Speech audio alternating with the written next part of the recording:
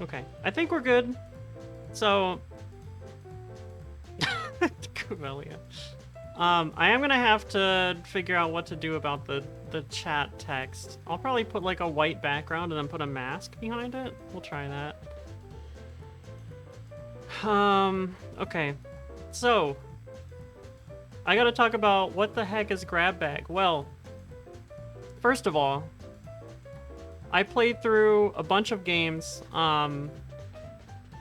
They come from recommendations from people on Twitter and Blue Sky. They come from direct messages that I have with people where I'm like, hey, what should I play on this console that I know you like?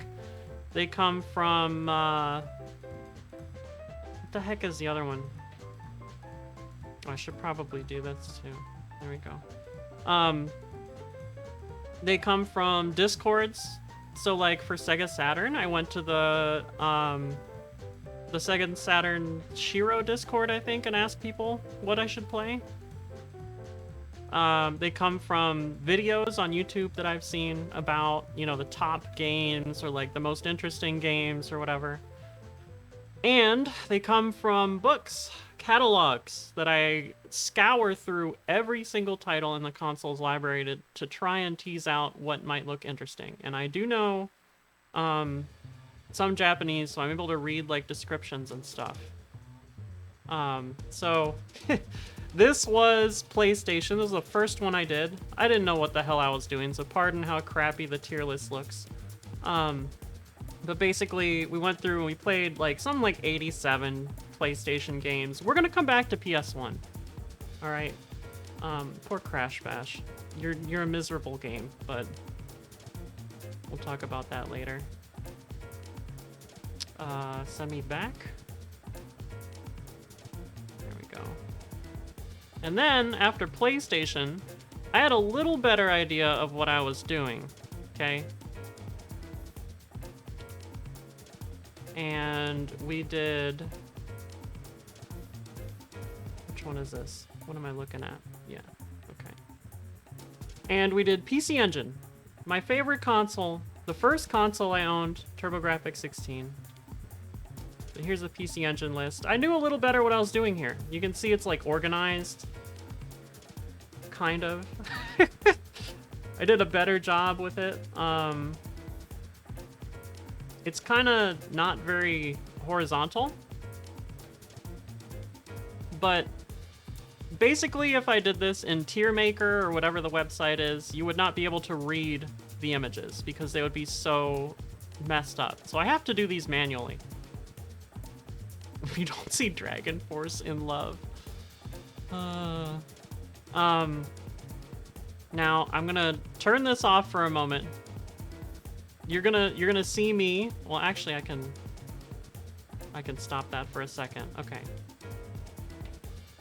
So let's get the one we're talking about today ready. All right, the Saturn grab bag tier list. Cats Saturn grab bag tier list. Oh right, we're starting off with speed dating. We'll talk about what the heck speed dating is in a bit. But we're gonna start from the bottom on all these, okay? And I have to talk about what we did in order to do grab bags. So we rolled a roulette wheel.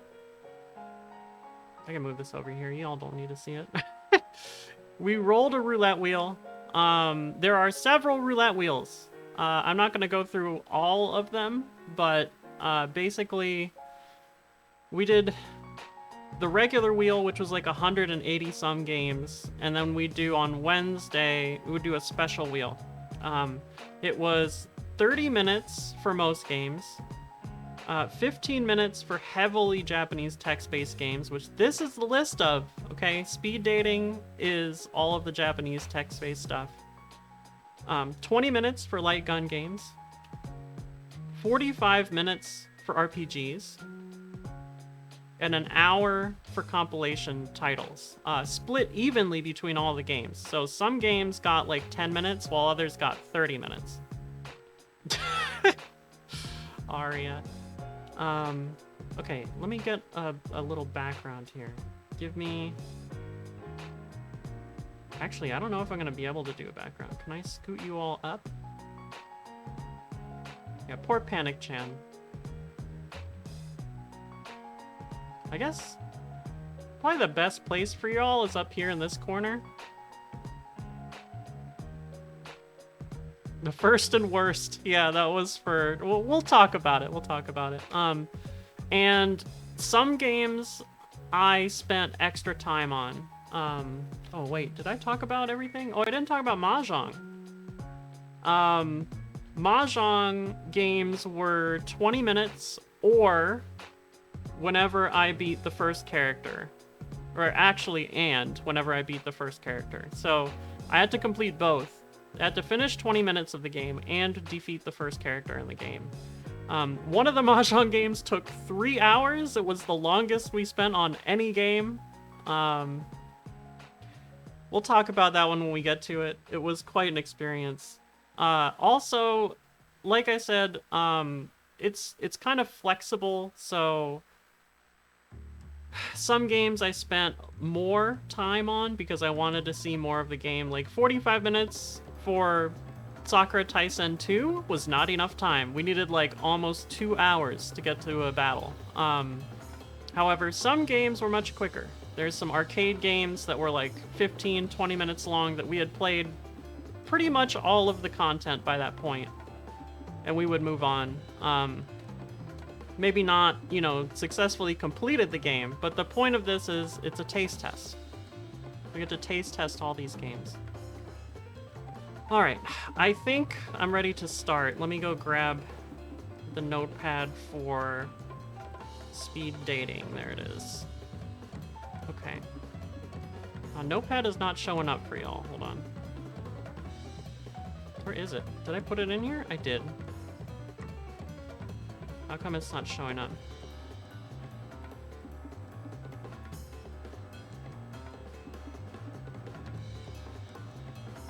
Maybe that?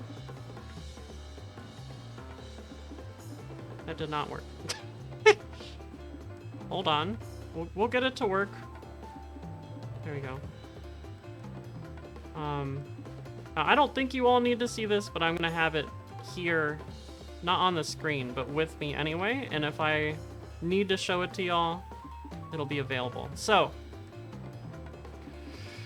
let's see, Code R. Oh god, Code R. Code R, oh, by the way, we're gonna go, worst to best, left to right, top to bottom. So we're gonna go through Code R down to Dream Generation is in the 2 thumbs down category. Before we do anything with this, actually, before I talk about Code R, I almost forgot. We have to talk about, so speed dating was a thumbs up or thumbs down. I could give it a thumbs up, chat could give it a thumbs down, and then it would end up in the mixed category.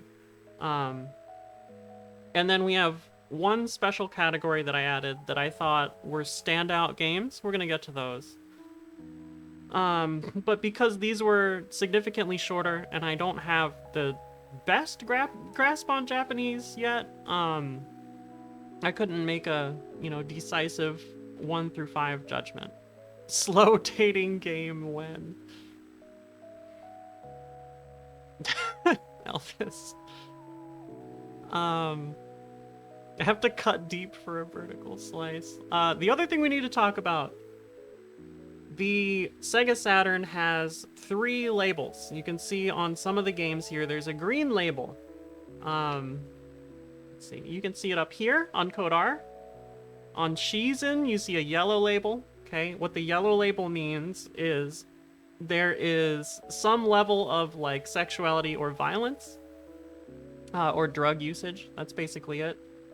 And then there's red label games, which don't generally look like this label. Let me see if there's another one down here. I don't see another one. We'll get to another one. But you'll see like 18 plus on it, okay? And what that means is there is like erotic nudity or extreme violence. I think there's only one game with extreme violence. These are just general labels. So if you hear me say like red label or yellow label, that's what I'm talking about. Some of the games defy these labels.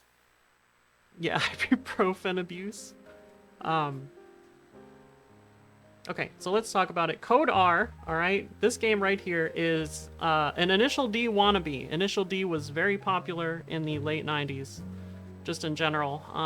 You'll see we played the game based off of the manga for the Saturn. We'll talk about that later. But Code R is basically a semi-racing, mostly visual novel,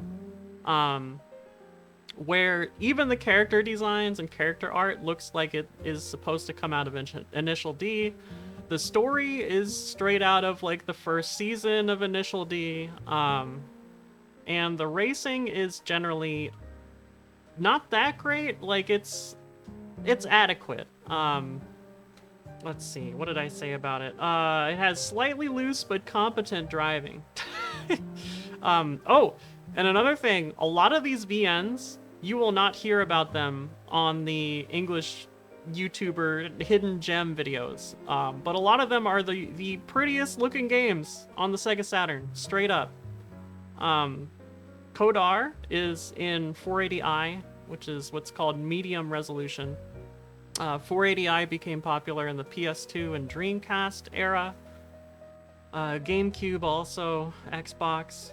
But basically what it means is you get more definition. Rather than having a pixelated look, you have more of a smooth, stylish, realistic look to it. It's got good music. Code R has good music, and it's unique. But the thing is, it's got nothing going on in it. There's no hook. It's not really bringing you into the game.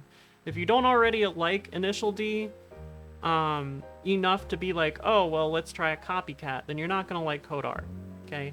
So I got 2 thumbs down. All right, Cheesin'. What a name for a game. I wanted Cheesin' to be good. It looked cool. Basically, you pick a story.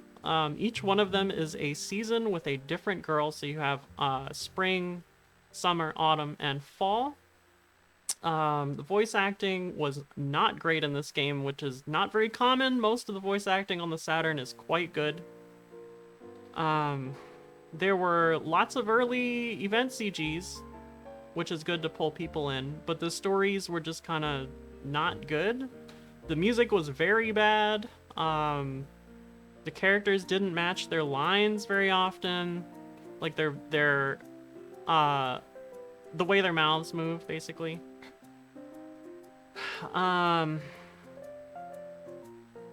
Yeah, there wasn't much to it.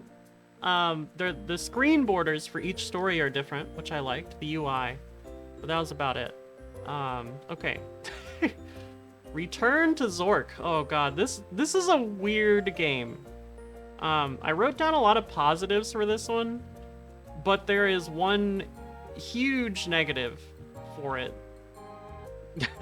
Yeah, Elvis said something here. The important thing about speed dating is about a third of the games have 60 FPS eye blinking animations. This is true. If you don't like watching characters blink their eyes every now and then, maybe not the genre for you. So Return to Zork, everything about it was really interesting and comedic, and like it wanted me to like it, but the thing is, it loads for any action you take. And moving the cursor was miserable. It was a horrible experience. I would suggest playing this not on the Saturn. Do not play Return to Zork on the Saturn. It just was not good. Like, it just felt bad to do anything in. Alright, Refrain Love. Refrain Love. Where are you? You're gonna hear that sound a lot, probably. There you are. Okay. Refrain Love also has 480i visuals, so it's got some visual flair to it. You have 3 characters of each gender, so you have 3 guys and 3 girls, and the kind of hook of the game is that you're pairing up with different girls in like a triple date. But the male characters are really unlikable. You can't really skip any of the text, which is annoying even for this era of visual novel where that wasn't really a defined thing yet. It made the game really slow. However, there are some good points here. It had good voice acting, good lip syncing. The setup itself, like I was saying, the triple date is interesting. And it's got uncanny valley backgrounds, which is kind of good, is what I said. But yeah, that's Refrain Love. And then, oh god, Photogenic. So a lot of people like this game, Photogenic, on PC 98. There's a lot of PC 98 ports on the Saturn. Nobody talks about them because they're almost all like heavily Japanese language oriented. But there are a lot of them. So basically in Photogenic, you are a photographer who is trying to get pictures of girls. The main character models look incredible, especially in the CGs and movies in the game. But you don't see any manual photography in the game early on. The intro music is not good, apparently, is what I wrote down here.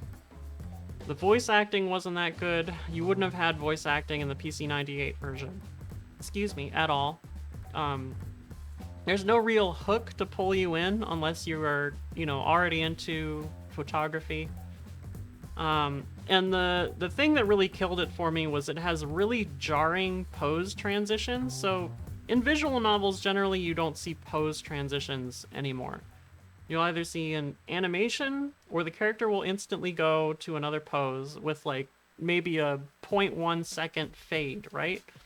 In Photogenic, the fade takes almost a second and it is a like sideways like scan line type fade where it pulls out the middle line, like every other line, and then it pulls out the other lines, and then it fills in every other line, and then it fills back in another every other line, and you see the next pose. And it's just, it doesn't work. I don't know if it's the Saturn port that's like that, but it just doesn't work. Let's see. Okay, Can Bunny Premiere, our first Red Label game. We didn't see any Red Label stuff in this game, which is fine. I mean, anyway, so the high points of this one, Swati, the main girl character you'll see there in the center, she's very cute, both in design and voice. Her voice actress is great throughout the whole series. It's got amazing music, but it's got a very slow pace to it. You can skip text, but it's super slow. The UI is very old. I mean, this game, Can Bunny Premiere is from like 1988 or 1989 or something. It's pretty old, even for the PC 98. And they didn't do a great job of fixing up the port. Let's see. Oh no, I'm looking at a different Can Bunny. Hold on, let me find this one. This one was like near the... No, this one was in a different... Yeah, okay. Sorry, y'all. I'm looking for it. I think this stuff still applies.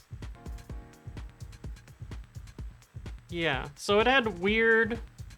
a weird UI that didn't really work. It's got half-width font, and it was difficult to actually read. Like, the font is not easy to read for people that are not used to, like, very customized Japanese fonts.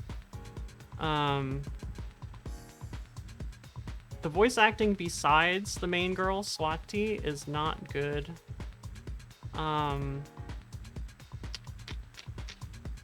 And then it's also like got that old adventure game trope where you just have to do everything to figure out, you know, what you're going to be able to move through the game with.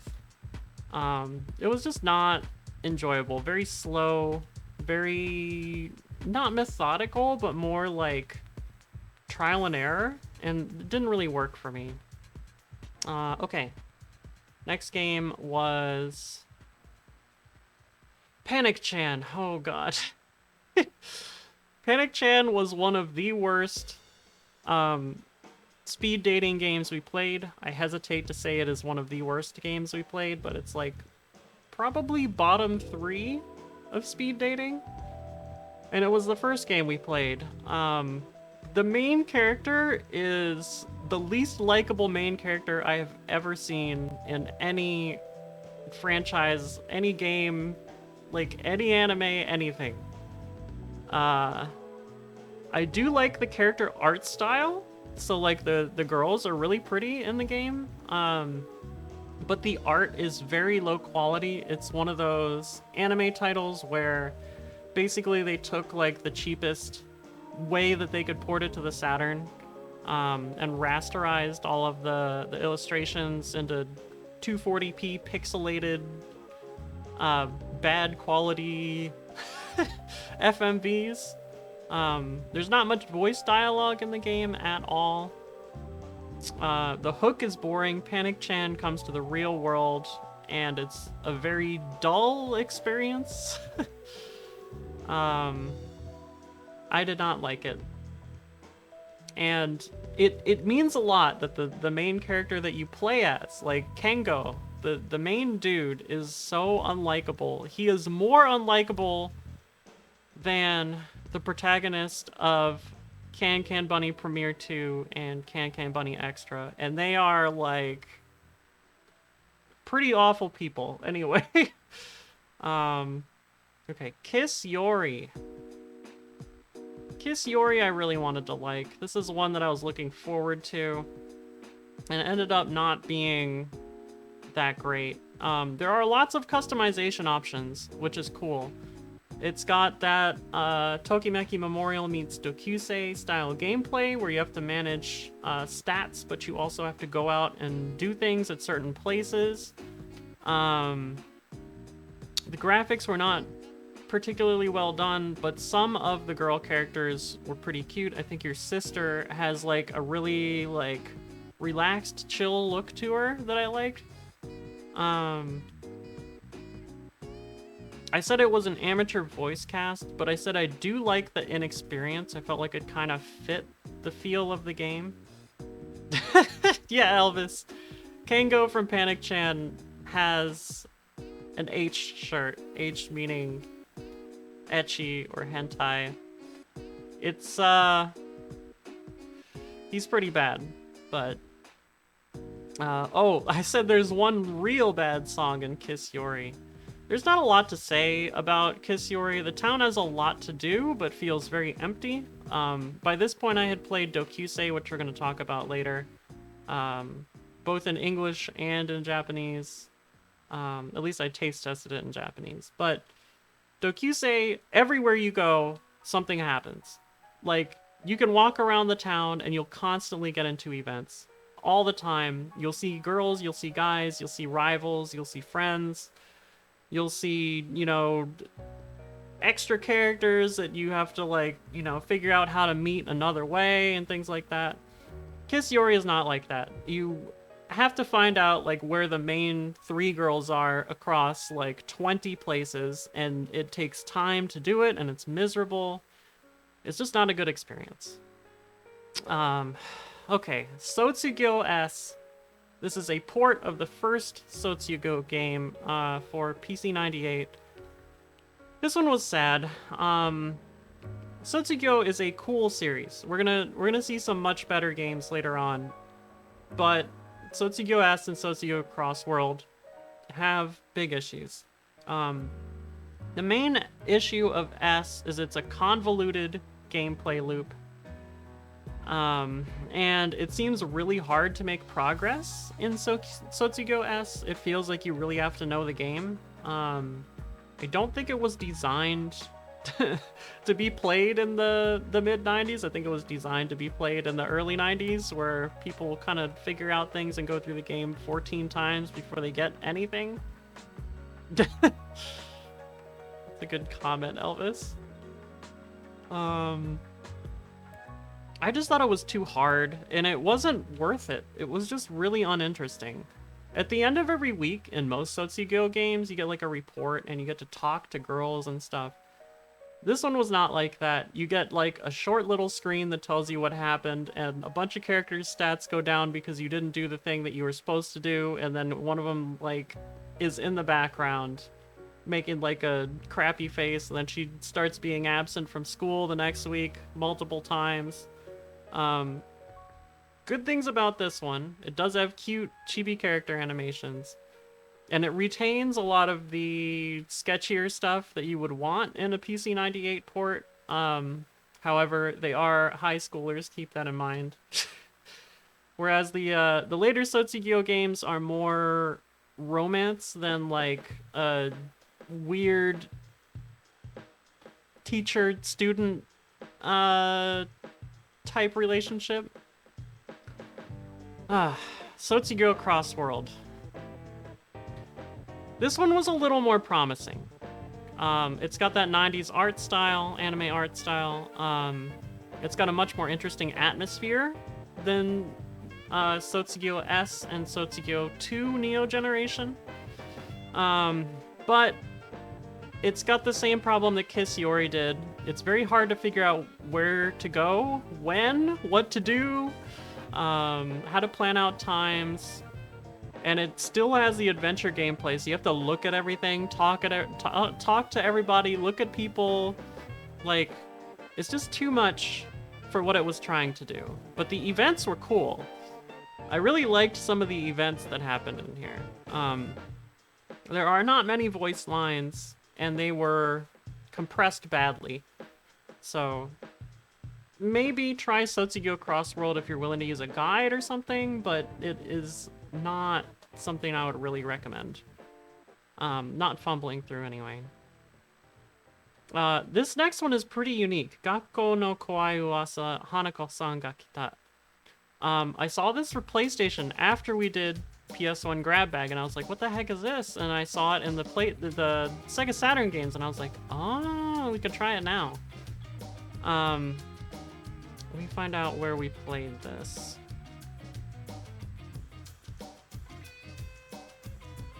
So this was an interesting game on the face of it, and I think it almost got like it was almost thumbs up quality for me, but not quite. This one's kind of on the higher end. Where the heck is it? Did we play it early on? I'm looking. I'll find it. Really? There it is. Okay. Ah, yeah, the camera in it is garbage. It is a FMV-based first-person, like, dungeon crawling exploring game. There's a lot of trial and error in it, which is something you've already seen a lot in this category of 2 thumbs down.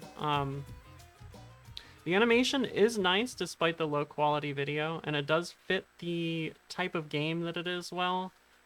But it's too slow paced. The camera is wonky. And by camera, I mean like where they put the 3D elements on the screen for the first person view. Like, you shouldn't be able to see a door to the right of you and then turn right and the door is in front of you in most dungeon crawlers. Usually you have to walk past it, and then, like, in your peripheral vision, I mean. You walk past where the door is in your peripheral vision, and then you turn and you'll see the door, just like you would in real life. But that's not the case in Gakko no Kowai Uwasa. And it does feel a little too slow to get going. It is kind of a kid's game, so maybe if you have a little bit more patience, try it out. I think it can be good, but it's a little too slow for me, especially for what I was looking for in it. Okay, Galaxy Fräulein Yuna Remix. This is not a good game. It does have one good point. There's one really good thing about this game. And it's not the game. It's not in the game itself either. Oh god. Poor Yuna-chan. So, we played Galaxy Fräulein Yuna on PC Engine when we did PC Engine Grab Bag. Oh my god, it was so cool. It's such a cool game. It's a great intro to the rest of the series. It's got a lot of nice voice acting and illustrations.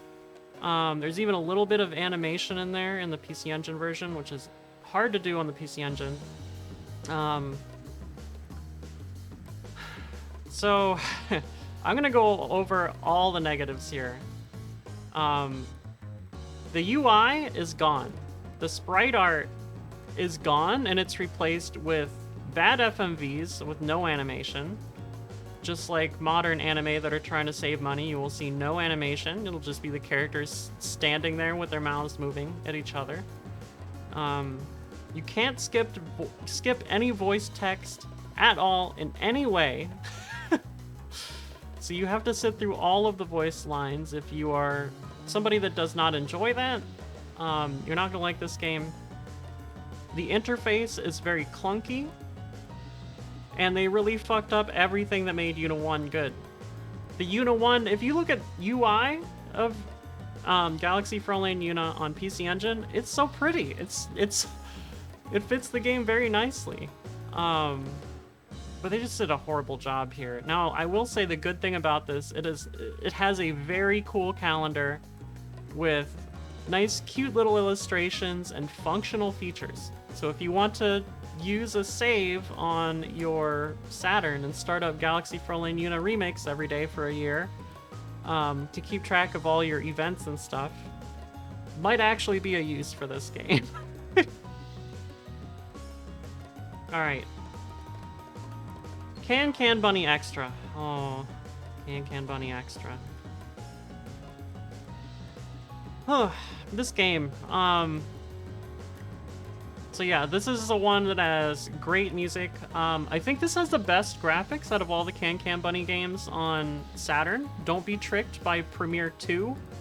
I think this game actually came after it, Can Bunny Extra. It's got a very slow text skip rate, and it's hard to tell what to do to progress. It's one of those adventure games again. Every dialogue choice I was offered is either like very bad, very nasty, or like pretty bad. You didn't have good choices, basically. You're not a good person in this game. The other characters besides Swati, I wasn't really interested in, unfortunately. Premiere 2 has some characters that are much more, both aesthetically and like character trait-wise, personality-wise, more appealing than Can Bunny Extra. But Swati is such a strong character, and the intro of this game is so good. And then it just lets you down. It just lets you down so hard. And you're not going to get back up from it. I'm sorry. Can Bunny Extra is not it. Oh, we played Mujinto Monogatari R right after it. Look at the front of this box. Look at this box. This is this beautiful art. This like framing, the text, the font of the Japanese text here. It's so nice. This is more of a dating game in the Mujinto Monogatari series, which is more of a survival series. Basically you're trapped on a desert island with other characters and you have to survive, but this is more of a dating sim. It's got an interesting premise, and it has like genuinely fun character management and survival system, but there's just not a lot going for it beyond that. The character interactions and stuff are not great. There aren't many voiced lines. A lot of the characters are very young, and I'm not talking like high school age. The graphics in this game are bad. Like, don't be fooled by the box art. It's not a good game. I did not like it. But it's not one of the worst 3. This one is Wangan Trial Love. Oh boy, Wangan Trial Love.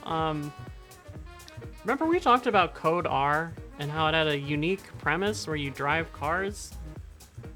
Guess what Wangan Trial Love is? You also drive cars, except you don't have to. You can talk with the characters and never drive.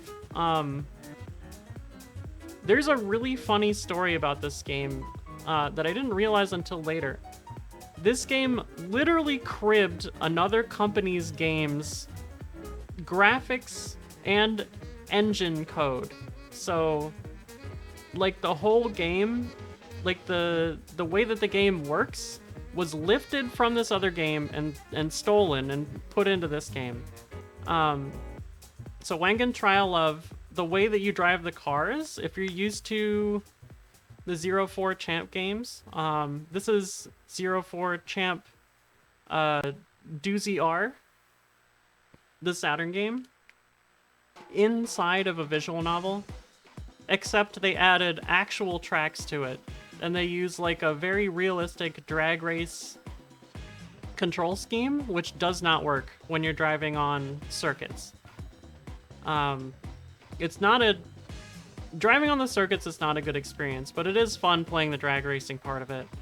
The thing about Wangan Trial Love is the characters have no personalities.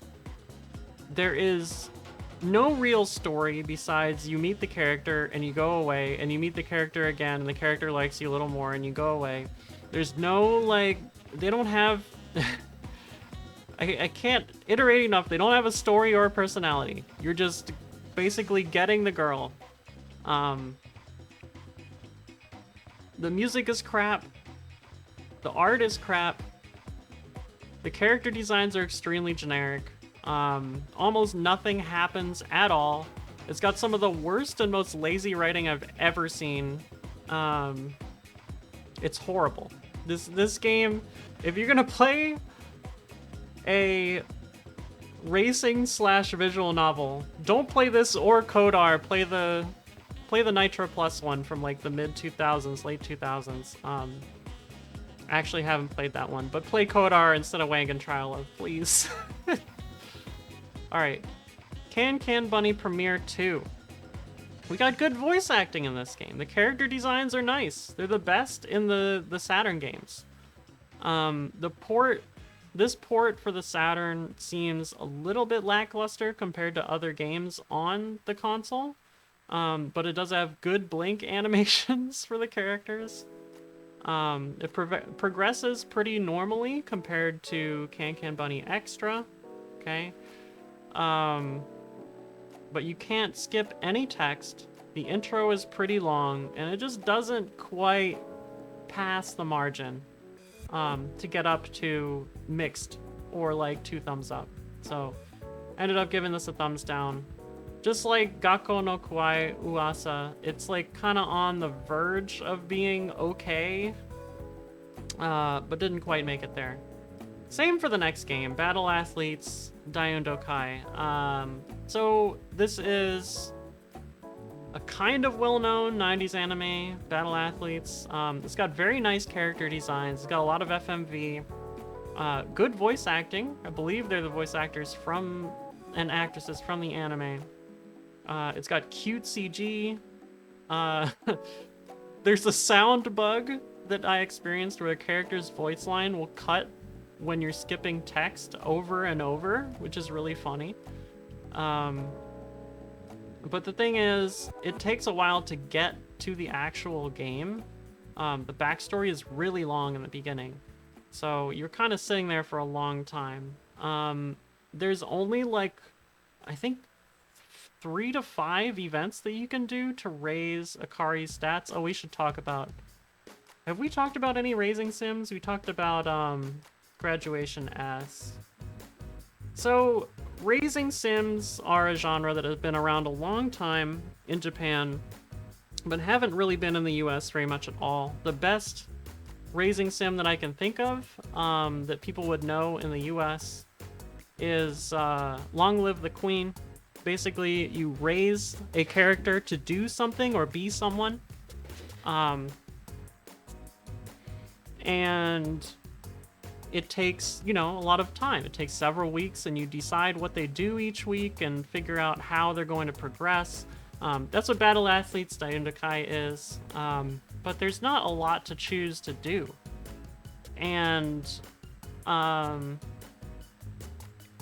she gets a little tired, like a little too easily at the beginning for being like an extreme athlete, you know? So it's kind of weird that it starts off with you being so weak, or I guess your girl being so weak, but I don't know. It shows a little bit of promise, but it doesn't quite make it there. Dream Generation. Oh man, this game is interesting. This was the last game we played for speed dating. Dream Generation, it's got full screen character portraits, which is really nice. You don't get that in like any other visual novel, I think. Most of them are like half screen maybe. The character design is a little bit like old-fashioned shoujo-ish, and it's not particularly detailed. The men in specific are kind of like very low quality character design. There's a trad wife and a misogynist at the beginning of the game. You meet everybody at the beginning, by the way. But the game has a trick up its sleeve. You are homeless. So I don't mean like in Chaos Child where the main character is like, you know, ends up in living in a trailer because he thinks that he doesn't deserve to live with his family or whatever. No, you are like homeless in Dream Generation, and a lot of your day is decided for you because you have to do all these things. Like you have to go to somewhere to shower, and then you have to go to school, and you have to leave school, and then you have to go do something else to try and like, you know, get a job or whatever. The town is several screens large. It is quite large.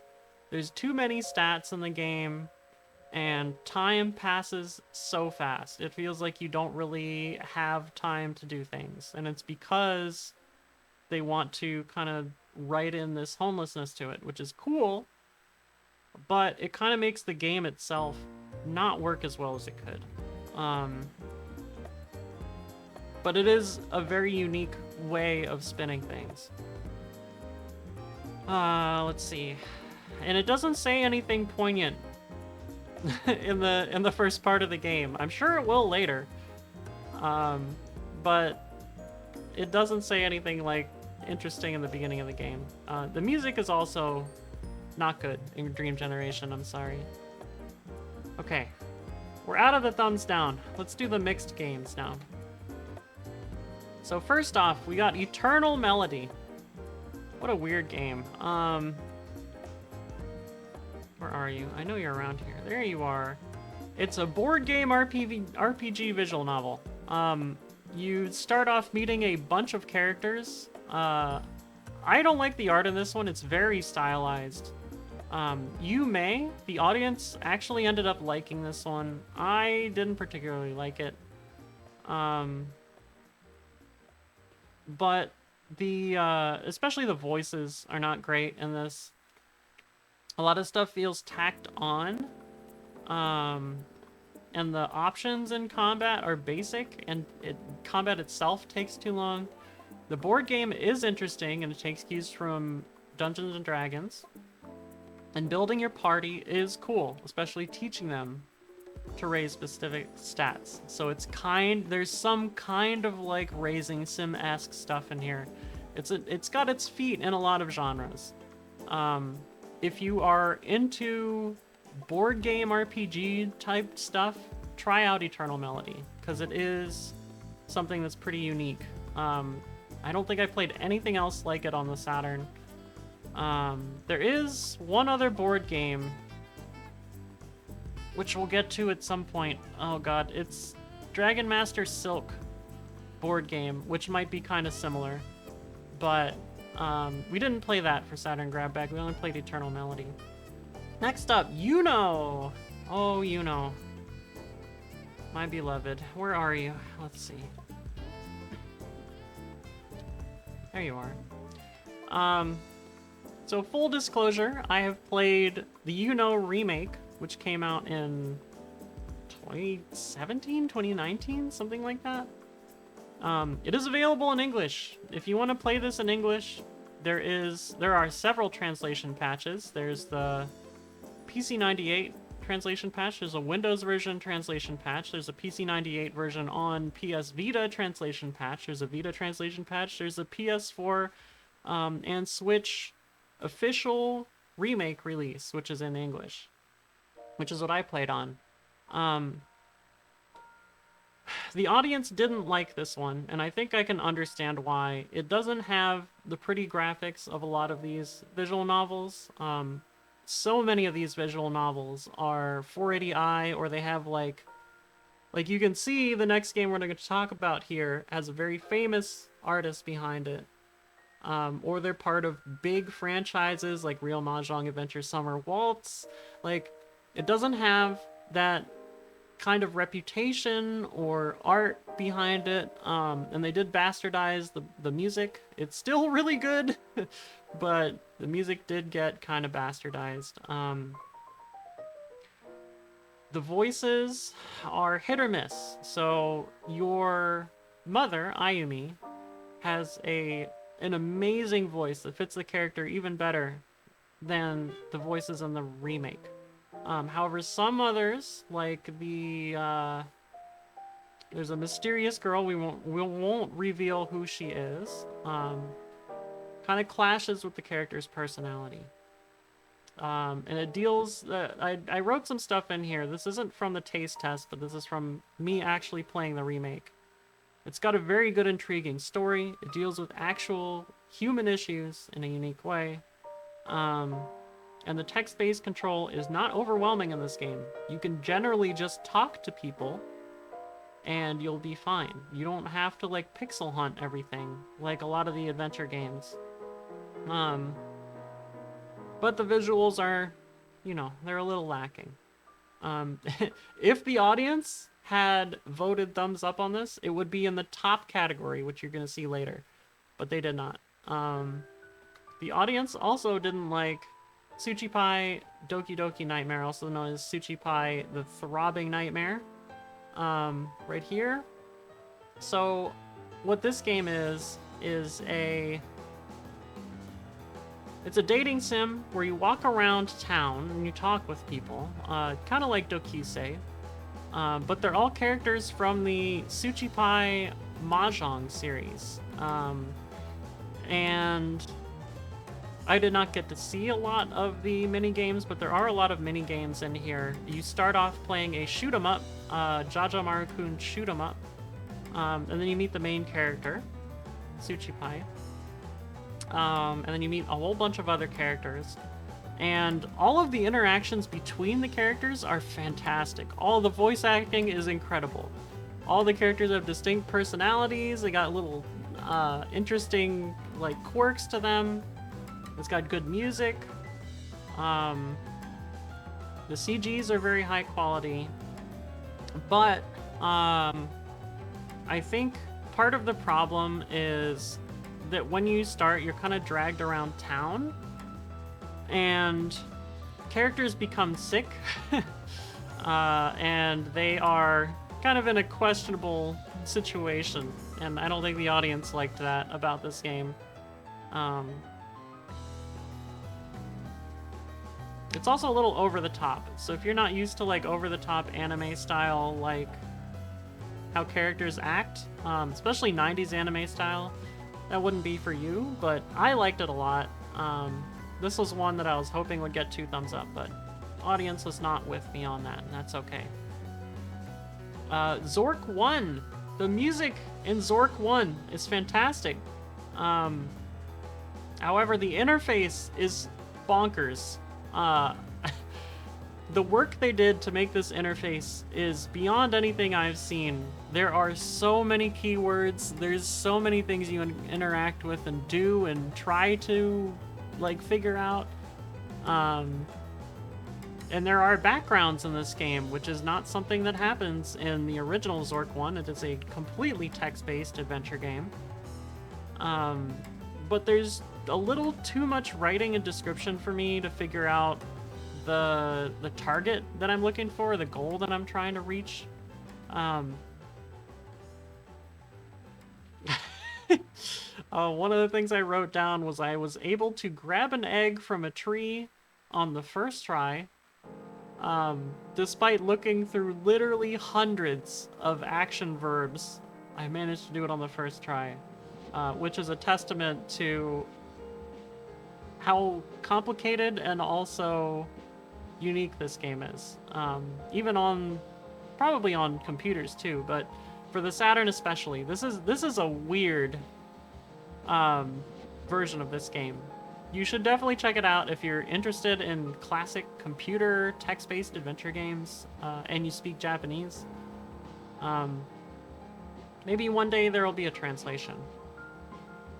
Okay, real Mahjong adventure, Summer Waltz. Did I not like this, or did the audience not like this? Because I remember going either way on this one. Let's see, Mahjong. Okay, real. Did we play it early on? Oh, there it is. Oh, that's not it.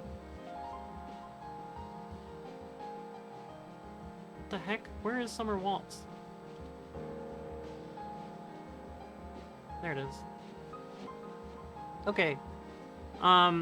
This one it's got easy to understand Japanese, okay? So if you are still at the level where I am, where maybe you've been through like Japanese 202, this is a great one to try, just like Tokimeki Memorial.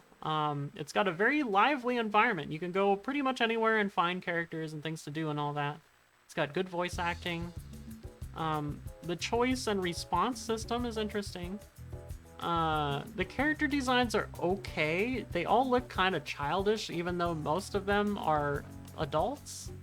And it's not because of how the character design is. It's just the characters are very what would I put it? Feels like they're stretched wide, like the way the art is.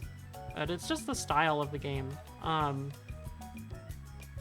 But nothing feels important in it. It didn't really feel like I had to do anything or talk to a specific character. It didn't grab me in any way, and I think that's why it looks like I was the one who gave it a thumbs down. But it is a pretty cool game.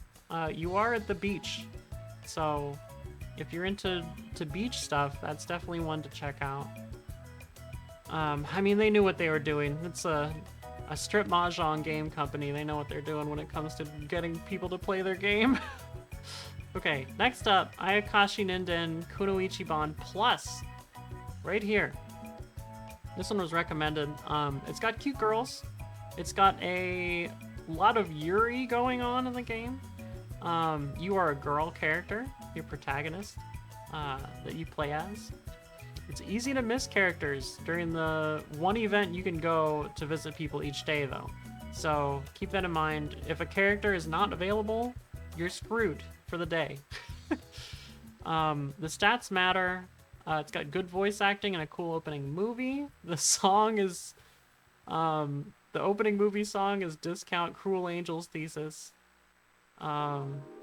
They have good facial expressions, but they could have done a little better to make distinguishing or detailed character art. It kind of feels like Panic Chan, where they rasterized a bunch of art that they otherwise could have like transferred, you know, over to the Saturn's sprite style. And it just didn't have enough substance for me. This one the audience liked, but I didn't. It just wasn't... There wasn't enough going on for me in it. What the heck? I'm reading the thing on the box of the next game, Virtual Call S, and it says, Sweet Voice Yobi Kake-kun. Virtual Call S is pretty cool. This is another PC98 port of Virtua Call. So it is you are in a semi-online video call, and you talk to multiple girls at a time, and you can choose which ones to, you know, continue talking to or figure out based on their hobbies, their occupation, their age, that sort of thing. The character designs are very pretty, but the main character's voice patterns are... They're too horny otaku for me, just like in the Can Can Bunny series. Takes me out of it a little bit. You can get the characters to say your name, believe it or not. That's not very common in this era. I think that was like a Tokimeki Memorial 2 thing, was one of the first games that really had that. It feels a little bit overwhelming though. There's too many choices to make. And the virtual call system itself, the online dating service, doesn't read well on your first time getting to it. So you might want to read the manual for that. It does have good voice acting, but the voices are very compressed. This is an issue with CD games. It kind of goes away in the DVD era. But yeah, this one I was very close to giving it a thumbs up, just like Mahjong Adventure Summer Waltz. Audience gave it a thumbs up. Okay. 2 thumbs up. These games are pretty good. A2 Prologue. There's lots of good voice actors and actresses, and you get to choose your gender in the beginning. It's kind of backwards. So you pick the guy if you want to look for guys, I think it is, and you pick the girl if you want to look for girls. But basically, whichever one you pick will determine if you are, you know, going around courting guys or girls, and it's a completely different game. They're separate. There's an inventory system. It is a Tokimeki Memorial, like, where you have stats that you have to keep track of. It's got a partial 480i thing where the character art is 480i, but the backgrounds and the text are 240p. Something that can only really be done on the Saturn. It's also got a good breadth of character personalities. It actually feels like the characters are different from each other. Although some of them feel tropey at first glance. There's no real hook to the game though. But it's still very good. I liked Etude Prologue. Alright, Virus. This game is pretty cool. I feel like it was very...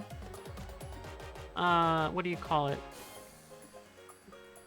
They were trying really hard to make something that was going to stand out. And they succeeded in some ways, and they failed in some ways. This one, I think, barely ended up in the 2 thumbs up category. It has a cool aesthetic. It's got great, I mean, like, absolutely great animation in it, in the FMVs. It's got a good voice cast, but the voices don't match the characters or the, like, characters' facial, what do you call it? Their facial expressions. Like, they won't be yelling when the character looks like they're yelling. So, it might have been rushed there. There's some pixel hunting and fetch questing right off the bat, which doesn't feel good. But it's such a cool game. It's got such a cool intro and universe and everything that you want to get to know more about it. Uh-oh, are we already done with our first? I think we're done with our first OST. Yeah, okay. Hang on, y'all. I'm grabbing the next one.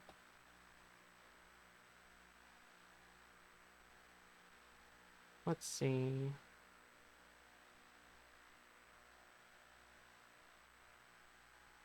Where did I put Ground Seed? Oh, let's listen to Xenon. We'll do Xenon. Okay, we'll actually listen to this one in order. Okay. Next up is Girl Doll Toy. So, Girl Doll Toy, I liked this one a lot. It is not recognized as being particularly good in Japanese circles, so keep that in mind. But almost everything about it I liked. It's got cute character designs. It's a good balance of story and event CG. The character's in college, believe it or not, instead of high school. It's slow-paced, but in a good way. It's very well thought out, and there's still stuff going on in the story. It's not like there's not stuff going on. It's that it's going to take a long time to get to where the story is going. Yeah, Elvis, exactly. It's got a sketchy title, but it really is genuinely interesting. You have one girl that's, just your friend, and you got another girl that is a love interest. The only thing I didn't like about this game, it's actually a well-done scene. I'll say that, but you do have to look at your friend's breasts to progress the story. But yeah, Girl Doll Toy, good. Very good. Almost put it in the top tier. Eve, the Lost One. It's got amazing music. Some of the music we're listening to right now is similar to what is in Eve, the Lost One. Eve Burst Error has the original artist, Ryu Umemoto. The voice cast fits the theme of the game well. It's kind of like a Pulp Fiction theme to it, where some of the characters are a little over the top or silly, but it also has a lot of serious stuff going on. There's a lot of potential links for a mystery in there, which we didn't quite get to, but I'm sure there is one. Character designs feel like they would fit right in Evangelion. A lot of the dialogue is funny or delivered in a funny way, despite it being a serious story. There's a lot of really good stuff in here. It's a bit slow-paced. There's a lot of dialogue, but it is kind of leading into something interesting. It's interesting off the bat. And one of the games in this category is not super interesting off the bat. We'll get to it shortly.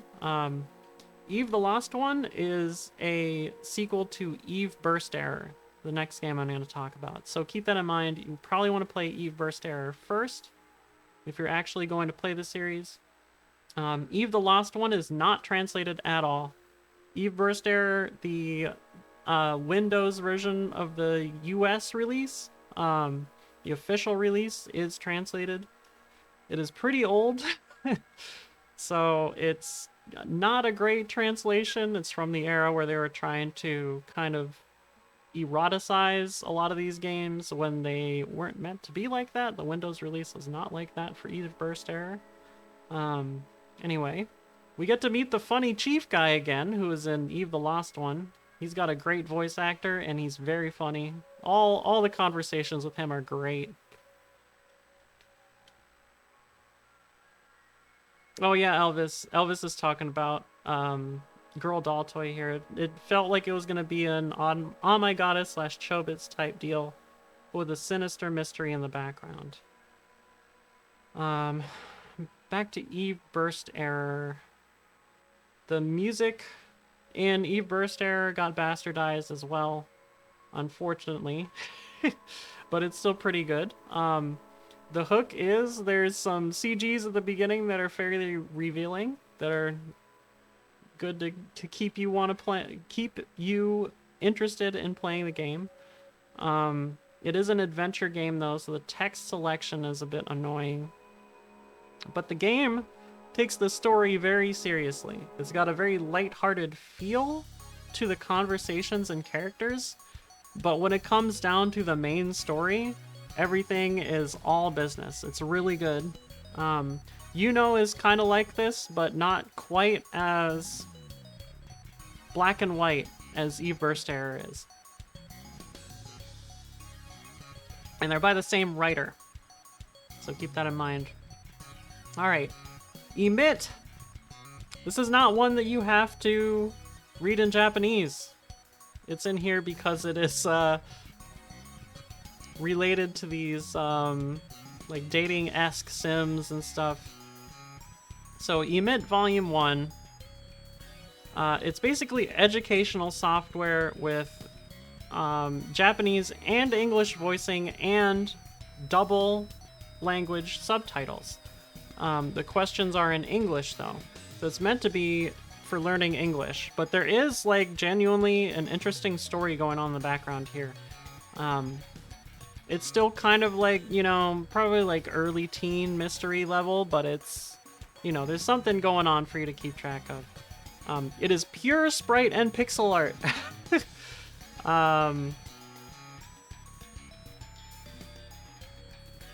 We're gonna talk about another game with pure sprite and pixel art soon. It's good. The Fenrir has issues with the timing of audio tracks, unfortunately, if you're playing on a Fenrir. But it's a fun game to try out. Emit, it has 3 different games to it. Emit Volume 1, 2, and 3. There's also a pack of all 3. Sounds pretty good. Alright, Desire. So Desire has, it's got good voice acting, very pretty animation work. There's a lot of intrigue to start with. But it's like very slow compared to Eve Burst Error. You don't really get any of the intrigue until like 25 minutes in if you're, you know, listening to the characters' voices. You have to skip to get to it within 15 minutes, which is what I did. I don't like the adventure style gameplay where you click on everything with different verbs and stuff. It just doesn't work in this game. It makes it difficult. But it does mean you won't get stuck. The characters aren't as sharp as the PC98 version and feel a little bit off model in the Sega Saturn release. However, some of the character designs are updated to be more, we'll say like mid to late 90s style anime designs rather than early, like late 80s to early 90s anime style. And again, the music by the same artist in Eve Burst Error and Uno is not ported well in Desire, unfortunately. But it's still a pretty cool game. I would say it's probably below Eve Burst Error and Uno, at least for me. But it's still pretty interesting. I did start playing it in English afterwards. It does have an English release. It is on, I think it's the PC98. I got a translation patch. Is a release that I'm playing, but it also has a Windows version that was officially released way back when with English. With You's cool. Everything about this game is really nice. This is one of those games, who did this? Cocktail Soft, I think? I think this is a Cocktail Soft game. But basically, all of the character animations, all the mouth movements, the lip syncing, the voice acting is great. The music is great. It's got very cute, detailed CGs. It really feels like you're in the place that you're in, which is a high school here, with a bunch of different characters. The only thing I didn't like about this game was the FMV quality is very low. So the FMVs are not great. But the actual visual novel parts are in 480i. It is one of the prettiest games that we played with you. There's one other thing that's gonna make it or break it for you. The poses, the characters' poses in With You are way over the top. If you don't like characters posing in crazy ways when they're just talking to you normally, like it throws you off, you're not gonna like it. But if you can deal with that, this is really cool. Alright. Now we're into the games that I have to actually title. Because they're not as easy to find. Where was M? The heck? Is it this far down? Couldn't have been. Hold on, I'm looking for it.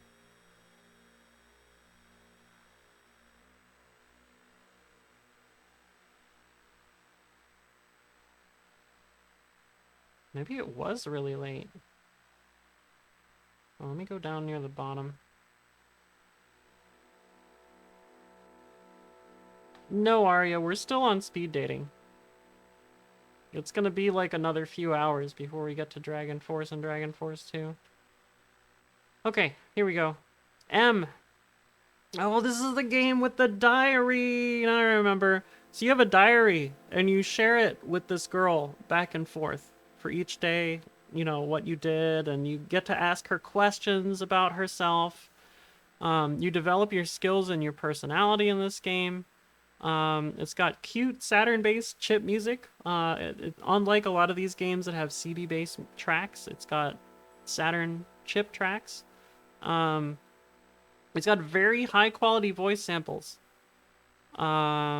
And genuinely seems like an interesting, unique concept for a dating sim. I think maybe some people will be put off by the character design, but I liked it. It didn't really bother me that the characters were kind of a unique character design to them. Okay, friends. Seishun no Kagayaki. This game is great. It uses the RAM expansion cart. So if you have the 3 megabyte RAM expansion cart, this game looks amazing. Another one of the best looking games on the Saturn. It is in 480i. All of the girl characters are pretty likable. The guy characters are way over the top. They're all super tall, super buff guys. It's really funny, but the girl characters are very good. The tomboy girl here, who you see, is really cute. You get to meet a MILF in the beginning of the game, who I kept trying to get. But basically, you are on a summer trip with your friends to like basically a cottage up in the mountains and stuff. It's not scary or anything. It's just like you all are hanging out. You used to be friends in high school, and you graduated high school. Now you're here. You know, doing it up, silly style. I'm trying to see if there was anything I was missing. Oh, the opening of the game drags on too long and it's boring. But after the opening, everything is good, I promise. Oh, it's the tennis club that gets together. That's what it is. Okay. Dino Isle, also known in Japanese as Daina Airan, which is basically Dinosaur Island. This is the spiritual sequel to Yumimi Mix, a Sega CD and Saturn game. Basically, it is this game where all of the characters are drawn with pixel art rather than like compressed into an FMV or rasterized from art. They are pure pixel art. It is incredible looking at it. It's 240p, but it looks hella good. Let's see where it was in here.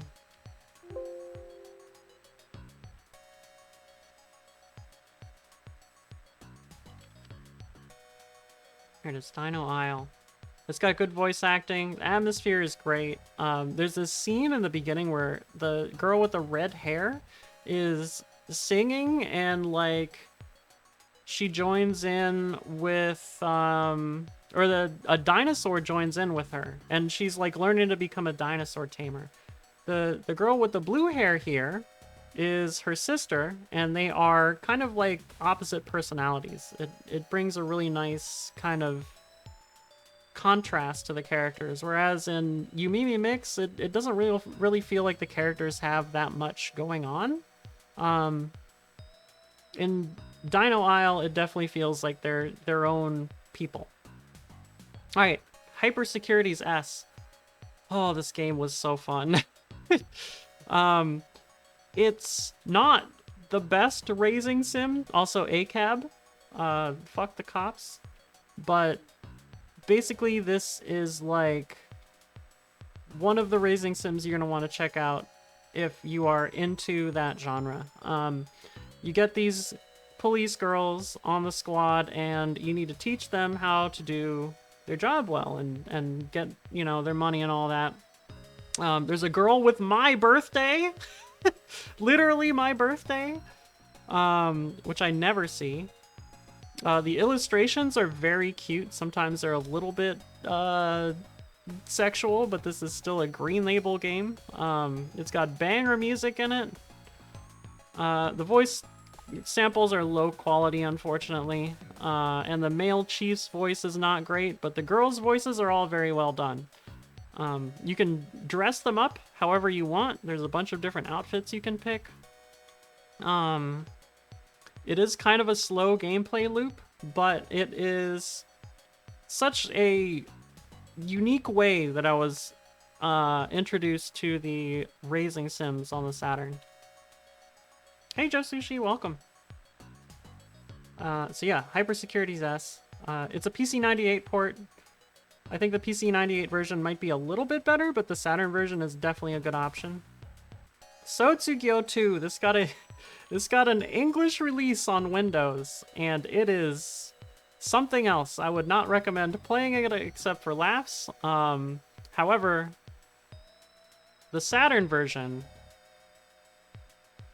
Did we play it in the first episode? We might have. No, we played it at the beginning of the second, I think. Pretty interesting game. This one barely made the 2 thumbs up category, I think. It's got interesting girls in it. It's got good character designs. You can see these girls look pretty unique from each other. It's not visually striking outside of the characters, but the characters do bring a lot of positivity to how the game feels. They got good voice acting, but it is a pretty heavily kanji-based game. There are a lot of terms about school in here, so just keep that in mind. It felt like it was a lot more, what do you call it, approachable than the original Sotsugyo, also known as Sotsugyo S for the Saturn version, which I talked about earlier. I liked this one. Audience liked it. Sotsugyo 3. This is the one to play. And I'm not saying you should skip the other ones, but if you're gonna play only one Sotsugyo game, or on the Saturn anyway, Sotsugyo 3 should be it. It's really cool. All the little character animations are super cute. There's a UI with tons going on in it. It's easy to get into, unlike the other 2 games. It's got nice backgrounds. It's got weekend events rather than just what happens during the school days. It does have kind of a weird backstory to it, so keep that in mind. It's got good voice acting again.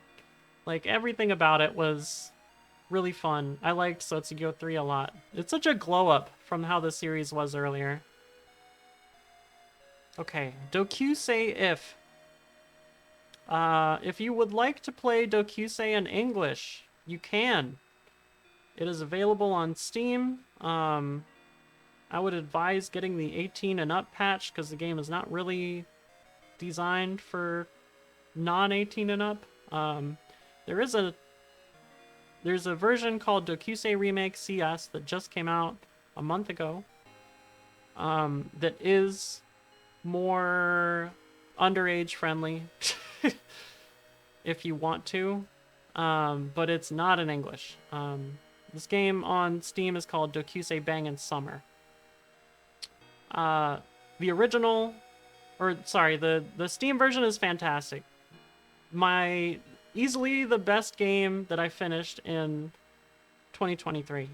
Dokusei If is a update of the original PC98 game from 1992. Some of the characters don't have fully voiced dialogue. I'm assuming that's because they couldn't fit it all on the disc, but they do have dialogue. You can do whatever you want freely. There's a lot going on in the town. It has 480i visuals for the backgrounds and the characters, but not the text. There's a lot of characters to interact with. I think there's almost 20, if not more. There might be special characters in this version as well that aren't in the PC versions. The town has its own schedules that it tells you about that are cool. There's a lot of secrets in the game. Like, it's really fun. This is the game that inspired, not this version, but this is the game that inspired Tokimeki Memorial. So if you're going to play Tokimeki Memorial, you should probably play Dokusei. It's great.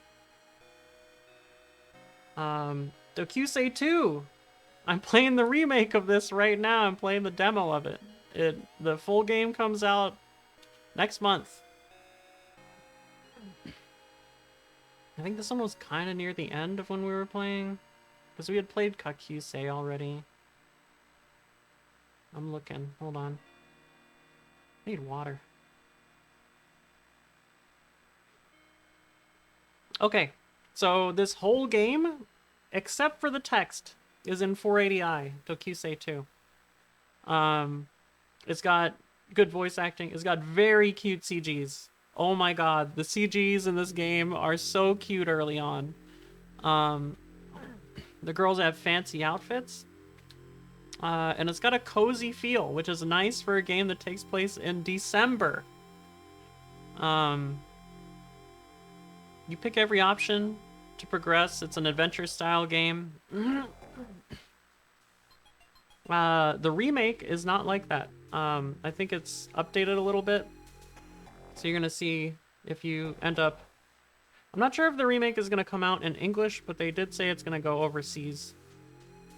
I hope it comes out in English, but definitely one that's very highly recommended for the Saturn. Pia Carrot e Yokoso. It's got very nice voice acting. The voice compression is pretty good. It leaves out the bass for some of the girls' voices, but the treble is all kind of there. And I liked the voices in this so much. I said I like Rumi and Shiho's voices a lot. I didn't like the stat gain and loss aspect of this game, but it had a good atmosphere to it. And the character designs didn't really, like, stand out as much as a lot of the other games in this, like, especially this upper echelon of games that we played. But it's still very good, especially considering its age. Quite a good game. You're gonna see, when we get to the next tier very shortly, you're gonna see the sequel is, definitely something you should play. Okay, next up, Nonomura Byoin no Hitobito.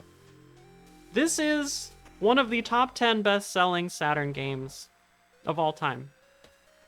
It is a red label game. That should tell you that a lot of what the Saturn really means to people is visual novels, which we're talking about, which I wanted to make a point for this series. This is about a guy who has to investigate a hospital and finds out a way to get there. And all of the characters are pretty unique. They also have... Their eyes are like the best animated of anything I've seen on the console. Very nice blinking animations if you are into that type of thing. It does have some like kind of sketchy situations early on, but I mean it is an adult visual novel. That's what it's going to be about. And there is a lot of mystery in the game to start with. It was really cool. It's got a lot of good voice acting. Definitely recommend this one. You can find it probably if your local store has like Saturn import games, you'll probably find it on the shelf for not very much money. All right, finally, we're at the WoW category. My voice is already leaving me. So the travel dating sim, Sentimental Graffiti. Let me pull it up here. So basically you spend your money to go around Japan, travel to different places where you meet different girls who you have met all of your life because you've been changing where you live like every 6 to 12 months of your life. And you are now out of high school, you're in college, and you get to go and talk to all these classmates that you had previously, see what they're up to, what they're doing, where they're at. There's tons of options. There's lots of very nice CG. The graphics in this are really nice. It's all 480i. These are potential real photographs of these areas in Japan for background shots. There's a lot of good voice acting. You don't necessarily need to know a whole lot of Japanese, although it helps. This is one of the ones that is less heavy on the writing. The intro video does not tell you what the game is about at all. It just shows you a bunch of girls on a black background. This game is really cool. I cannot tell you how much of an effect this game had on me when I tried it out. It's just, I hadn't played anything like it. And it's such a cool concept for a dating sim. Alright, Universal Nuts. In the Japanese circle of visual novels, this is seen as kind of too short and too tropey, but I think it's cool. I think it starts off strong. It's got a strong mystery to it. The characters are all pretty unique and likable. It's very animation based rather than, you know, you're looking at, oh, character is standing this way. Oh, now they're standing this way. Oh, now they're, you know, no. This is a lot of stuff is going on in the visuals. Very cool game. Space themed. Okay. Kunoichi Torimonocho. This game has incredible art direction. Oh my god. It's a card battler visual novel. So you will be fighting battles with cards, but all of the visual novels and text and all of that stuff is done in this, like, classical Japanese comic style. And I mean, like, traditional, like, very old school paint style. Like, you can see the brush strokes. Very nice. That's what I really liked about this game. It's also got some very well-known voice actresses. It's got Kotono Mitsuishi or whatever her name is. Let me see. Who voices Excel and Sailor Moon, also known as Usagi. Let's see, Kunoichi. Oh, come on, I know it's in here. Really? Just right there. What are you talking about? I think her name is Kotono Mitsuishi. Definitely check out this game. Just to see what it looks like. Okay, Ojo-sama wo Nerae. This game is a lot of the Japanese visual novel people are like, it's too low quality, it's too, like, in your face with the character sexuality stuff. I think this is a very plucky underdog type game.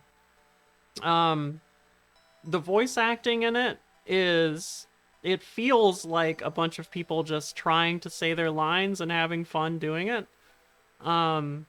There's a character who is a nurse in the game who is basically like a ripoff of the nurse in and the actual story writing in this game feels very strong. Thank you, Elvis. Yeah, Misato. She's also Misato. Kotono Mitsuishi is, who we were just talking about. The story in Ojo-sama wo Nerae is actually quite good. There's a lot of twists and turns that you see in the first major conversation between the main character and the main girl. And it really, like, kind of tugs on you a bit. Oh my god. Really good. If you're looking for something that isn't, like, top quality, like Sentimental Graffiti or what we're about to talk about Quiz Hero Dreams. Not a top quality game, but something really fun to just like hang out with and enjoy. Ojo-sama Onerai is gonna be it.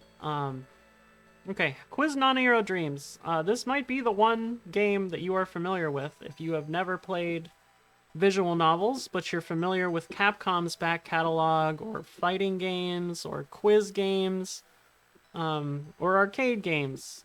Basically, this is a quiz dating sim.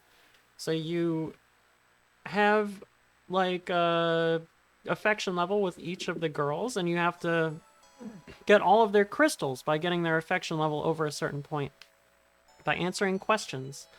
And it's also a board game. You move along the board and make decisions of which way to go. You can actually control how many spaces you move on the board, which is really nice. This is definitely one that is going to catch on to a lot of people. But the thing is, there's no translation for it, and it's a quiz game. So it's got very dated pop culture Japanese questions in there. Although a lot of the questions about the game or the characters and stuff are quite good. Hey Party Bus, how you doing? Everybody welcome Party Bus, aka OT. But yeah, Quiz Hero Dreams. My friend came over and played this because they knew about it and they were like, oh yeah, I want to play that. They don't know about all these visual novels, but they knew about Quiz Hero Dreams. It's got quite a reputation behind it, and it deserves that reputation. It's really cool. Alright. Kakusei. These are, you know what? These are the top 3. These next 3 games are the top 3 of what we played in speed dating, right here. Kakusei is the best of the Kyusei games. So Dokusei, Dokusei 2, Kakusei on the Saturn. This is the best one by far. It's 480i. The character illustrations are so good. They're in a different style from Dokusei 1 and 2. And I think the style is perfect for the game. I'm doing well. Thank you, thank you.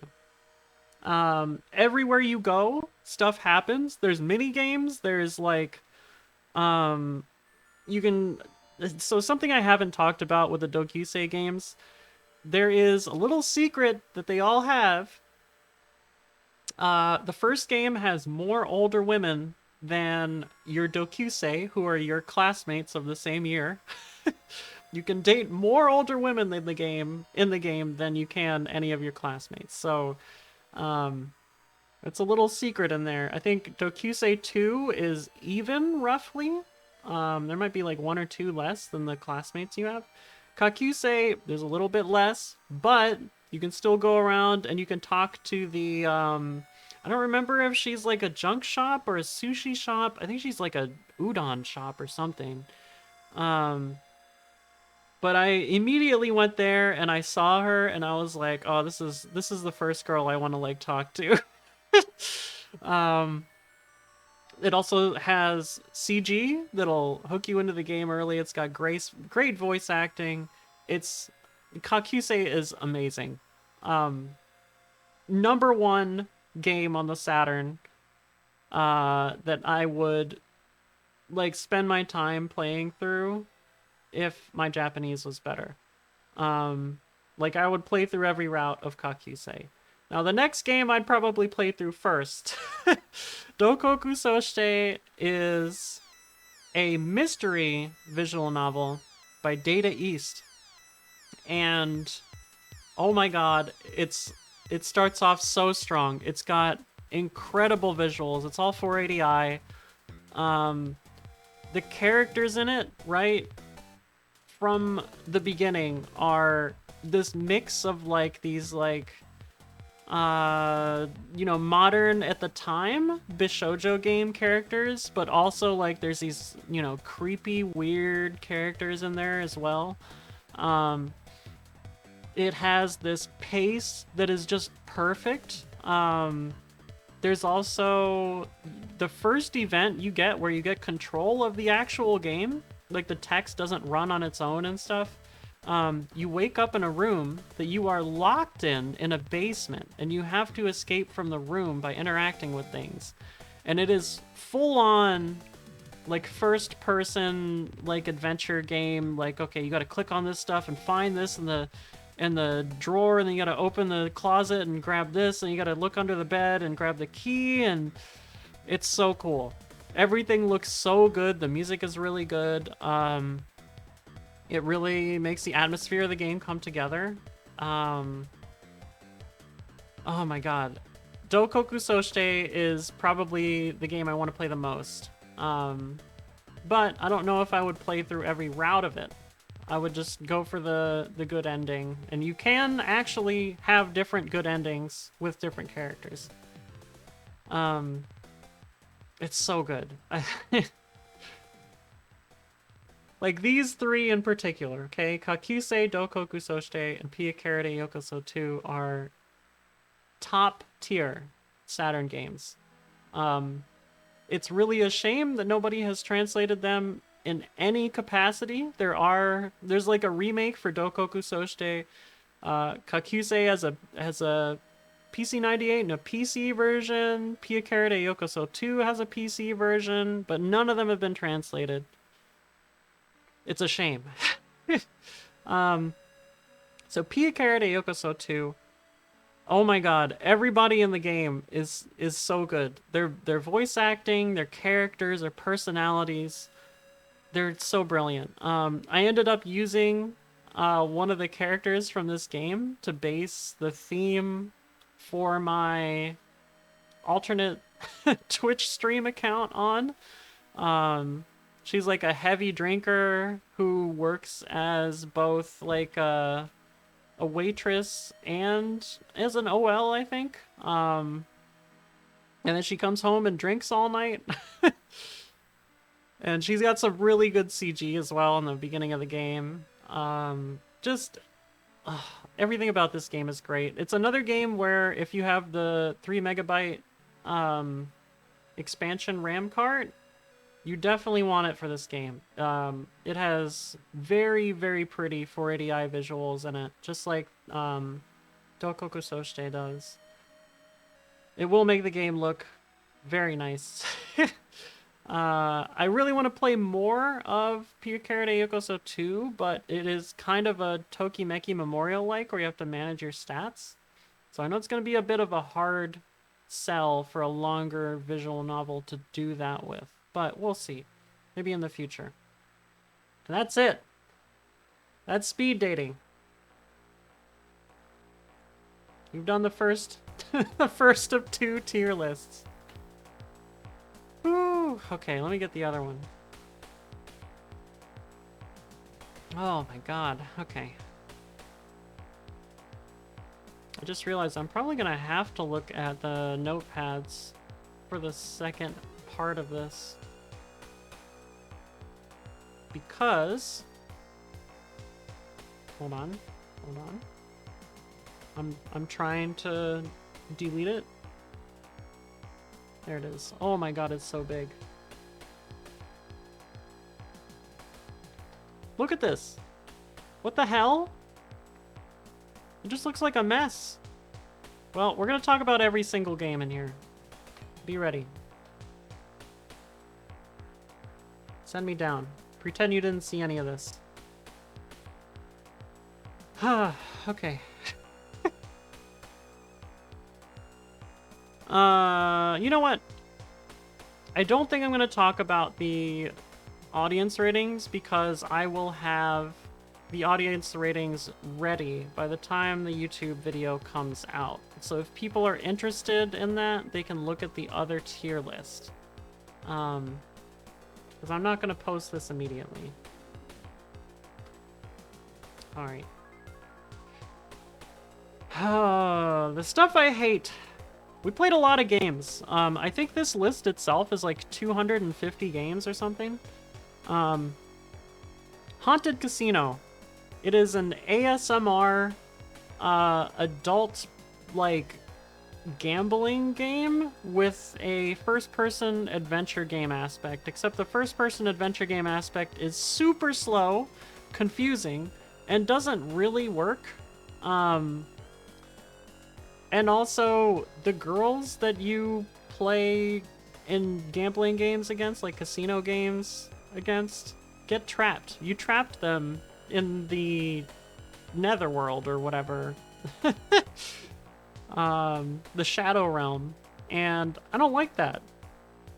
I don't like that at all. But the ASMR, the 3D ASMR like audio thing that this game was going for is really cool. I will admit that. This is a red label game, so it's got some toplessness in it. Just to let you know. Okay. 3D glasses enclosed. Contra, Legacy of War. Don't play this. It's bad. It doesn't control well. The weapons suck. The enemies have too much health. You have to push the enemies. Well, you have to like move the screen forward so that the enemies are on screen but not firing in order to actually get through the game without continuing. It's like, it's just a nightmare. I didn't even make it past the first stage in this game in like 45 minutes of trying it. It's really bad. I would not recommend it. There's platforming that happens later in the game, and the game is not made for platforming. It is a miserable experience. Please don't play Contra Legacy of War, unless you're a masochist. Now, the next game, chat really liked this game. Congo the Movie, The Lost City of Zinj, the game. From what I know, this movie is shit. This game is shit, too. It's a first-person shooter Doom clone, but it takes place in a forest, and guess what? Having that many sprites on screen, 2D sprites of like grass and trees and shit, and also trying to do 3D ground just doesn't work, and the game runs at like 8 FPS the entire time. The enemies are fairly uninteresting, and they come from everywhere, and there are a million of them. It does not control like a boomer shooter. It's very slow-paced. But it is funny to watch.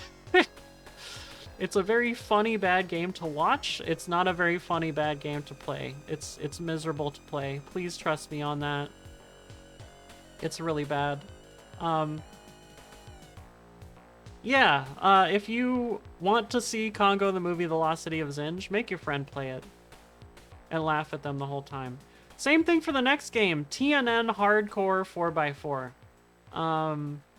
This is a horrible, horrible driving game. Thank you, Elvis. Nighttime good, daytime severe, and also I don't have it, but nighttime severe are from TNN Hardcore 4x4.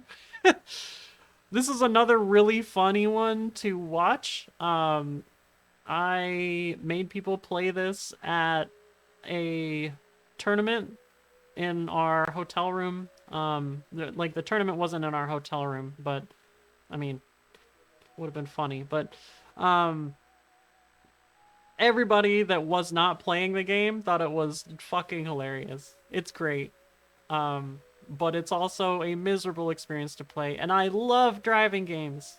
I love driving games. This was not good. Don't play it. Dragon Ball Z Legends. Oh, right. Hardcore 4x4 and Congo the Movie, Lost City of Zinj. The audience gave it a 5. I gave it a 1. Hate is 1, by the way. That's what it corresponds to. 1 out of 5. Dragon Ball Z Legends. I always wanted to play this game.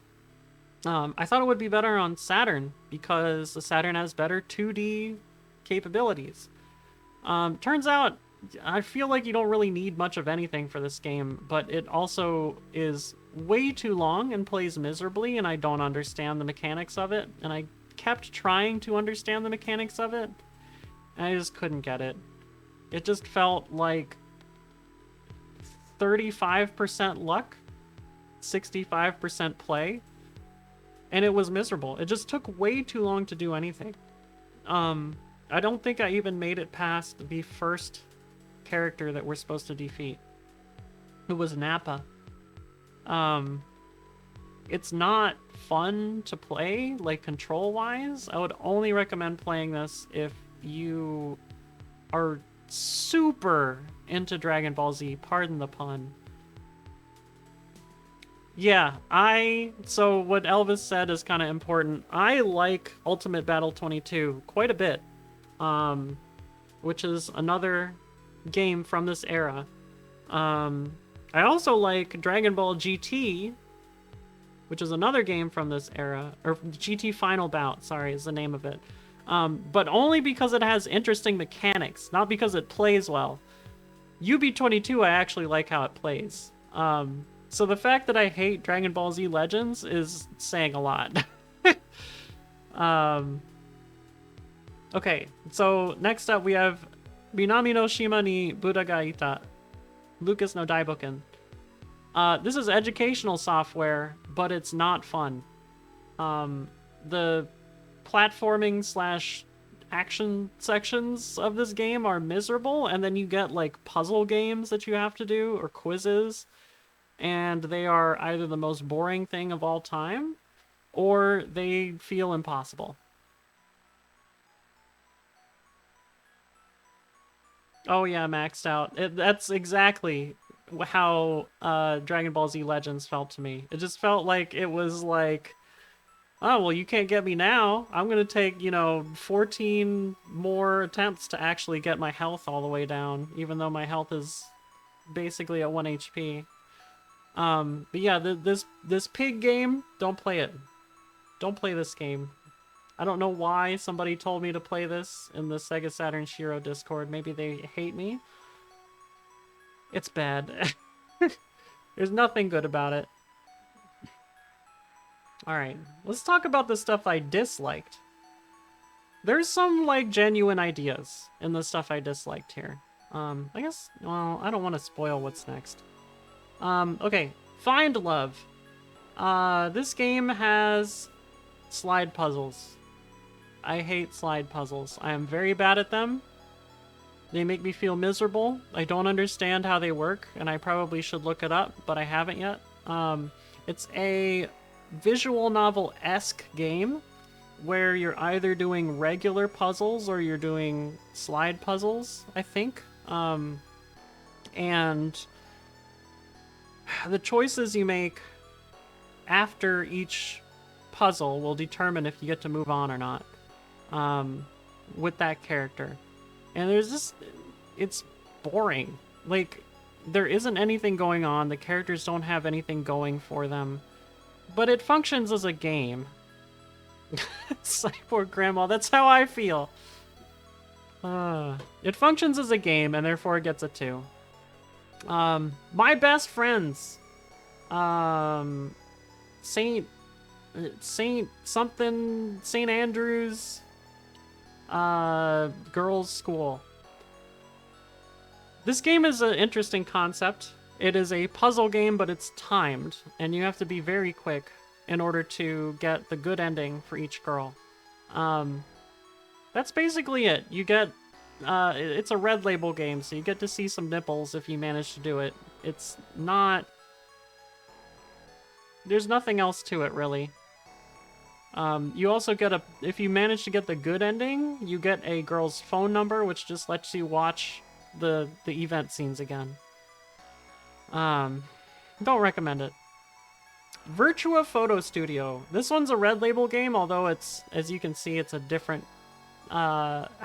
representation of it. This game does not work in Fenrir. It crashes, I believe, when you start the game or start the photo sequence. So if you have a Fenrir, you're gonna have to play this on an emulator. It's not really worth it. You can dress girls up in different outfits and take pictures of them. The outfits get skimpier as you go, as you succeed, and you have to take pictures at certain times, which the game doesn't tell you what times to take them. You have to figure it out, but it does give you a response. It'll give you like a positive beep if you do well. Otherwise, it'll give you like nothing. It's an interesting game, but part of what lets it down is there's these conversations with the girls in between some of the events where you have to try to keep them in the photographing thing, and they're just the most droll conversations ever. One of them is like, this girl wants food, and you're like, okay, we need to finish up, you know, photography, and it's only gonna take like an hour, so you can eat afterwards. Just eat afterwards. And she's like, no, I gotta go get food now. And you gotta figure out how to convince her to take the photographs. And you know, there's another one that's like, oh, well, I need to shave down there, and it's gonna take too long. It's gonna take me like an hour and a half. And you're like, okay, well, can't you just, like, you know, not worry about it? Or, you know, oh, there's this product you can buy that'll, like, remove the hair in, like, 15 minutes. Like, it's not good. If that wasn't in the game, it'd be a little bit better, but I don't think it would be a 3.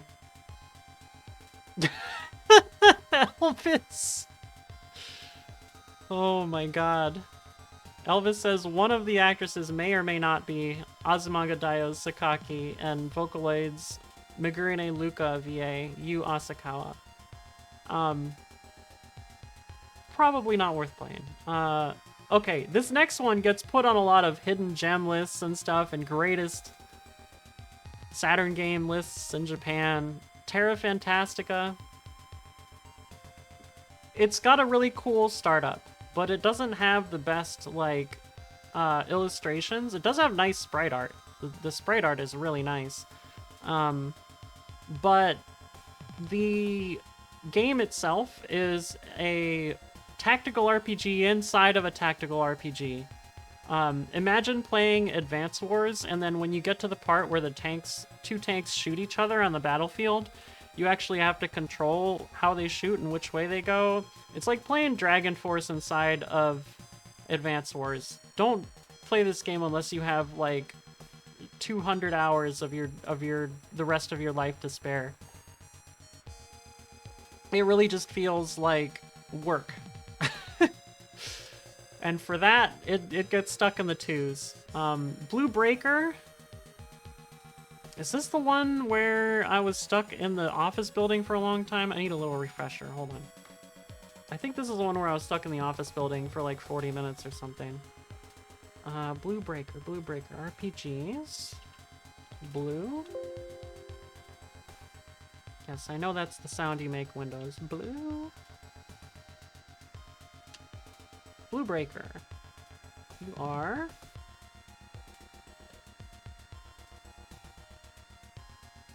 Yes. Okay, so I think this is the one where I was stuck in the office building for a while. The girls have good voice acting. The guys have horrible voice acting. The battles aren't fun because of the menu system being awkward. It does have cute animation. And you can go where you want, but it seems like there's not a lot to do. Like the office building that I was in had like 6 floors or something, and it was just barely anything on each floor. The voices are in mono, and the quality of the music varies a lot. It's not a fun experience. It is kind of interesting if you're into very anime-like stories. One to try out. But beyond that, not much to it. Gun Griffin 2. Gun Griffin 2. I don't know what it is with the Gun Griffin series. I feel like the first game is the best one that I've played, although I did like the PS2 game. Gun Griffin 2 is just too slow and too confusing. It feels like they tried to go to this very open battle arena system, and it just didn't work as well as the first game. And there wasn't a lot of customization open at the beginning of the game. And I also felt like did I run out of ammo in this one? Let me see. Let me open up the notepad.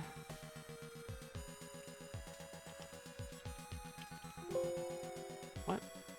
Oh, it's trying to search upward. There it is. Oh, it's got complicated controls. That's why. Yeah, it's not for me. I think it's a cool game if you're into, like, mech action. but it is kind of on the slower end of mech battle combat. Strawl. This is another game that doesn't quite work on the Fenrir. I'm gonna try and point out all of them.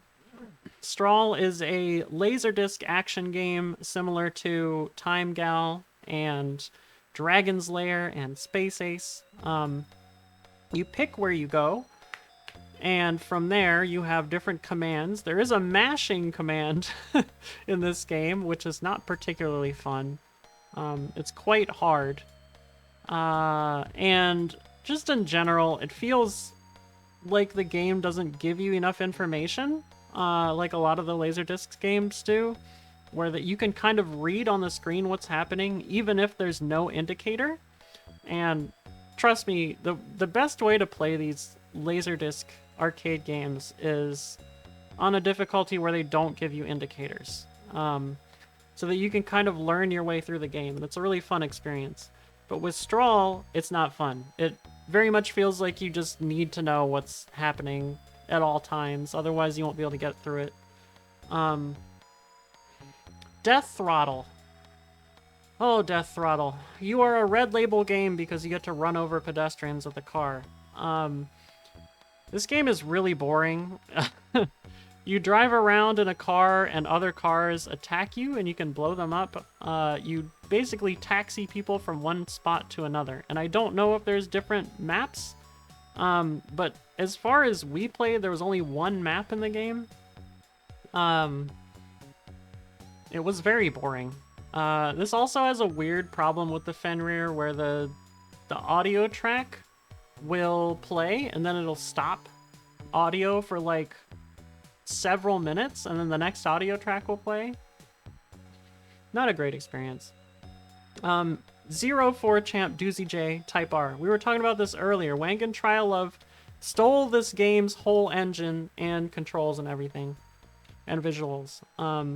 It's a different company. So they literally stole the code for it, which is really funny.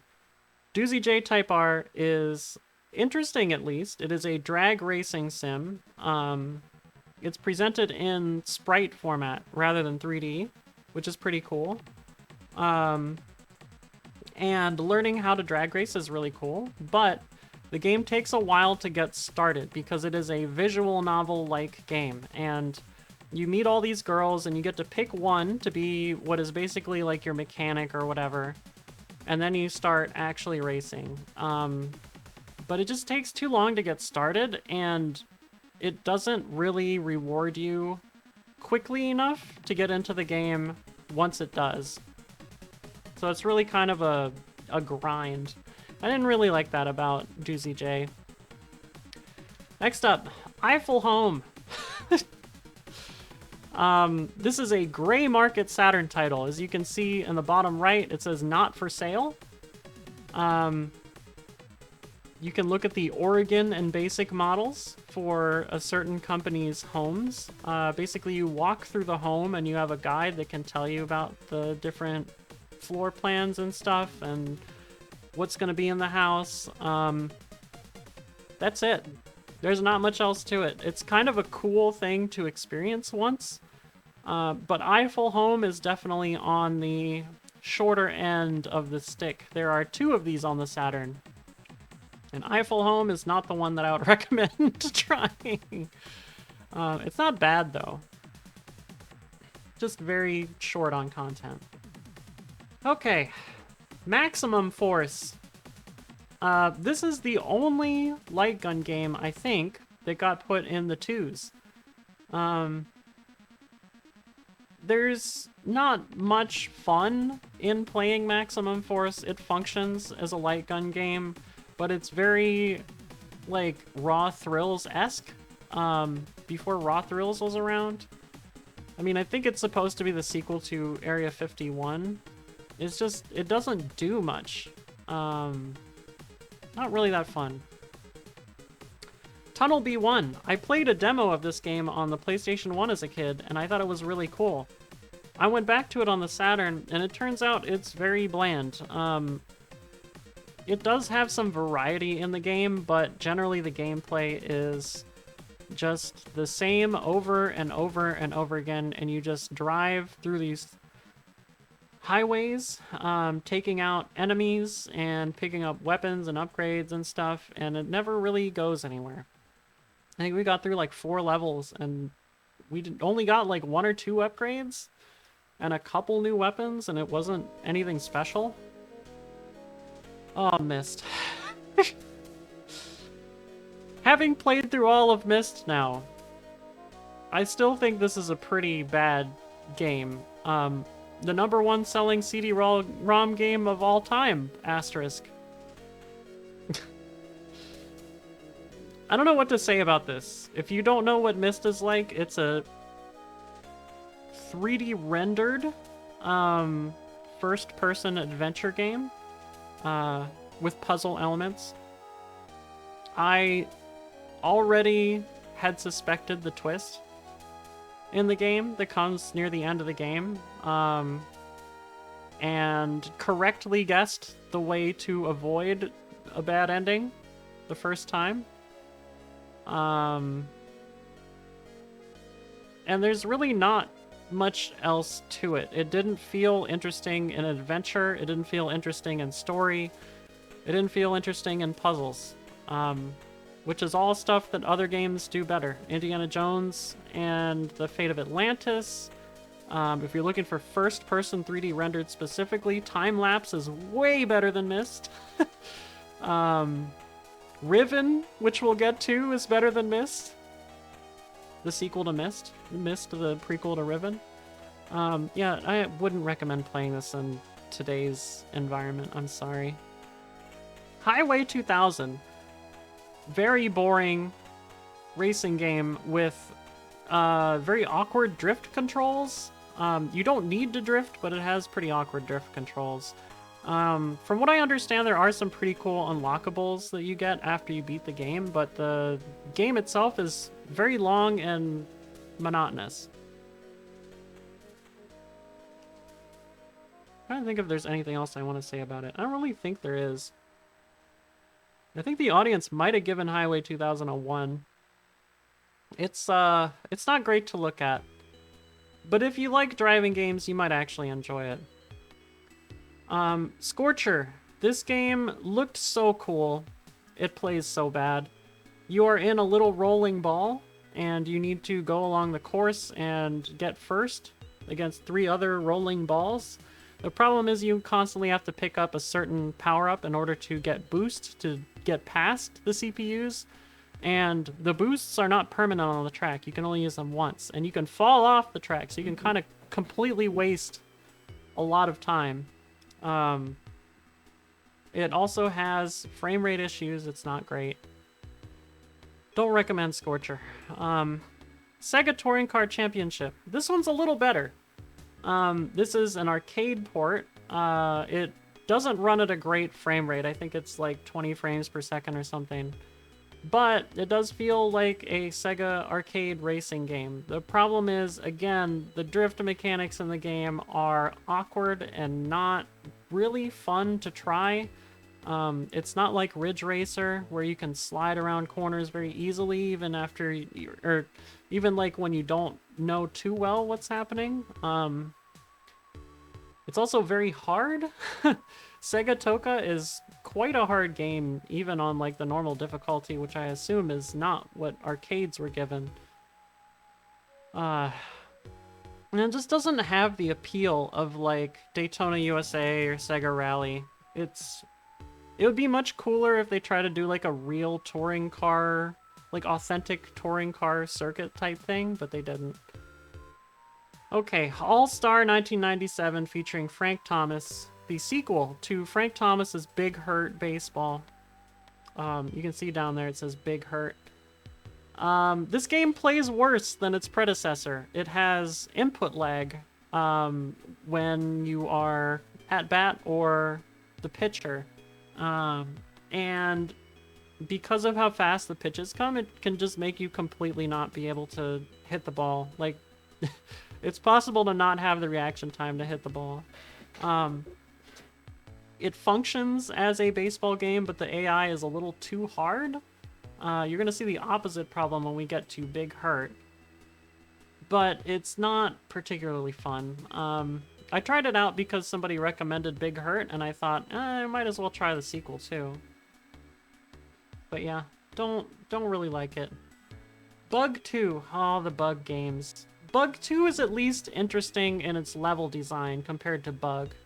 I do think the way that the Bug games work with platforming in 3 dimensions is unique, but it doesn't end up as being fun to play. You kind of walk across the 4 planes. You can't walk diagonally.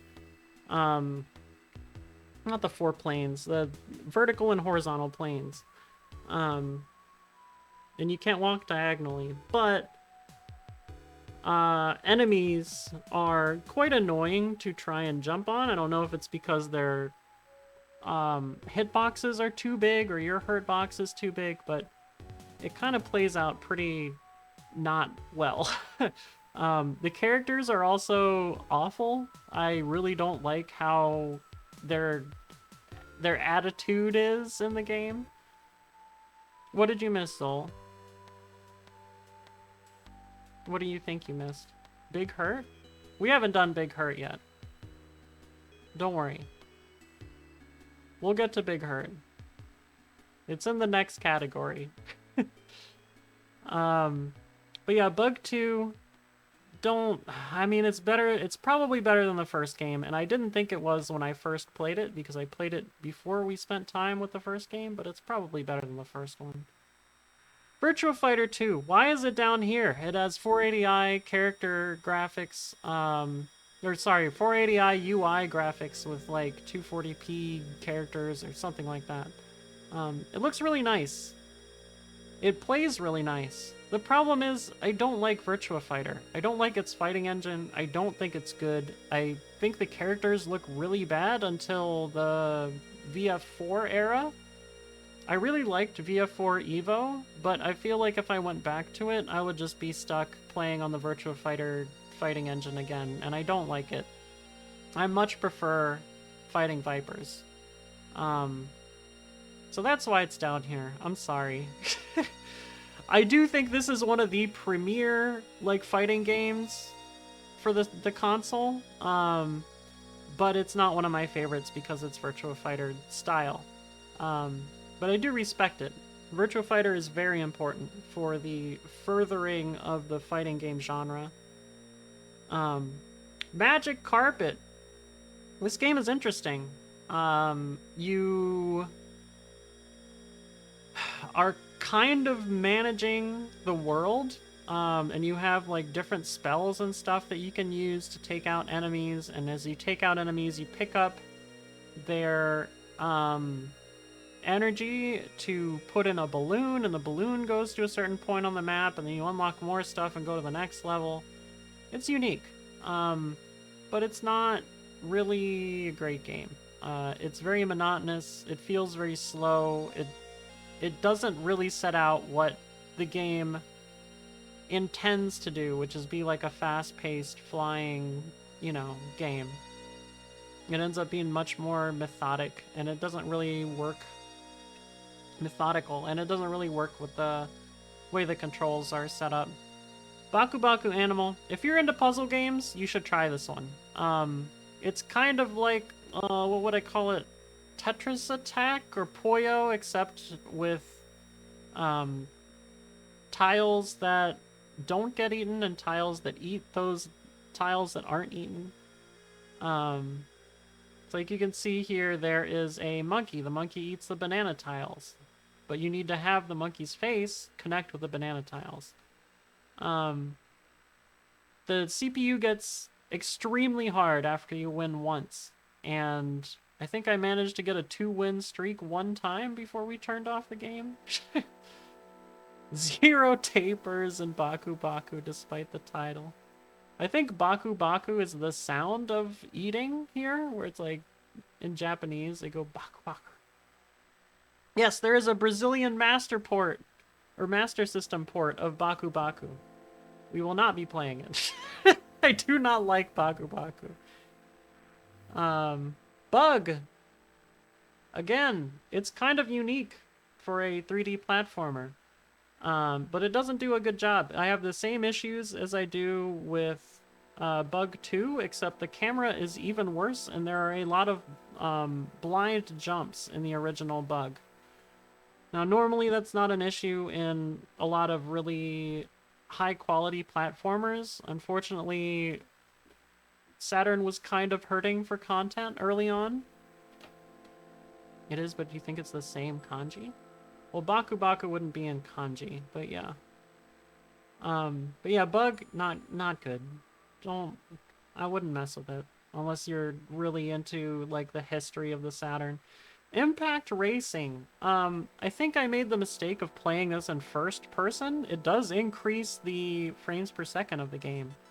But what it also does is it makes the spot where you fire on the screen too high up. So when you're on a, like, Ohio-like, you know, straight, flat land, you can't actually hit the car in front of you. You have to wait until a hill. You do get upgrades by beating bonus stages, which is pretty cool. But generally, this game is very monotonous. You just go around the track, you try and take out all the cars you can, and more cars will spawn in at the same points and everything. You have a quota that you have to meet. It's just not... There's not enough going on with it. Like, the upgrades are kind of interesting, and then they don't really go far enough with it, I think. Dark Legend. This is the worst version of a game that we're going to talk about a little bit later. Called, oh god, you are something, Suiko Embu is the name of the series. Data East fighting game series. It's too slow, and it's just, it feels wonky. Data East has made much better fighting games. Don't play Dark Legend. There's also only like 2 female characters or something. 1 or 2. Like, why would you do that? Wasn't really fun for me. Too slow. Spot goes to Hollywood. This is a very boring isometric platformer. You have to do like 5 of each type of level before you can move on to the next level. So it feels like there's not a lot of variety, even though what they're trying to do is just extend the game's length. There are vehicles that you can use that are a little bit fun, but they end up being more frustrating sometimes. There's some secrets to discover, which is cool, but in general, it's just annoying to control the character in an isometric plane, and there's not much to the game really happening. Street Fighter, the movie, the game. I thought this was going to be a port of the arcade game and actually be interesting. It's not. It's just Street Fighter 2 with the movie characters. Except it's wonkier and worse. I don't particularly enjoy Street Fighter 2 to begin with.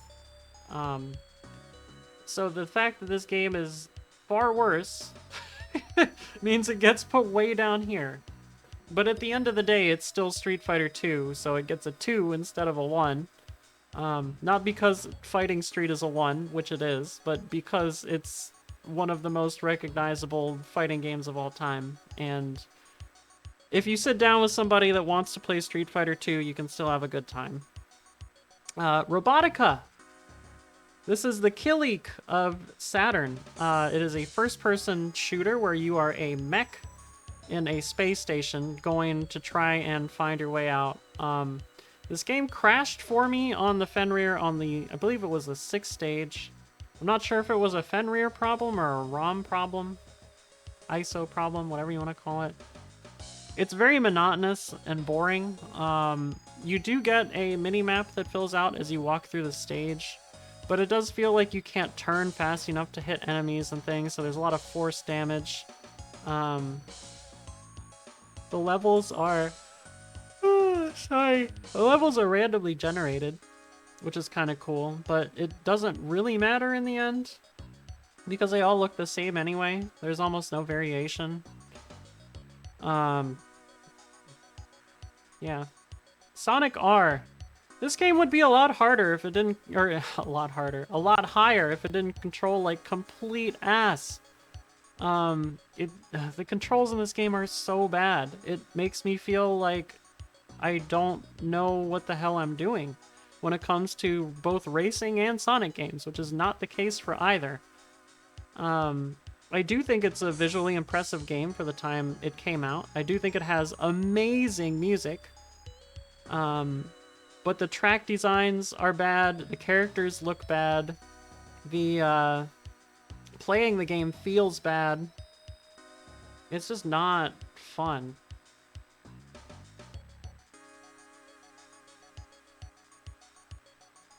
Yeah.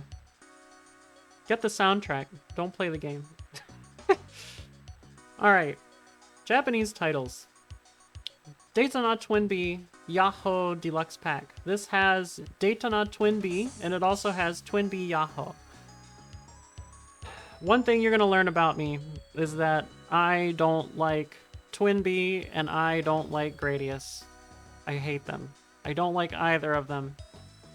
And it's going to affect my ratings for some of the games on the Saturn. Especially this one. These ports are really good. The problem is, I really don't like the gameplay of Twin Bee. I don't like the bells, I don't like that you lose your arms and you have to get them back. If you're into Twin Bee, this is something you should absolutely grab, because it is very good. But it's just not... I can't deal with the Twin Bee mechanics. It's not fun. Here we go! Tokimeki Mahjong Paradise Koi no Tenpai Beat. Red Label strip Mahjong game. The thing we have to talk about strip Mahjong games real quick. The thing you're going to notice with a lot of strip Mahjong games is you will either get a scene of a character disrobing a piece of clothing, or taking off a piece of clothing, when you win once, which is called an agari, or you're going to get a full, like, disrobing scene when you get to a certain point amount. Which is when you actually win a match, in this case, or bankrupt the other player. Most Mahjong games follow this formula. Thank you for the quote, Elvis. Tokimeki Mahjong Paradise Koi no Tenpai Beat took me 3 hours to beat one character because it used both mechanics. You must completely bankrupt the other player for each piece of clothing that they remove. And at one point, the character refused to remove her clothes 3 times because she was too embarrassed, and then on the next win, finally removed her clothes. They clearly inflated the number of scenes and playtime of this game in a really bad way, which is really sad because they did a fantastic job on the other one in this series, which we'll talk about later on. Don't play this one. If you're going to play a Mahjong game on the Saturn, don't play Tokimeki Mahjong Paradise Koi no Tenpai Beat, please. Wiz! This is the first game we played for Saturn Grab Bag of anything. Some of you will know this came out on Super NES. However, the Saturn port, I figured I would try the Saturn port because the Saturn is known for 2D graphics. It doesn't matter. It's quite a frustrating game. The game plays clown music at you and laughs at you when you die. Also, the main character moves too quickly, but you are expected to get through the level in a certain amount of time, which is very low. It's a speedrunner's paradise. And you have to memorize levels in order to do that, which means you're going to have to lose lives. Wiz is not fun. The game mechanics don't work well together is the issue with it. Sagata Sanshiro Shinken Yugi. This demo-ish game is frustrating. The mini-games take too long to win. They are frustrating to win, and what you get is commercials with Sagata Sanshiro in it after you beat each mini-game. You know what game is much better that does the same, almost the same thing? Shutsudo Miniskirt Police. We'll talk about that game. Sagata Sanshiro Shinken Yugi is just a bad game. A bad version of another game, basically, even. That they tried to make money off of poor Sanshiro. Fist! This is frequently cited as one of the worst games of all time. It does have a funny factor to it, though. It's a fighting game, it's a 3D fighting game. The characters don't look anything like this. They look like polygonal hellspawn. I wish I could read the little quote to you that's under Fist here. I actually tweeted it a few days ago. It's really funny. But basically the game plays like ass. There is kind of no way to do combos. It's really easy to win the game. But some enemies are like super hard. Yes, it's Fist. I'm talking about the text under where it says Fist in Japanese, not the actual fist on the box.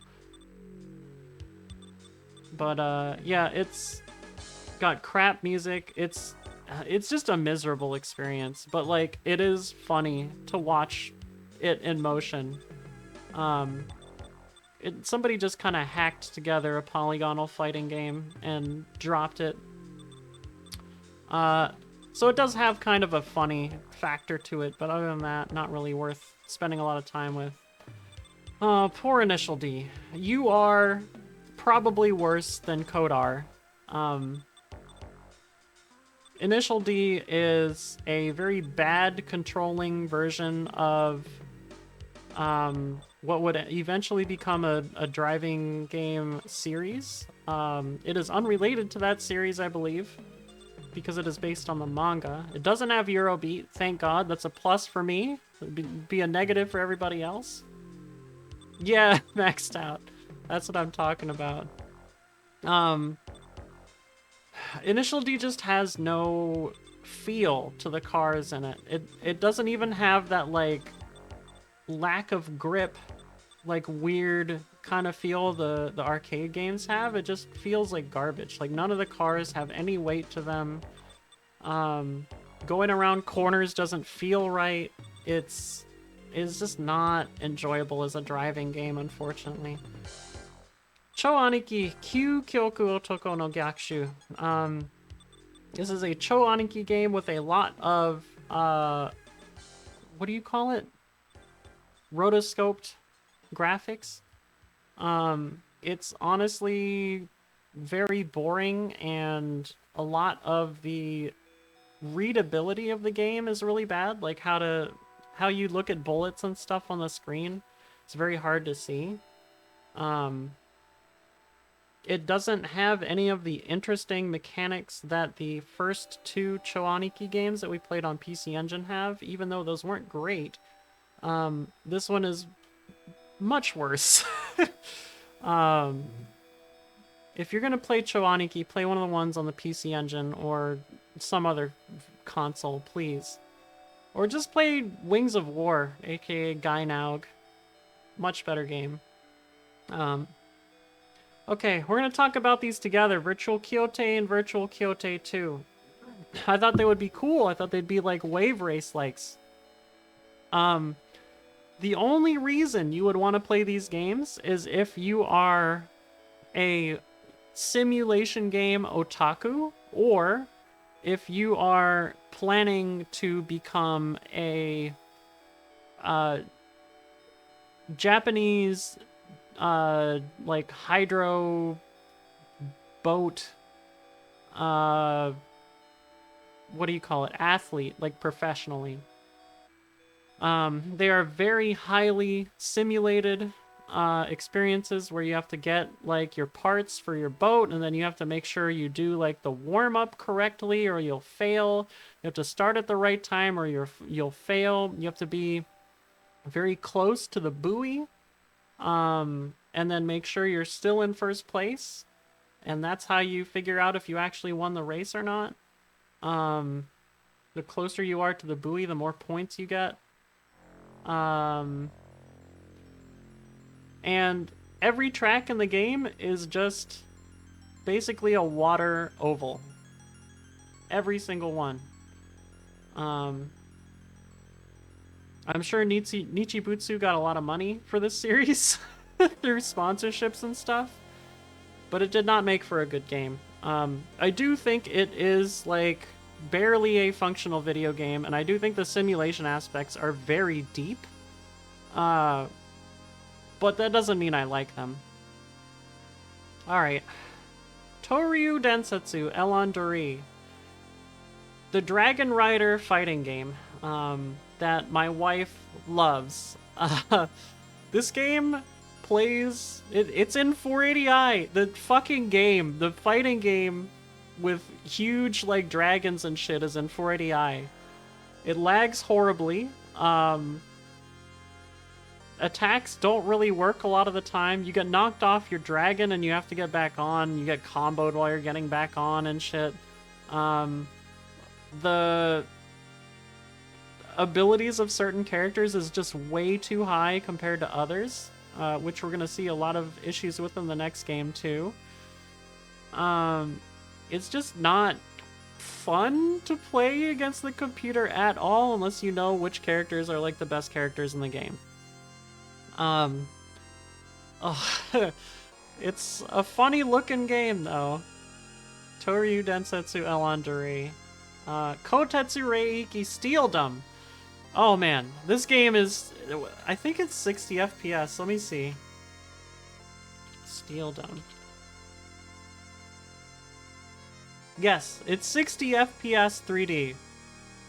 It is a 60 FPS 3D arena fighting game where you control like a mech-ish thing, avatar. But all of the different mechs and stuff are very imbalanced, and I think there's only like 2 or 3 female characters that you can choose. None of them are particularly good. Some of them have like 1 or 2 good moves. But there's only a few moves in the game whatsoever for each character. And the computer is just ruthless. You can get wrung out in this game. And the computer will just rush you at the beginning, shoot you so that you can't move. And then they'll grab you after being shot because that's a combo, and you'll get wrung out because the throws push you outwards, always. It's not a fun experience against a computer. I can see it being fun for 2-player, but I don't know how 2-player would work unless you use like a link cable. Because I don't think it would run very well. Okay.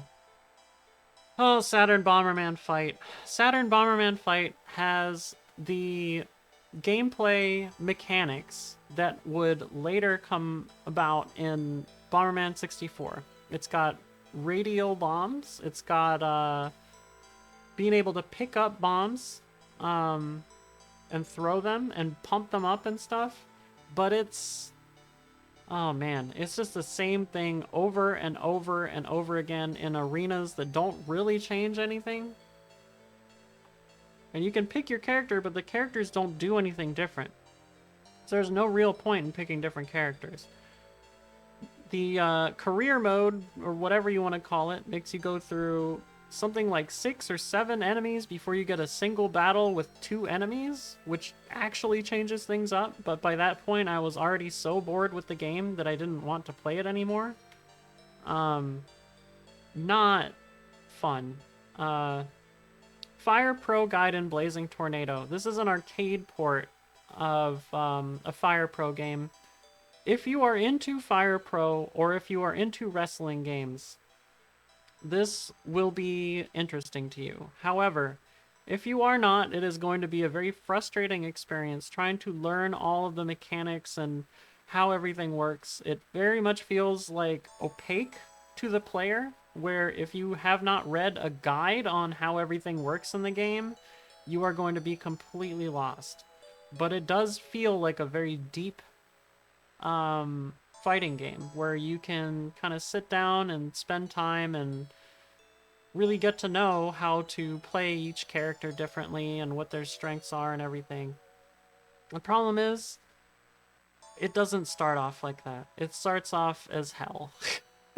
That makes the game not fun for me. Oops, I didn't mean to do that. Let's get back to actual size. Alright, just so everybody can see, this is the category of games. Generally, these are, you know, you could sit down and play them. They're not bad, but they're not gonna be the greatest thing, you know? Some of them you're gonna want to spend more time than others with. But you're not really gonna want to play through all of these. At least for me, I wouldn't want to play through all of these all the way through right away. There's gonna be more games that are much higher on my list. So, Advanced Variable Geo. Kind of a cool fighting game. Came from a hentai fighting game on the PC 98 that plays really badly. The Saturn and PS1 versions, from what I understand, play way better. And I did enjoy them. It's got really cool, like, FMVs and stuff. But it still feels a little bit lackluster as a fighting game, especially compared to a lot of the other stuff we're going to see on the Saturn. Arcade Gears, Image Fight, and X Multiply. This is a cool one. I don't like Image Fight. I like X Multiply a lot. But the difficulty of X Multiply is a little bit frustrating. I mean, these are IRAM games, IRAM arcade games, so it's gonna be that way. It also feels kind of weird, the resolution of the ports. The Saturn has a lot of different resolution modes. So if you own an upscaler, you're gonna be changing settings all the time. X Multiply is very vertical for some reason. And it really doesn't fit the screen well, so unless you're playing on a CRT, it looks kind of weird. Yeah, I don't have too much else to say about that. Capcom Generation 2. This is a cool one. This has this is Makai. Yeah, okay. This is Makai Mura. So this is Ghosts and Goblins, Ghouls and Ghosts, and Super Ghouls and Ghosts. There is a little bit of input lag in this collection. Also, there is slowdown, appropriate slowdown for Super Ghouls and Ghosts. So it doesn't feel like you're playing like a sped up version of the game. So they did actually manage to do that. But the input lag kind of screws with it, lowers it at least a rating. Also, the sound emulation, especially in Super Ghouls and Ghosts, is not great. So the sound and the music doesn't really feel like it's supposed to. But it's still a decent way to play these if you don't have those old consoles or the arcade versions available. Alright. Taito Chase HQ plus SCI, Special Criminal Investigation. SCI is so cool. This collection turned me on to SCI really heavily. But the problem is, this Chase HQ doesn't really make up for it. It kind of lowers down the package. And there's a Fenrir glitch where the sound of the game, like there's this part where the dispatcher calls you and tells you who the next target is and what kind of car they're driving. On the Fenrir, it plays over and over and over and over again during the game. Every stage. And it's not supposed to do that. That kind of ruins the experience, although I didn't lower the rating because of that. I do think this is a pretty good one. Dungeons & Dragons Collection. This is just a little too obtuse for me to get into. I don't remember the two games. What is it? Shadows of Mystara and Tower... Let me see. Oh, it doesn't say on there. I think one of them is Shadows over Mystara, and the other one is Tower of something. But Tower of Doom, thank you. Tower of Doom. They feel like a little too difficult and a little too opaque to try and get into. I think if you're into these arcade games, this is a great collection to have.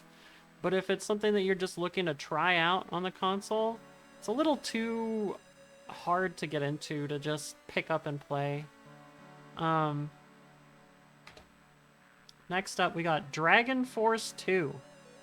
Dragon Force 2 has a really cool universe in the game. Everything is moving and happening, and there's warring factions around the areas, and you pick which faction you want to be a part of.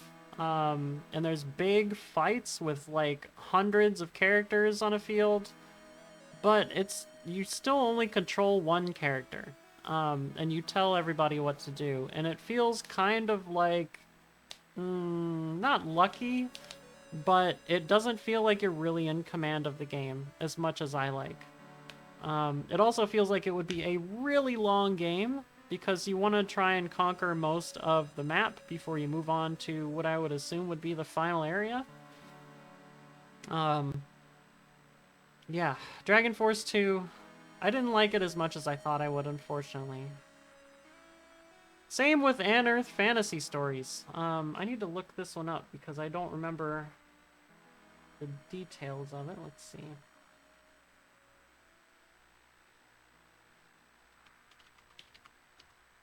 There it is.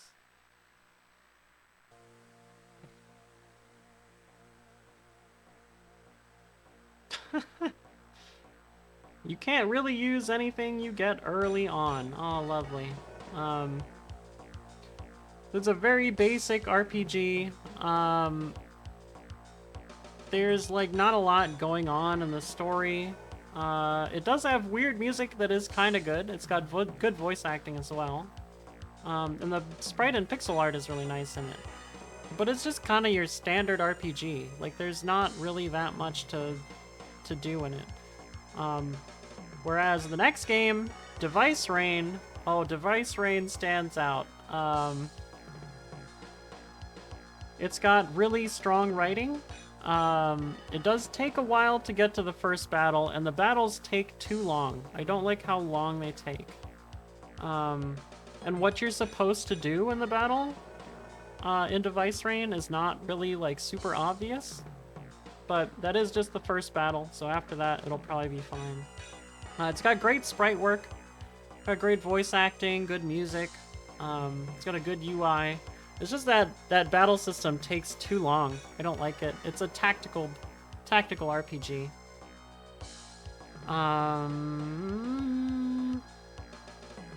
Linda Cubed. This is a update of a PC Engine game. So Linda Cubed is... It's got an interesting premise. There's a lot to do with like Noah's Ark and animals that they took on it, and there's this mysterious girl named Linda that that you're supposed to get to know better. But it feels kind of like you're wandering aimlessly for a lot of it. I think the music wasn't that great in it. Let me see.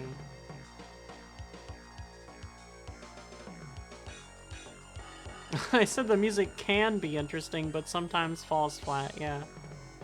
Yeah, it's really confusing where to go. The systems also are confusing. You're supposed to collect animals, but I don't really know where I'm supposed to get the animals or how many of each one to get, who to talk to. Like, it's very, very difficult to figure that stuff out. Super Tempo. Super Tempo is a very lovingly animated 2D platformer. It is not particularly fun to play, unfortunately. It feels a lot more like work than it does having fun with a platformer. I'm hoping the other Tempo games will be better, but the pace of it is just a little bit too slow. It does have some like cool set pieces and worlds though. I think if you're into games that look better than they play, like you're more into the looks of games or like the vibe of games, Super Tempo is definitely one you should check out. Riven, the sequel to Myst. This is actually pretty cool. I liked playing through this. It didn't really go anywhere like super interesting in the beginning, but we did get some puzzles done. I did feel like the environments felt much more, not realistic, but like cohesive than Myst. And overall, just a much more fun experience. Would definitely recommend Riven over Myst. Okay, Uno DX. This game is anime Uno. That is pretty much all it is. The computer is ruthless, so it's quite difficult. You can change the rules to something resembling what people would play in the US.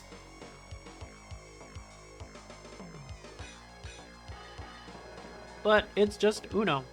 Anime Uno. And the, the anime character designs are not that great. So just keep that in mind. And one of the characters is very horny, which is funny.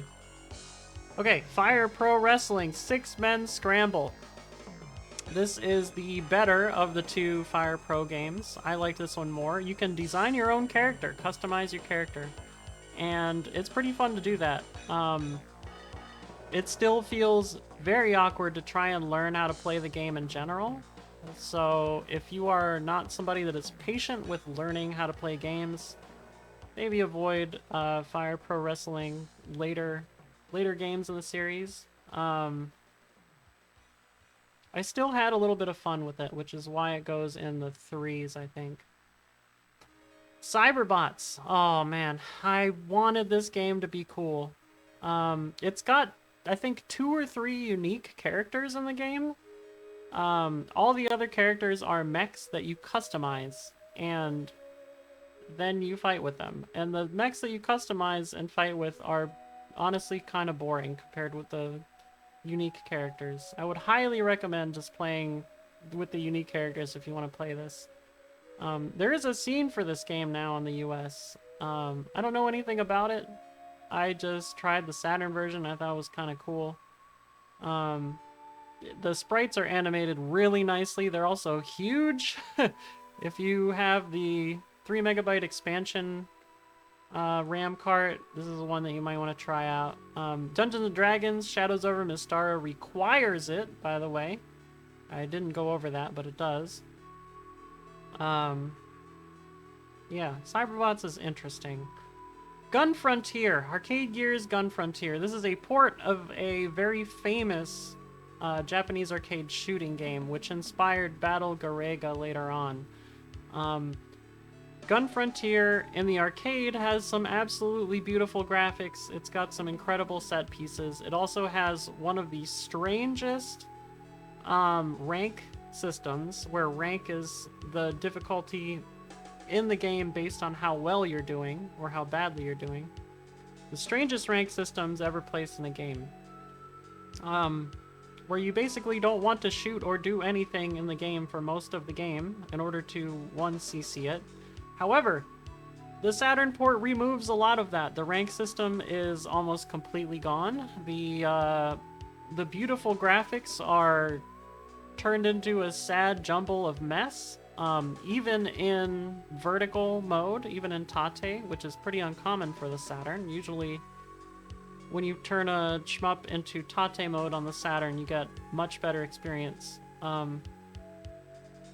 However, the game still holds up its own interesting vibe to it, and I think it belongs in the 3s because of that.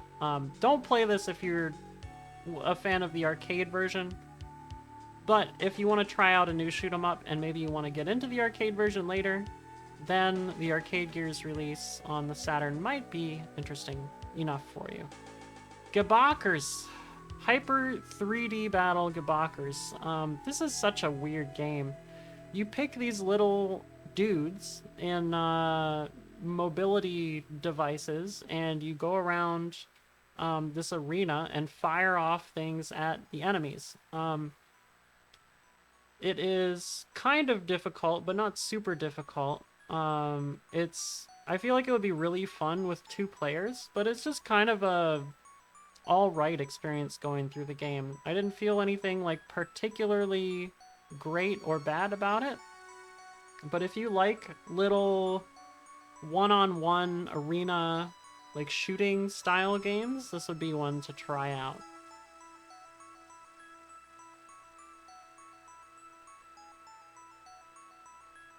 Sorry, Cotton 2. Cotton 2 and Cotton Boomerang are very close to the same game. We'll talk about that later when we get to Cotton Boomerang. Cotton 2 is a side-scrolling shoot-'em-up, horizontal shoot-'em-up, where you play as this main girl right here. I think you can also play as this girl if you do well. You might unlock her later, but you have different elements that you need to pick up crystals for, and then you charge the elements and you can fire off a special weapon. Cotton 2 is quite difficult. It's very hard pretty early on, and if you are into the anime aesthetic that this game has, I think you can tough it out, but I mean, I'm not bad at shoot-'em-ups, but I'm not great at shoot-'em-ups, and it was at the level where it was just frustrating for me, despite how cool it looks. And it plays pretty well too, honestly. It's just I can't get into the holding down the button mechanics and picking up certain crystals. Like, the game just throws too much at you for that, especially later on. Digital Pinball Last Gladiators, version 9.7. This version of the game only came out in Japan. I assume that it is better than the US version, but I don't know how. It's pinball. It's got more realistic style tables than we may see later on. The physics are pretty nice, honestly, but the tables could use some work. They do feel like 4 mini tables rather than being like 4 fully featured tables. And that kind of cuts the game down a little bit, but it's still pretty good. If you're into pinball, I think this one goes up a couple ranks, but generally speaking, this isn't a bad game. Definitely one to try out. Wolfang Sega Saturn, also known as Kuga 2001. This is a horizontal shoot-'em-up where you are a mech, or if you get knocked out of the mech, I think you become a little guy or something. It is quite difficult. A lot of the weapons feel pretty weak, but it is kind of a nice-looking game with a unique control scheme. And that brings it up above the 2s. It doesn't have much going for it beyond that, but that is enough to keep me interested in the game, to keep playing it until I beat it, you know? It is an arcade port as well. Okay, Funky Head Boxers Plus. Apparently, there is no mention on the internet of what is the difference between Funky Head Boxers and Funky Head Boxers Plus, but we played the Plus version. It's a very weird and unique game. Basically, you are a big... polygonal fighter. With like a rectangular head, and you have super moves based on which fighter you pick. And you can level up your fighter in between each match. All their abilities get leveled up. There's a lot of special characters that you can unlock that you'll fight in between matches and stuff. It feels like a very fully featured fighting game, but the mechanics do kind of get old early on, unfortunately. I feel like if I was able to defeat some of the special characters earlier on, it might be a little more interesting. This is X-Men vs. Street Fighter. I never really got into these games. I think X-Men vs. Street Fighter doesn't play particularly well when, what was I gonna say? When it's at the normal speed. I think you need to turn it on like Turbo 1 or 2 or whatever it is. But I mean, if you're into these like cross battle tag games, it's definitely one of the more fun ones to try out. I forget if this is the one with Shuma Gorath in it. I don't think it is. I think it's the other one. But it's not bad. Like, there's nothing bad about the game. It's just that I don't like these types of games. Chest. GT24. You might think this game looks like crap from the box art. It's actually not bad. It's an arcade port. It's a very ambitious arcade port. They didn't do a great job on it. But it is kind of fun. You have like normal length, full length, and then like endurance length races across different tracks. And you do have to manage your resources and stuff. It's not bad.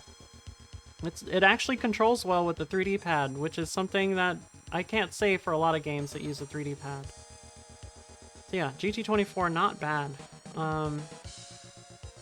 Tactics Formula is a very interesting game. I would recommend trying it, no matter what, because it is so interesting. It is like a tactical RPG for Formula 1. And you have to figure out like what speed to go through the quarters and how to avoid spinning out and stuff. And it looks kind of like a board game where you view the track from above and the car gets to move a certain amount of spaces each turn and stuff. Pretty interesting. Unfortunately, does not end up being as fun as it might seem, but is worth trying at the very least. Toge King the Spirits 2. Oh man, there's something really cool about this game. If you go to the extras and you look at the contest winners, you can see all of these people's cars. There's so many cars that, like, in real life photographs of people with their cars, and they all look so happy. It's just so cool to see them all the different types of people. There's like rich people with crazy cars, and there's like, you know, the girl who inherited some car from the 50s from her parents, who's taking good care of it, and there's like people with like modern, at the time, Japanese machines and stuff. It's just, I love that so much about this game. Unfortunately, the game itself does not play very well. It's a Toge game, but it uses circuits. And it's not as good as its predecessor, unfortunately. I feel like its predecessor did a better job. Some of the music in it is good, though. Galaxy Force 2. This is another arcade port.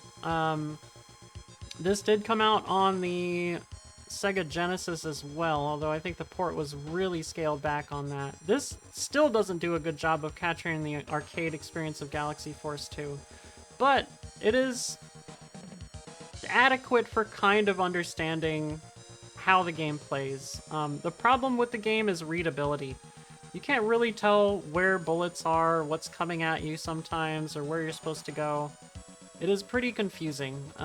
Much more confusing than the arcade game. So, unless you're willing to deal with that, maybe fire up MAME instead. Try Rush Deppy. I wanted this platformer to be interesting. Unfortunately, it is more of a chore. Your gas ticks down while you are living, and you need to refill it. It also ticks down when you use a dash, which you have to use to hurt the boss. The boss fights are interesting, but they feel too drawn out. And also it is not easy to die, but sometimes it feels like really annoying when you do die or when you want to die. um, it's not it's not a fully formed game. I feel like this one needed a little more time to cook. Radiant Silvergun. I'm sorry. I don't like Radiant Silvergun. I hate Ikaruga. It's less chain-based than Ikaruga unless you are going for 1cc. From what I understand, if you're going for 1cc, you have to get, like, insane chains in every stage in Radiant Silvergun. The home version lets you power up the weapons, over multiple playthroughs, so it stays between playthroughs. It's not really how the arcade game works, but it does make the game a little bit easier. Unfortunately, it's not interesting enough for me to hold my attention. The graphics aren't bad, but like the enemies aren't interesting to look at for me. Deep Fear. This is a Resident Evil-like, except it takes place underwater. It's kind of going places. I spent quite a bit of time with this one. I think it was like 45 minutes, and I just couldn't spend any more time on it. But it does seem like it's going places. It's got very funny, bad acting. The characters speak English, but I think the text is in Japanese in here. There is a PAL release, so if you want to play this in English, and you can do 50 hertz instead of 60 hertz, you can play the PAL version. But it is an interesting game. It just felt like there was not quite enough at the beginning to really capture me, you know? Alright, Poolirula, Arcade Gears Poolirula. This is a favorite of a lot of people. This is I believe it's a Taito beat 'em up. It's got beautiful graphics, beautiful art, but the hitboxes on enemies are not great, and it feels really awkward trying to figure out how to take care of enemies without taking hits. So it gets a little bit frustrating. There's also a really raunchy and kind of racially insensitive boss later in the game, so maybe stay aware of that. Oh, is there an unreleased version of Deep Fear? I didn't know that. I'll have to see if I can put that on. But yeah, Poolirula ends up not being quite as nice as it looks. It's another one of those games with really good vibes, but it doesn't really play as well. Guardian Force. This is the worst tank game on the Sega Saturn, which is funny because it's quite good. This almost got a 4. Guardian Force is a game where you control a tank and a turret, and you spin the turret around. It's a shoot 'em up. There are really cool weapons, but it takes a really long time to power everything up, unfortunately. There are a lot of destructible parts on bosses, which is cool. But it does feel like you really need a lot of memorization in order to get through the game, especially if you want to do it in one credit. Guardian Force is unique and pretty cool, but it is flawed. It's the best way I can put it. Planet Joker. Planet Joker is pretty well known in Japan as the one of the worst Saturn games put out. It's got horrible voice acting. The game is it's a shoot 'em up, but it's in 3D, like polygonal 3D, and some of the bosses move across the screen, and they move across the screen at like 5 FPS ticks, even though the game runs at like 25 FPS or 30 FPS or something. So it's really hard to tell what the fuck is going on. However, the game is quite easy once you understand what's happening. and you can just kind of sleep through most of the game holding down the fire button. It's really funny. I think there's only 4 stages in this game, and then there's a boss rush, and then the game abruptly ends. I was looking it up at some point afterwards, but it does have that silly factor to it. So like, it's very funny. It's worth playing because it's so bad and funny. But it's not really like super fun to play for a long time. So maybe just one playthrough is good enough for Planet Joker. It also has 3D pad support for no reason at all. It doesn't really help whatsoever. Yeah, that's Planet Joker. Oh my god, we're just getting to this part. Alright, we gotta... Well, I'll be alright. I'll be alright. Okay, Bubble Bobble, featuring Rainbow Islands. Addiction Goes Retro. 2 classic arcade games in one. The Bubble Bobble port in this is really good. As far as I can tell, there's no lag. Unfortunately, I don't like Bubble Bobble. Just as a game. The Rainbow Islands port in this is not bad. It changes the graphics a bit, which is weird. And it also has like a frame of lag on the input, which feels pretty bad. It also has the weirdest fucking opening scene I have seen in a game. Yeah, the insane intro FMV. Yeah, I don't know what else to say. This doesn't work on the Femreer at all. I don't think it even starts. So you'll have to play this in an emulator for now. It's, I mean, it's Bubble Bobble, also featuring Rainbow Islands. You get what's on the thing. Sonic Jam. The 3D part of this game is honestly kind of interesting. You get to see, like, special Sonic, what do you call it? Commercials and, like, ads and stuff. Like, text-based ads, I mean. Like in magazines and stuff. And you run around this little 3D area and check it out, but there's not a lot to do there. The main part of the game is the first 4 Sonic games, mainline Sonic games, so 1, 2, 3, and Knuckles. However, the sound emulation is really bad, and there is a lot of lag, input lag on all of the games. I would not recommend playing the actual Sonic games on there, but if you have no other way to play it, I mean, it's like a 3 if you gotta play the Sonic games that way. Whereas Sonic 2 is like a 5 normally. Street Fighter Collection. I believe this has 4 games on it. It's got Alpha 1, Alpha 2 Gold, Street Fighter 2 Hyper Fighting, and Street Fighter 2 Super Turbo or something? I don't remember exactly what. I forget which one of the games is laggy. I think it's the Street Fighter 2 entries have like a frame or 2 of lag. But they're very good ports. And then the alpha games feel fine. But I think people don't like Street Fighter Alpha 2 Gold. I don't remember why. I actually thought this was okay. The thing is, it just wasn't... I don't like Alpha 2. I don't like Street Fighter 2. I definitely don't like Alpha 1. So, that's my only issue with this one. This is a pretty good collection, honestly.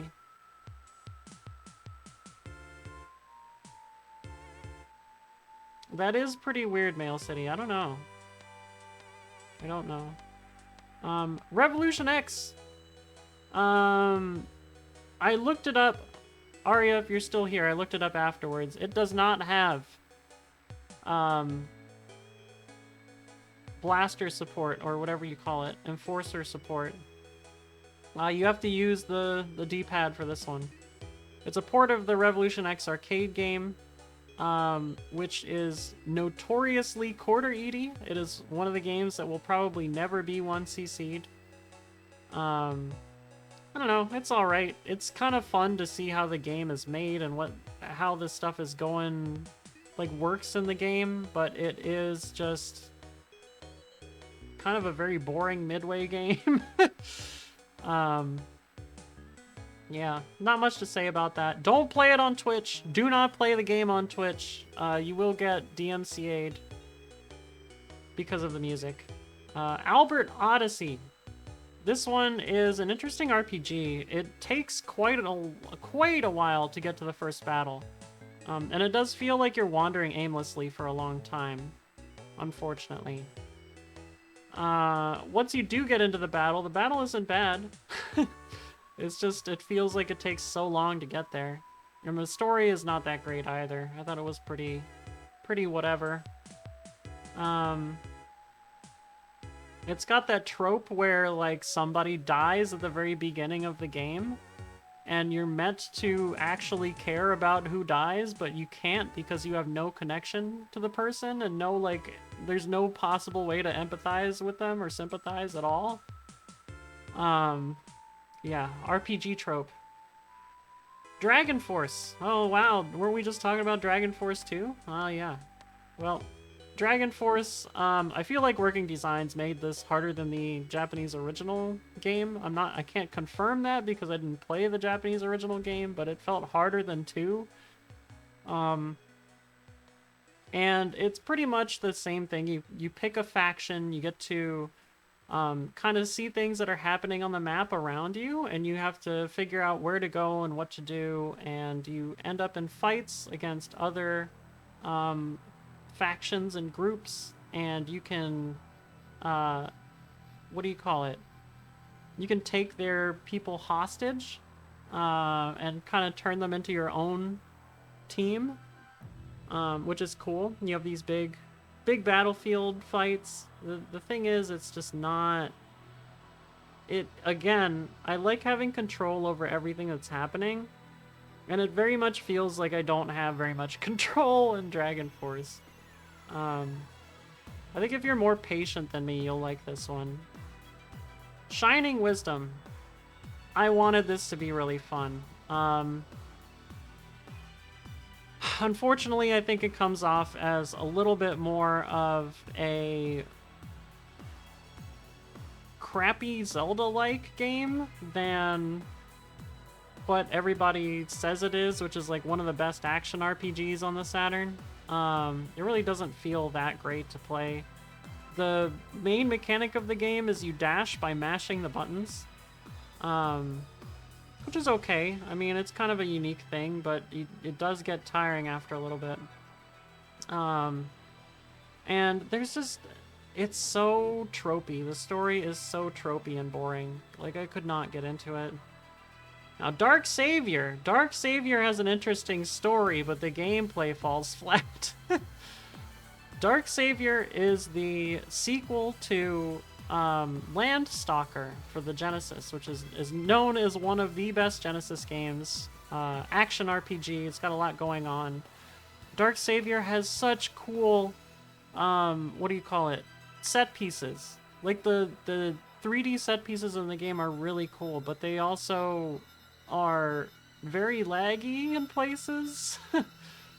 And a lot of the platforming, because it's isometric, and it's not based on sprites anymore, it's based on 3D. The platforming ends up being very difficult when it shouldn't be. So, Dark Savior is an interesting game. I think it's worth trying out if you're into that type of isometric action RPG. But if not, maybe, you know, try out something else. Soviet Strike is a pretty good action game. You control this gunship and take down targets on the ground. You have to blow up certain targets and buildings and stuff like that. It's actually quite fun. There is a little bit of gameplay lag in it when you blow things up and such, and sometimes it can be hard to figure out where to go or what to do unless you're paying really close attention to all of the dialogue and all of the menus and stuff that you have available. So it can be kind of hard. But it is fun blowing stuff up. Kind of just a basic action game. Blazing Dragons. This is a point-and-click adventure game.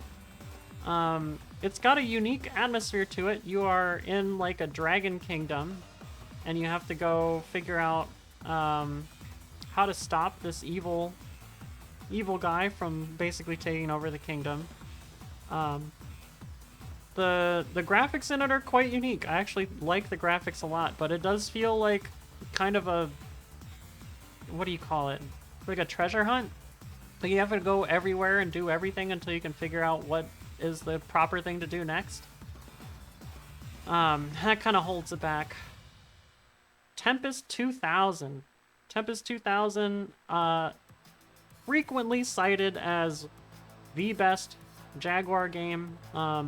This has issues on the Fenrir, unfortunately, if you're playing on Saturn. But the issue is just audio related. A track will play, like the music track will play, and then it'll stop and be like silence for like 2 minutes, 2.5 minutes. And then the music track will play again, rather than looping properly. I love Tempest, but I don't love Tempest 2000. The main menu, like the title screen, is extremely laggy. The game itself isn't laggy, but the title screen is laggy as hell, and it's really frustrating. The gameplay is not really what you would expect of an arcade game as iconic as Tempest, rebuilt 15 years later, you know? Like, I would have expected it to be a little more something. I don't know what that something is, but they didn't really add too much in Tempest 2000. I think a large part of the appeal is the music and the fact that if you like Tempest, Tempest 2000 is going to be fun anyway. Alright, Manx TT Superbike.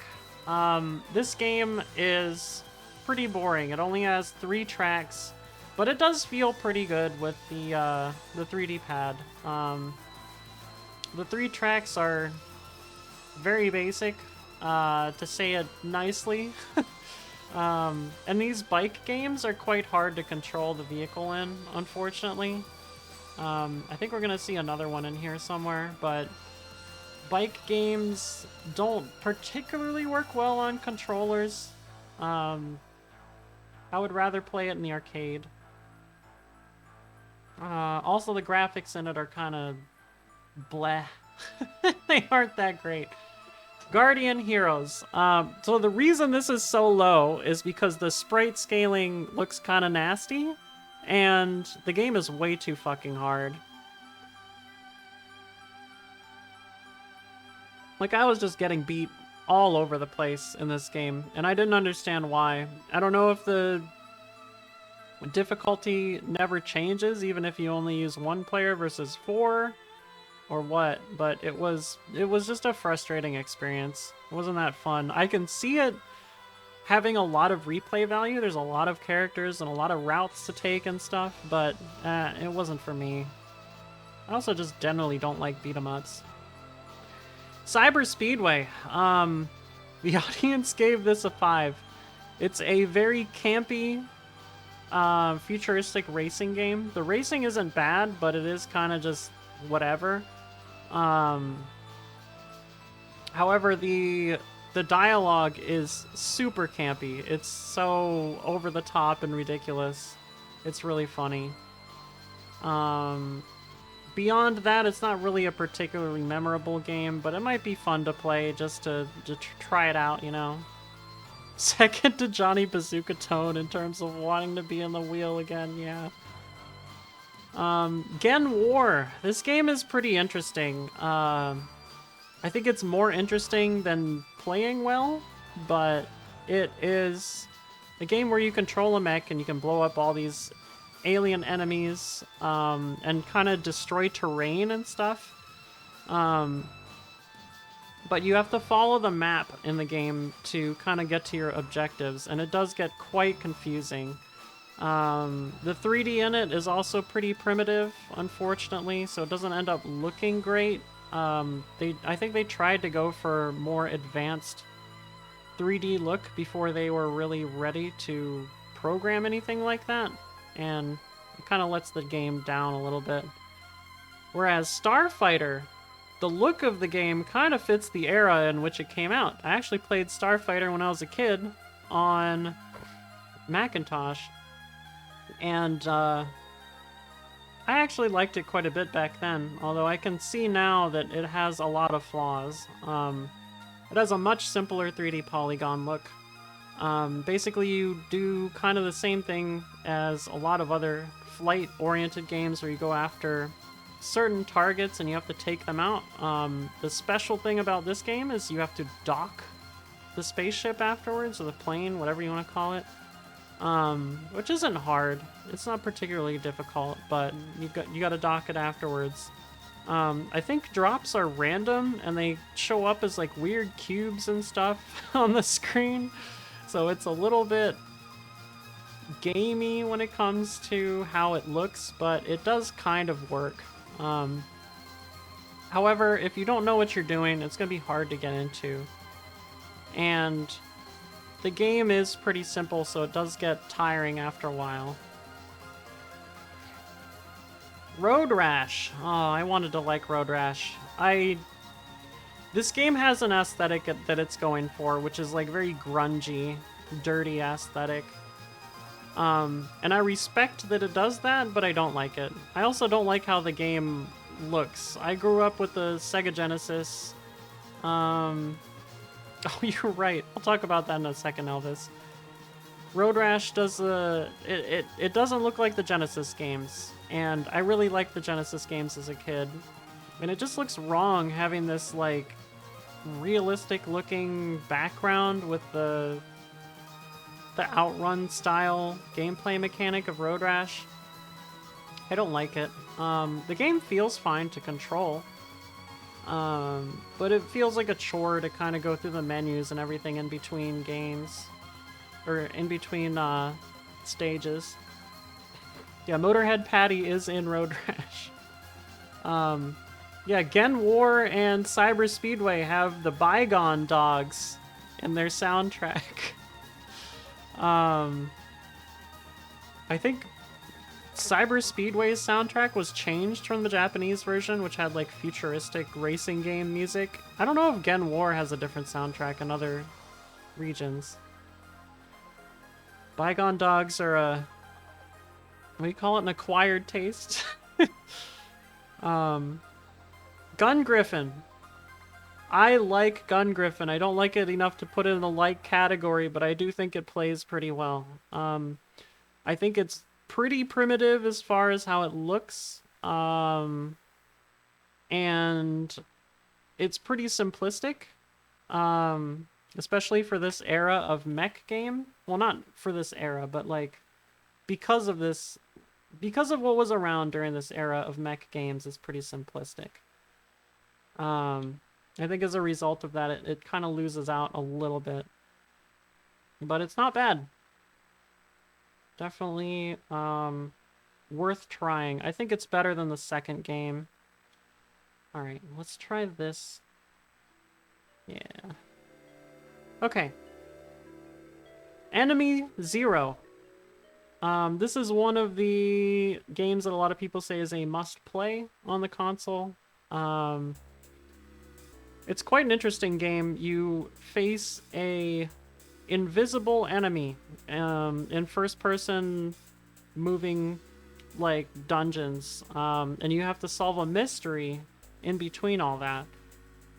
And in order to take out the enemy, you have to be very close to it. Now, this game plays very similar to Silent Debuggers for the TurboGrafx and PC Engine. Silent Debuggers is really cool. I think Silent Debuggers got a higher rating than this because it's a lot more fast-paced and fun. But this does have kind of a plodding feel to it, so it does kind of fit that it takes a while to get from one place to another. I think the thing about these, am I thinking of the right person when I say Keiji Inafune, or is it somebody else who made this game? I know it starts with a K. The director's name. This and D. Kenji Ino, thank you, Kenji Ino. When it comes to Kenji Ino games, I feel like they're very slow-paced, to the point that it almost feels like they're trying to slow me down, you know? It just doesn't feel fun to play that way. I think Enemy Zero would be higher if it was, you know, like remade and made a little snappier. But it's not bad. It's if you're into mystery or you're into like survival horror type games, this might be one for you. Frank Thomas Big Herd Baseball plays way better than All-Star 97. Actually playable, I think it runs at a higher frame rate. In contrast to its sequel, it is quite easy to beat the CPU in Big Herd Baseball. It's a lot of fun. I think with 2 players, Big Herd Baseball is probably like a 4 or a 5, but alone, like it just doesn't have a lot of stuff holding it up, you know?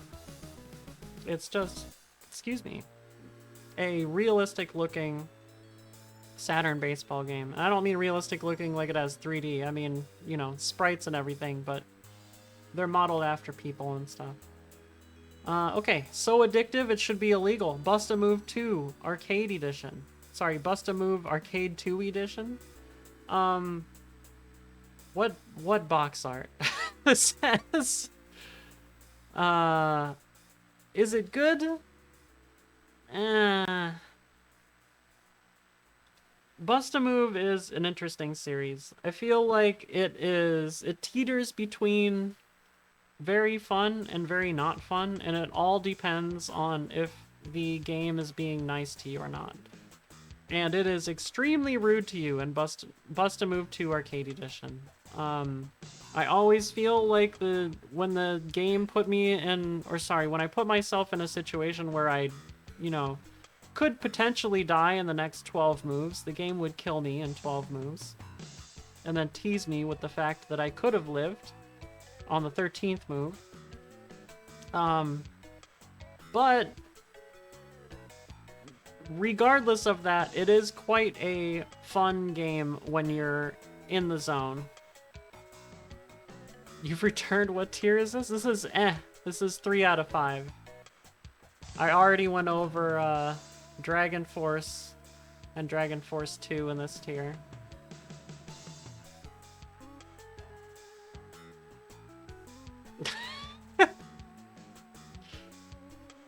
Oh, Arya. You like different games from me, clearly. Quarterback Attack with Mike Ditka, the professional quarterback simulator. This game is cool. You're biting me. I did not like X4 like that. We'll talk about X4 when I get to it. Quarterback Attack. This game is cool. You play as the quarterback, first person, literally.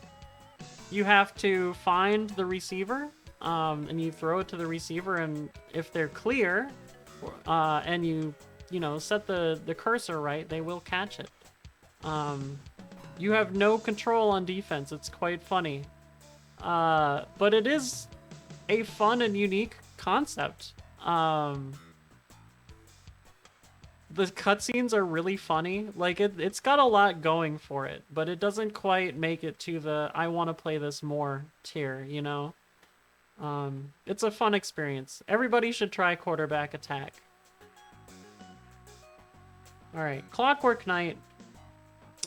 This game feels very samey, and the platforming and action does not feel good. However, it is good enough that it definitely outdoes Bug and Bug 2 and all those. Like, it's a decent platformer. I just wouldn't prefer playing Clockwork Knight. It also has an aesthetic to it because they're all like small toys, you know, in a house. So it's got a vibe to it. If you like that vibe, then check out Clockwork Knight. Lunacy! This game is what it says on the box. It's quite good. It's very funny. You have no idea what's going on, who you are. You talk with all these people who do, and they don't tell you shit, and you gotta go find out what's going on with you. It's a first-person adventure game in the same vein as D and Enemy Zero, except you move quicker. And it's not by Kenji Ino, as far as I know. Yeah, Lunacy isn't bad. Lunacy is probably one of the more enjoyable games in this tier, I would say. Definitely closer to a 4 than a 3, but not quite there. Ass tall. This guy is ass tall. This game is not as fun as people say it is. It does have very nice graphics for early Saturn. The gimmick of the character is that you're super strong, but it certainly doesn't seem like it in the game. You have to avoid everything. There's like certain things you need to do to cross gaps, like jump on enemies, and it feels like a very bare bones platformer. Like, it doesn't feel like there's a lot going on. I will say the boss fights are fun. The boss fights in Astal are pretty good. So it's got that. Hang on, GP. Hang on to your pants if you're playing this game, because it is definitely not like the old Hang On games, and that's why it's down here in the 3s. It's an okay circuit racer. It gets easy once you learn the mechanics, and it's way too hard before you learn the mechanics. But it's just not, there's not enough there. There's not enough to do. A lot of these Saturn games are like, they wanted to make them arcadey, and they made them too short. Hanging on down there. I think they're hanging on, well, I mean, the red rider's only got 2 fingers on the...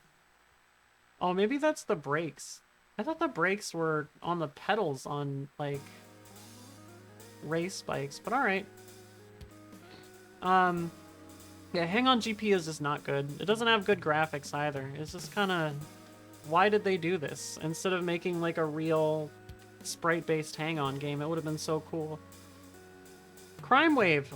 This is a good, like, snoozer game. Like, if you want to just, like, chill and talk with people and hang out in a voice chat, or, like, stream it and you just talk to chat while you're playing this, this is a game to play. It's kind of like a combination of Twisted Metal and the first 2 GTA games. So it's overhead, and you have weapons. You can pick up, like, special weapons and stuff from enemies you defeat. It's just kind of chill. You go around the map, and new areas open up when you beat bosses and stuff. There's not much else to it, but it's not bad. It just doesn't do anything special. And it also has a little bit of gameplay lag as well, so... Oops. Maybe not the greatest. Hold on. Okay. Mega Man X4. I don't like the backgrounds. The pre-rendered backgrounds look really bad.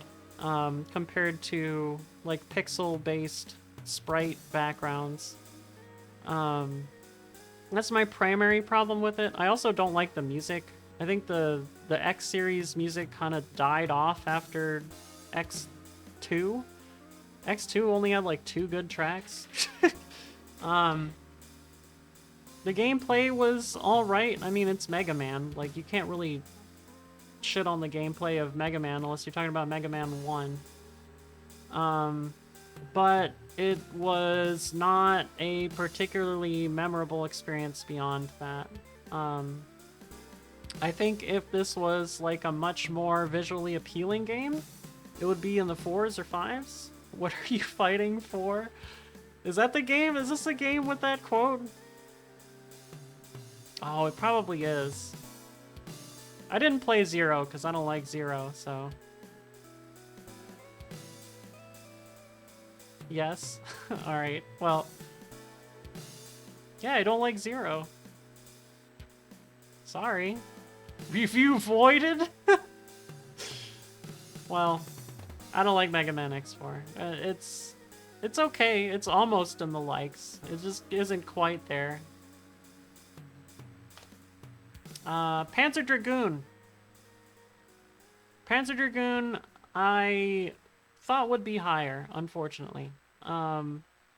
It is impressive for early Saturn, for sure. It plays okay, but I feel like it's got a lot of shortcomings when it comes to when you progress through the game. There should be like an increase in difficulty and an increase in like the stuff you can do, and it really didn't feel like there was any of that. Whereas Zwei definitely had some. Classic sequel is better situation? What do you mean? I would like to ask. What do you mean by that? Are we talking about X4?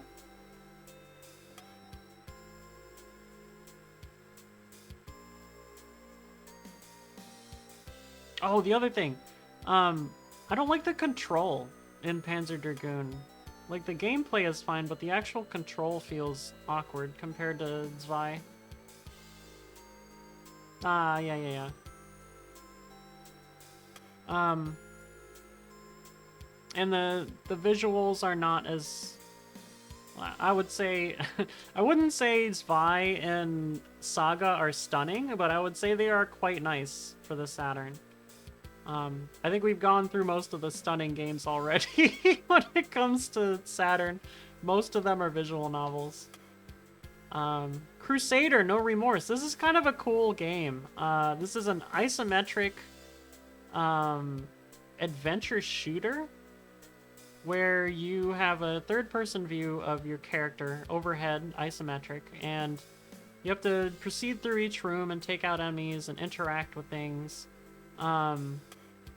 It is...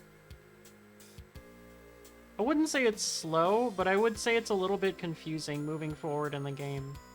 And it's easy to die from enemies that are... excuse me. Enemies that are obscured behind walls and such.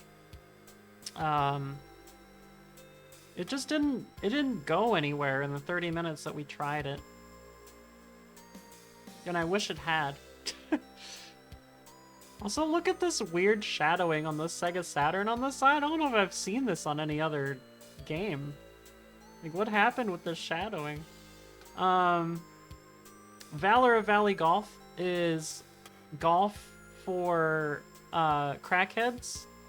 If you are insanely cracked at golf and you want to show people how fucking crazy your golf skills are, play Valor of Valley Golf.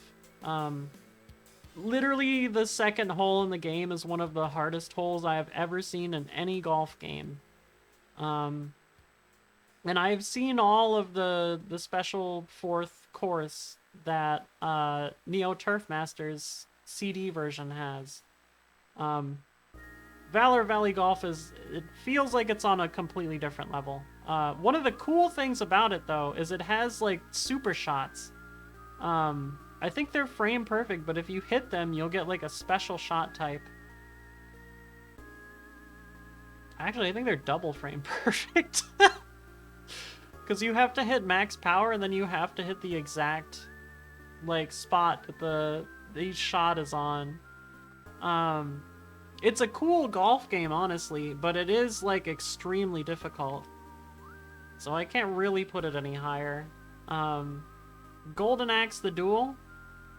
It's not bad. It's a very interesting fighting game. I feel like the fighting mechanics are a little bit awkward, and I don't like having to pick up the magic on the ground. There's also only 2 female characters in the game, and one of them is a charge character. Like, can you give me a little bit more variety?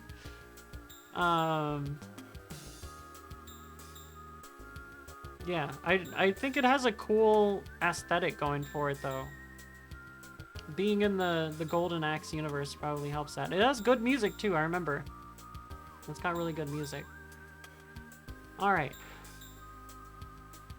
Shutsudo Miniskirt Police. This is a mini-game collection, after which you get to see these poor girls' panties, basically. You get an FMV of a panty shot.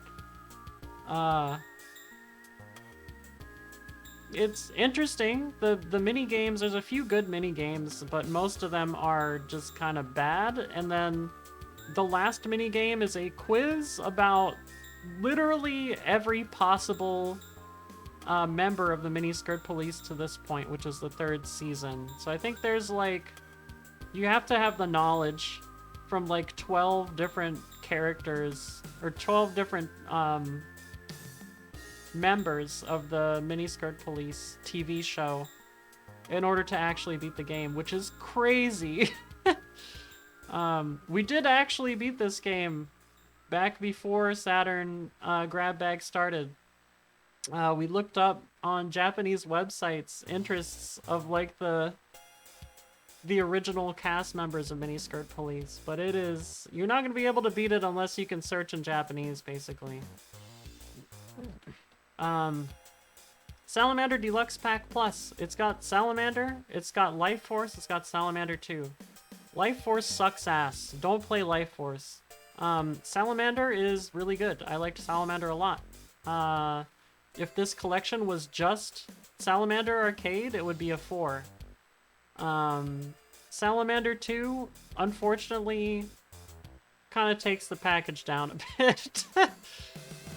The problem with Salamander 2 is it takes a while to power up and everything requires memorization. It's not like the original Salamander where you can get through the game without memorizing stuff. And also, the highest level of attack goes away after a certain amount of time in Salamander 2, which is really unfun. I really didn't like that about the game. Okay, Gokujo Parodius Da Deluxe Pack. This is Gokujo Parodius and Parodius Da. If you like Parodius, this is going to be a 5 for you.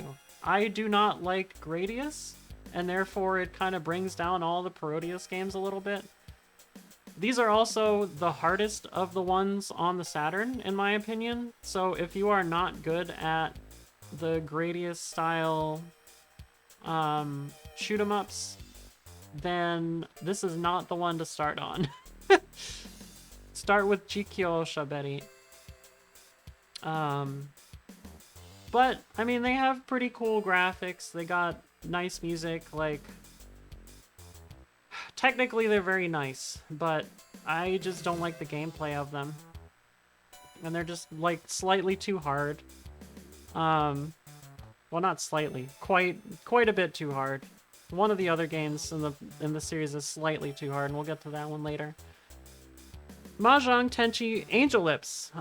This is an okay strip Mahjong game. There's not a lot to say about it, honestly. It's basically the most ordinary of all the strip Mahjong games that we played. There's no power-ups. You win, you get to, or the character undresses after every win. A pretty standard difficulty as well. And this, you see these characters here, the Satoshi Urushihara characters? Yeah, you're not gonna get that in the game. Don't expect this quality of art in the game. I think somebody else did the in-game art. Maho no Janshi Poi Poi Poemi. This is a story-based strip Mahjong game. It's actually kind of cool. It's a double strip Mahjong game, so if you lose once, you have to take, you know, one article of clothing off. This one is not a red label game like Angel Lips is, so if you're, you know, under 18, this is one that you can actually play. The characters are, I don't know, they have this anime style to them, their personalities, which is really cool. But I didn't have a lot of interest in, like, actually stripping the characters, to be fair. It was like, whatever. However, the UI was pretty nice. I liked the UI. Very, very rainbow, very pride-oriented UI for Poemi. Idol Mahjong Final Romance 2. This is the middle of the Final Romance games. It's another red label strip Mahjong game. This one wasn't bad. It has a very dated UI, unfortunately, so if you're not into, like, older UIs for games, this one might be one that you want to avoid. But the character illustrations were quite nice, and it has power-ups, so you can, like, you know, more easily win. It doesn't take too long to beat the characters. I think it's like 3 wins for each character. And if you manage to delete all of their points at once, you'll get all 3 FMVs or CGs or animations or whatever in a row, which is nice. This one isn't bad. Super Real Mahjong P5. I just didn't really like the characters or the animation or anything in P5. That was it. The Super Real games... Oh, one of the things we need to talk about. Angel Lips, Idle Mahjong, Final Romance 2, Super Real Mahjong, P5. You need to know your calls for these games. So if you're playing Mahjong and you're expecting the game to tell you when to chi or when to pon or whatever, or when to re-chi, do not like learn how to figure out when to call before you play these games, because you will have to do it manually in all these. So that's kind of a point down for them. Yeah, this game just didn't have a lot going for it compared to the other Super Real games. It's okay. It's just not... It doesn't stand out too much. Even Final Romance 2 I felt was better than P5. Mahjong Dokusei Special. This should be a red label game. Don't play it thinking it's, you know, okay to play if you're, you know... not 18 yet. All these are 18 plus, this whole thing here. It tricked me on stream. I got jump scared. Anyway, this game has a very dated UI as well, but it has some nice voice acting in it. And it has the characters from Dokusei, which is cool. You can see them on the cover here. It does take a little bit of time to win against a character, but not too long. And the computer isn't, like, annoyingly hard like it is in the Super Real games. But you don't get to choose your character or anything from the beginning. It takes a while to get through the whole cast, I assume. And it's just I think the tiles were hard to read in this game as well. You'll notice that if you play a lot of older Mahjong games, sometimes it's hard to tell the tiles apart. That's the case in Dokusei Special. Okay. Idle Mahjong Final Romance R. I believe this is a remake of the original Final Romance. Ask Kodansha. I don't know. This is another red label game. It is probably the worst of the Idle Mahjong Final Romance series on the Saturn, but it's still not bad. It has that dated interface. I think it does have power-ups, but they don't stay in between matches if you don't use them. It does have... This girl is American. And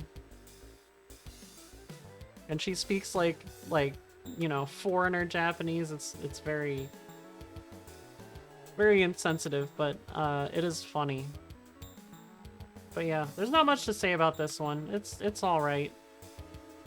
The Yakuken Special. Oh god, if you want campy ass 18 plus games, here's the 18 plus label for this one right up here. Yeah, try looking for that as a parent. If you want campy ass adult games, this is the one to play.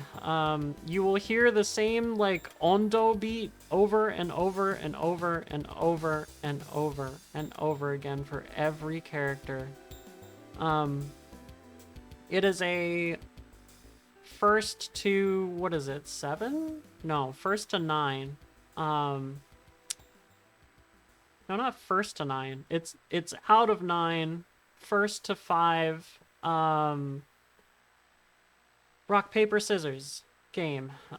So basically each time you win the rock, paper, scissors match, the girl takes off a piece of clothing. And if you manage to win all 5, I have no idea what happens, because I've only managed to get 4 wins.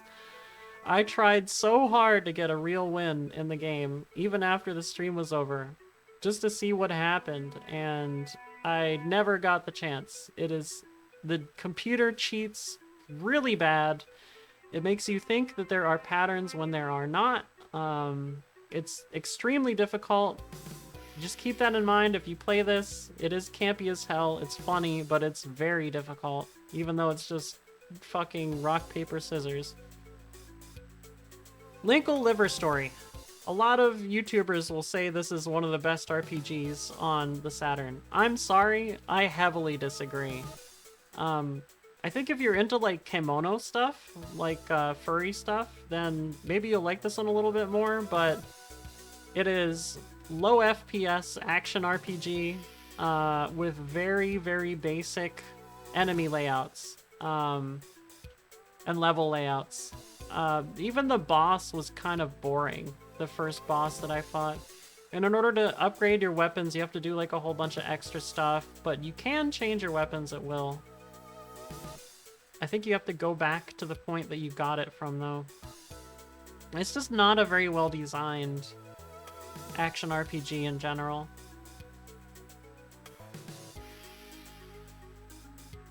AU Shigan Galact Heroism. This is an RPG that makes you think you're going to be able to party up with specific characters in the beginning, because there's so many different girl characters. So many different gals that you can talk to, and you know, it tells you, oh yeah, you should you know, talk to each other and join up in your parties. And guess what, these are the two you're gonna get. That's you, and these are the two you're gonna get, and then you have this little fairy character down here. And then you do a whole bunch of basically what amount to fetch quests and side quests before you can do anything. But the combat system and UI is quite good. The combat is quite cool. It is a turn-based RPG. It's not a tactical or action. And it is pretty fun, honestly. It definitely feels like a turn-based RPG should in this era. And it's got that unique UI to it as well. So that kind of makes it stand out. Unfortunately, I wish I could have paired up with more of my original crew. It would have been so cool. Yumi Mix Remix. There's a little bit of Yuri in this game, which is nice. But it's pretty basic when it comes to both story and progression. So you can make decisions in the game, but they don't really affect much early on. Like, we didn't get to see any decisions that actually affected anything. And basically the game just progresses with the characters talking to each other, and they find like these fantastical beings, and they start talking about those beings, and I don't know. It's pretty basic and didn't really interest me too much. But if you're into like anime style, animation-based like novels, then maybe this is one to check out. I wanted to say stuff like School Days, but this is not like School Days. You know what I mean. Okay. Macross, Do You Remember Love? This is a shooting game, a horizontal shooting game. It's very basic. It does have some cool FMVs in the game, which is really nice. But generally, the shoot 'em up part of the game is very basic and kind of ends up falling short because of that. I do wish that I had finished the game so I could see the rest of the FMVs, but that's really the only reason why I would have played more into this. Fishing Koshien.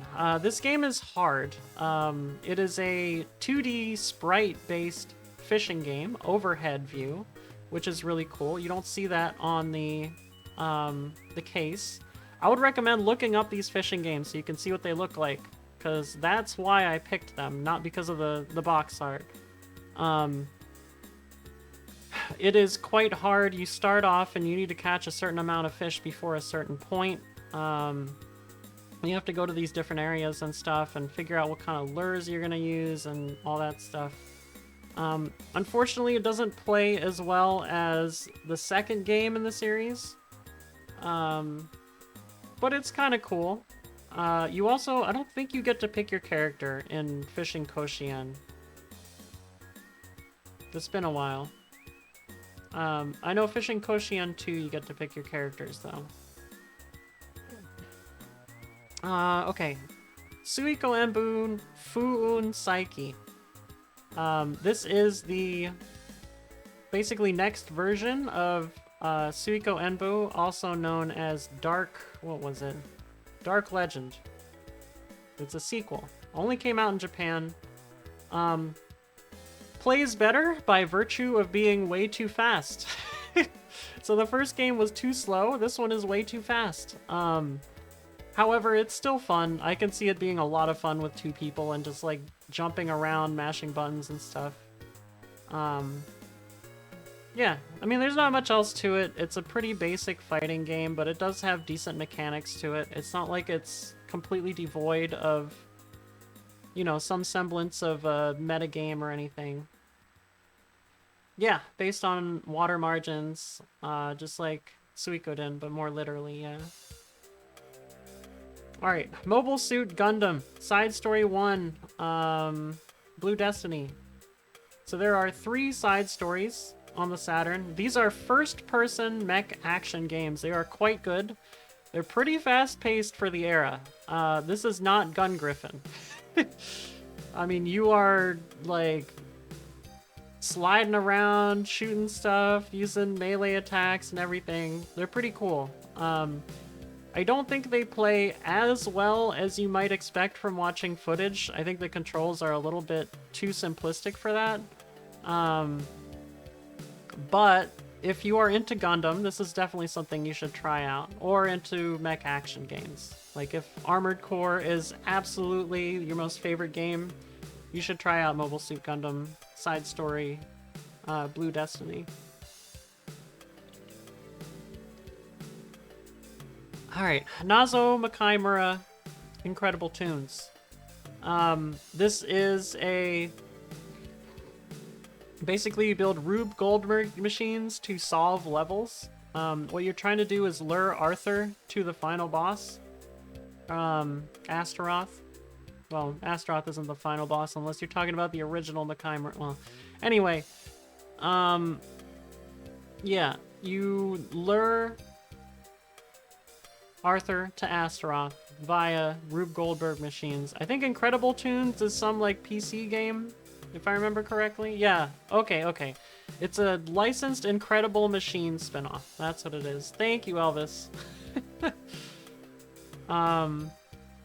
It's okay. I feel like it's a little bit, not thin on content, but it's kind of slow, and the tutorials take so long to get through. I don't think I actually got to, like, trying out making my own stuff. I think it was all very, like, guided. And there is a lot of Japanese text at the beginning, so if you don't really understand what's happening visually, you're gonna have a hard time. But it's not bad. If you like Incredible Machine, definitely try it out. These two are cool. Gusun Oyoyo. Oh, this is Zoku Gusun Oyoyo.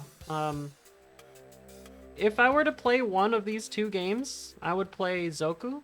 Zoku is probably the sequel. I think it is the Saturn-specific version of this series. Basically, it's a puzzle game. Let me see what I wrote down for the puzzle, because it's like, it's Lemmings and something else. Hold on.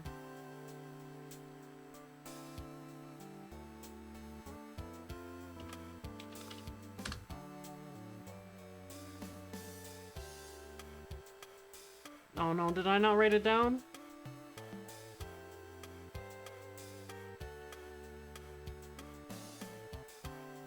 I didn't write it down. But it's like, it's like, Lemmings combined with like a Tetris type game. Like, it's pretty weird. You basically set down these blocks in order to have the little guys that are on the plane there. These guys, walk up to the exit. And there's enemies and stuff that you have to avoid, and there's also power-ups and all this other stuff. Pretty unique game. Honestly, kind of cool. Gusun Oyoyo S is a port of the arcade version of Gusun Oyoyo. I believe it came out earlier. The voices in this game are great. However, I feel like there is not enough content compared to Zoku. I think it's still fun, but it just kind of falls flat of its sibling, unfortunately. But yeah, these two are kind of two peas in a pod. Heim waltz! You want to waltz through a house? Here's the thing again. Not for sale. This is a gray market title. If you want to play a game where you walk through a house and you're guided through the house and you can like make layouts and stuff of houses, this is the one to play of Heim Waltz versus Eiffel Home. It's honestly a fun experience to go through. You should try it if you haven't tried it. That's it though. I mean, literally, that's what you do. Koro Q Park. This is a very hands-on, direct strategy game, more so than a racing game. Basically, you need to get 2 cars at the beginning of the game, and then you will, you'll set up these change points on the track, like set points on the track, for specific cars that you have. And some cars will be good at speed, some will be good at endurance, and some will be good at dirt. And basically, as you go through the race, you're going to change whenever you hit these points, and your car's endurance will be refreshed. If you run out of endurance, you're going to go very, very slow, and you won't be able to win any of the races at all whatsoever. What if CarPG, but more literally than Gran Turismo? Yeah. This is a very unique game. I do think it's pretty cool, but I don't think it's for everybody because it's kind of complex to start the game at all. There are also weapons that you can use, and there's currency that you can pick up on the track. Also, the cars are tiny and cute and SD like this. That's the whole Koro Q appeal. Super Factory Full Cowl Mini Yonku. Look, you get this car if you buy this game. Check that out. The Gunbluster XTO. I still see pictures of this on Twitter today. And also one of the artists I follow really likes this series. Let's and go. This is if you're familiar with slot car style racing, like in the Yakuza 0 and Kiwami side story, you might like this. You don't have control over the car at all once the race starts.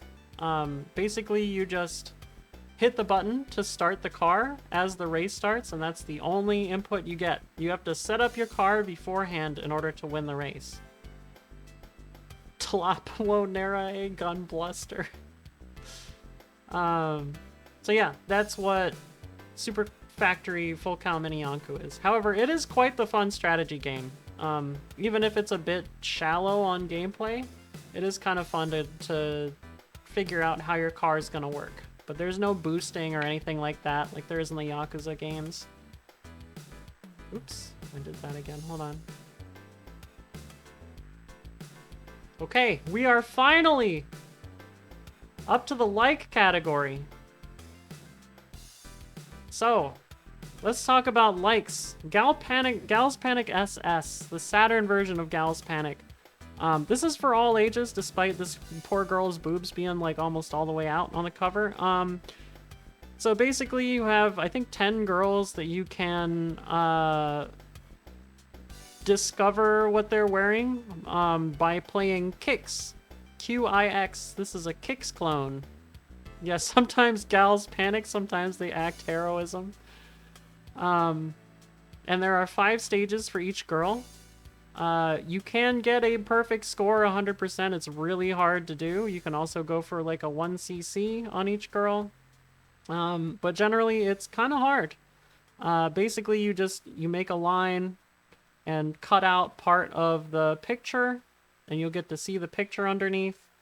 And you do that until you get 80%, 5 times with each girl.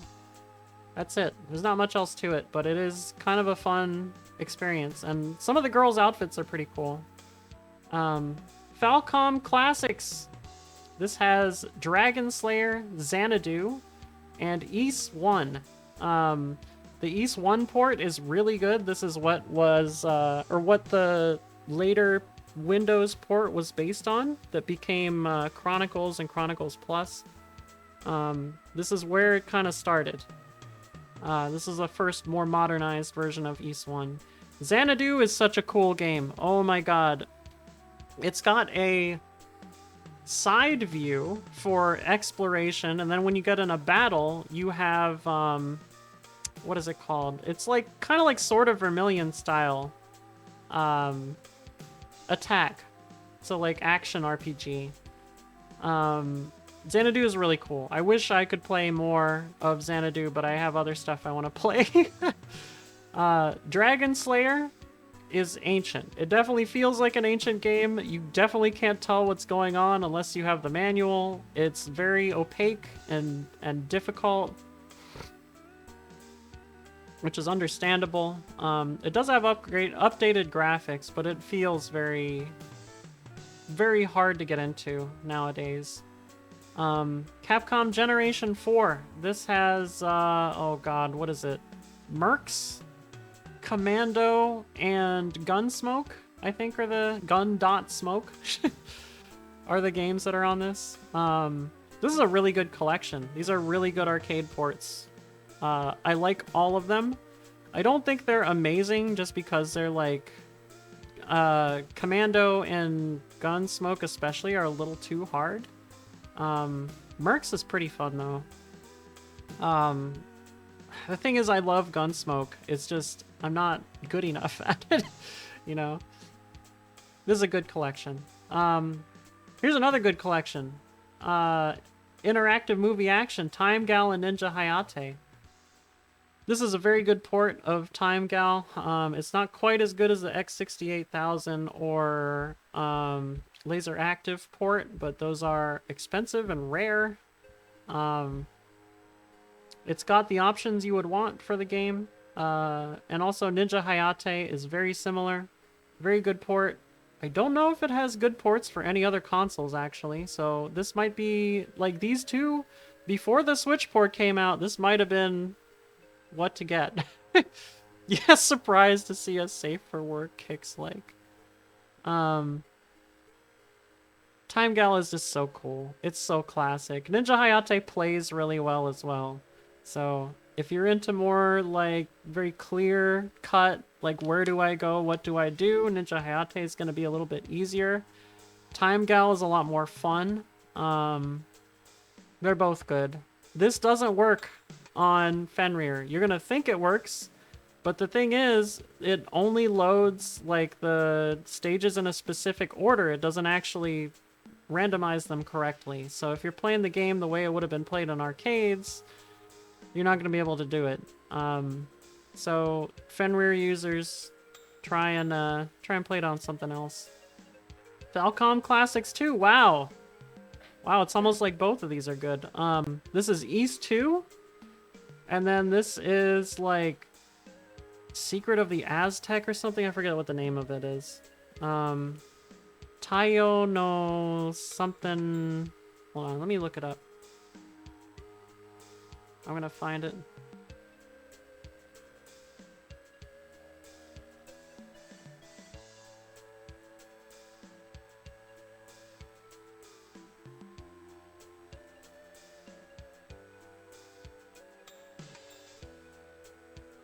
There it is. Tayo no Shinden.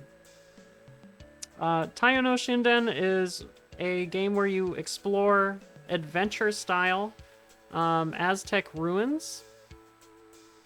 And basically, there are a lot of ways to get yourself locked into a bad end, in which case the game will tell you on the loading screen if you are death locked, which is pretty cool. I actually like both of these. I think a lot of people think that the Tayo no Shinden doesn't play well from from what I was reading on Hardcore Gaming 101, but I like it quite a bit. I think it's pretty good.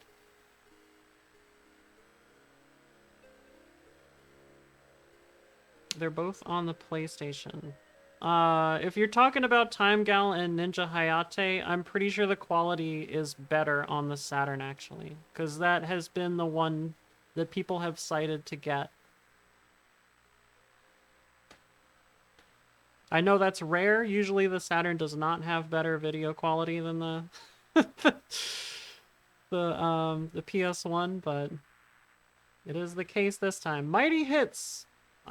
This is a point-blank style mini-game collection for light guns. So if you are a light gun gamer, this is one to try out. It's actually quite accessible. It doesn't feel impossible like a lot of the light gun minigame games. And it's got kind of that like 3D, early 3D render style to it. What is the name of that game? Bonanza Brothers. Okay. Steam Hearts. Steam Hearts has, it's got Yeah's right there. That's her. This game is quite a good shoot 'em up on the Saturn. The visuals that you get after the shoot 'em up sections are the visuals that you get from the PC Engine version, but it's both upscaled to 480i, which is really nice, and also the nipples are removed from the breasts, which is really weird to look at. That's why it's a yellow label game, but don't be fooled by that. I wouldn't play this in front of your parents. What was I saying? Oh, so yeah, Steam Hearts, quite a good shoot 'em up, honestly.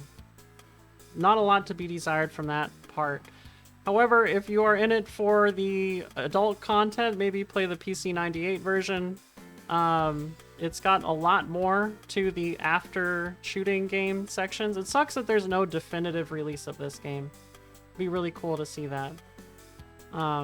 But the PC98 version has like animations. It's the person who did the art for the PC98 is the person who did all the art for the Sagna games. So like Viper F40 and Viper CTR and BTR and all those. That's the artist.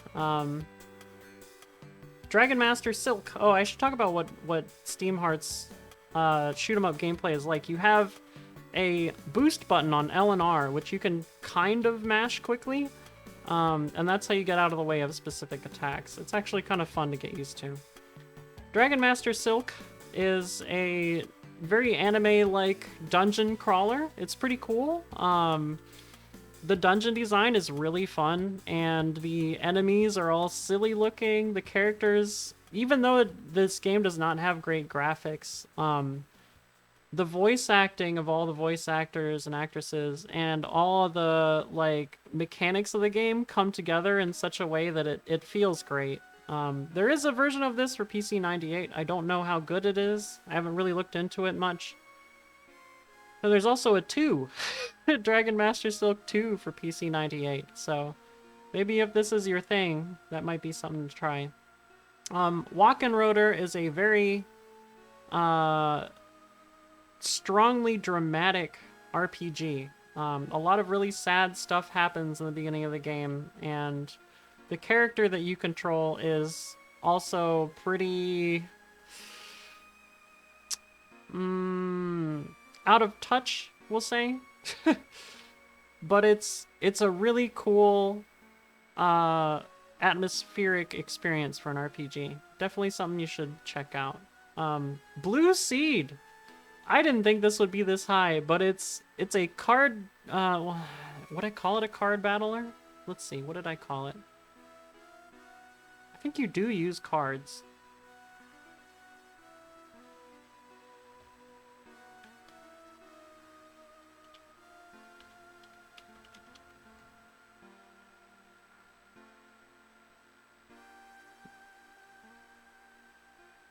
I'm pretty sure you use cards. I didn't say in here if you do. Yeah, unique card battle system. There it is. There's a few things that aren't great about it. You can't skip the animations and stuff during the battles. But it's such a cool looking game, and it's got such, like, fun mechanics with the card battling and, like, all the animations that happen during it. I really liked it. It's a really cool experience. Nothing else like it on the Saturn, really. Marika! Oh my god, this game looks like $1 billion. It's got a Super Nintendo, Super Famicom style overhead exploration view, but when you talk with characters, their faces fill the whole screen. Like, it is very animated, very nicely, very clean looking art and everything. And the story is also really good for this. I think the only thing that holds it back is the battle mechanics are not particularly interesting. But everything else about the game is so cool. All the characters are so stylish. They all have their own thing going on. Very cool game. I hope this gets translated at some point. Black Matrix. This is another kind of dark RPG. Where, and this isn't a big spoiler because it happens at the very beginning of the game, but you have these characters who are black and characters who are white, and the black characters are slave masters, basically, who own the white characters, and the white characters are not allowed to be independent at all. They are forced into the life that they live because of who they are. So yeah, Black Matrix. You also get to choose your wife at the beginning of the game. I don't know if she's actually your wife. I think she's just like a character that you love, but you're not married yet or something. But you get to choose who it is, and they have different like voice actresses and different, like somewhat different story at the beginning, but it does progress to a different point in the game. This is a really cool, unique RPG, at least for the start. There's a lot of mini games in this too. So if you like mini games in your RPGs, here you go. Princess Crown. This game is another game that looks incredible. It's got very big multi-piece sprites like a lot of the late Genesis and late Super Famicom games. All of the characters in this game look great. You are the princess, and you have like full battle armor and a big sword, and you have to fight enemies and go do side quests and stuff. It's a little bit slow, which is why it didn't end up as a 5, but it is quite a enjoyable experience. I wish the combat was a little better as well. The audience did not like Power Drift. I liked Power Drift though. This is a arcade port of an old Sega racing game. This is one of the best games to use on the 3D pad. I felt like it was really nice with the Saturn's 3D control pad. It is only 30 FPS. I don't think it runs like 60 like the arcade does, but it is a pretty complete experience when it comes to Power Drift. I think there's even more additions compared to the arcade, but it's a fun port. If you like super scalar racing games, there are not many of them. Try it out. Solo Crisis. This is a wild game. As you can see, there is an overworld and an underworld, and the enemies are on the underworld doing things while you are commanding your units on the overworld, and you have to figure out, you know, how to deal with these enemies. It's hard to explain, but it is quite fun. I think this is an earlier Sega Saturn game that ended up selling really well in Japan. Look at footage of this one, because it's really hard to describe, but it is quite cool. DJ Wars, one of the two music slash rhythm games that we played for Saturn. This is a DJ simulation game. Very large emphasis on simulation. You are literally setting up tracks and trying to beat match them and start them at the right time, and then, you know, every now and then you have to hit the sample button at the right time to get the audience to say, yeah, you know, and that's what raises your gauge. It's hard. It is really hard, and the controls are crazy, but it is very cool for what it's trying to simulate. Also, these character designs, this is what they look like in the game. They look pretty wild.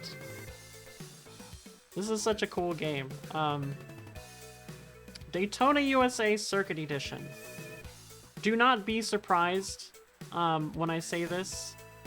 There is a rumor that Daytona USA Circuit Edition has the correct arcade handling compared to Daytona USA Championship Circuit Edition. This is not true. They have the exact same handling. I tested it. It is not different at all.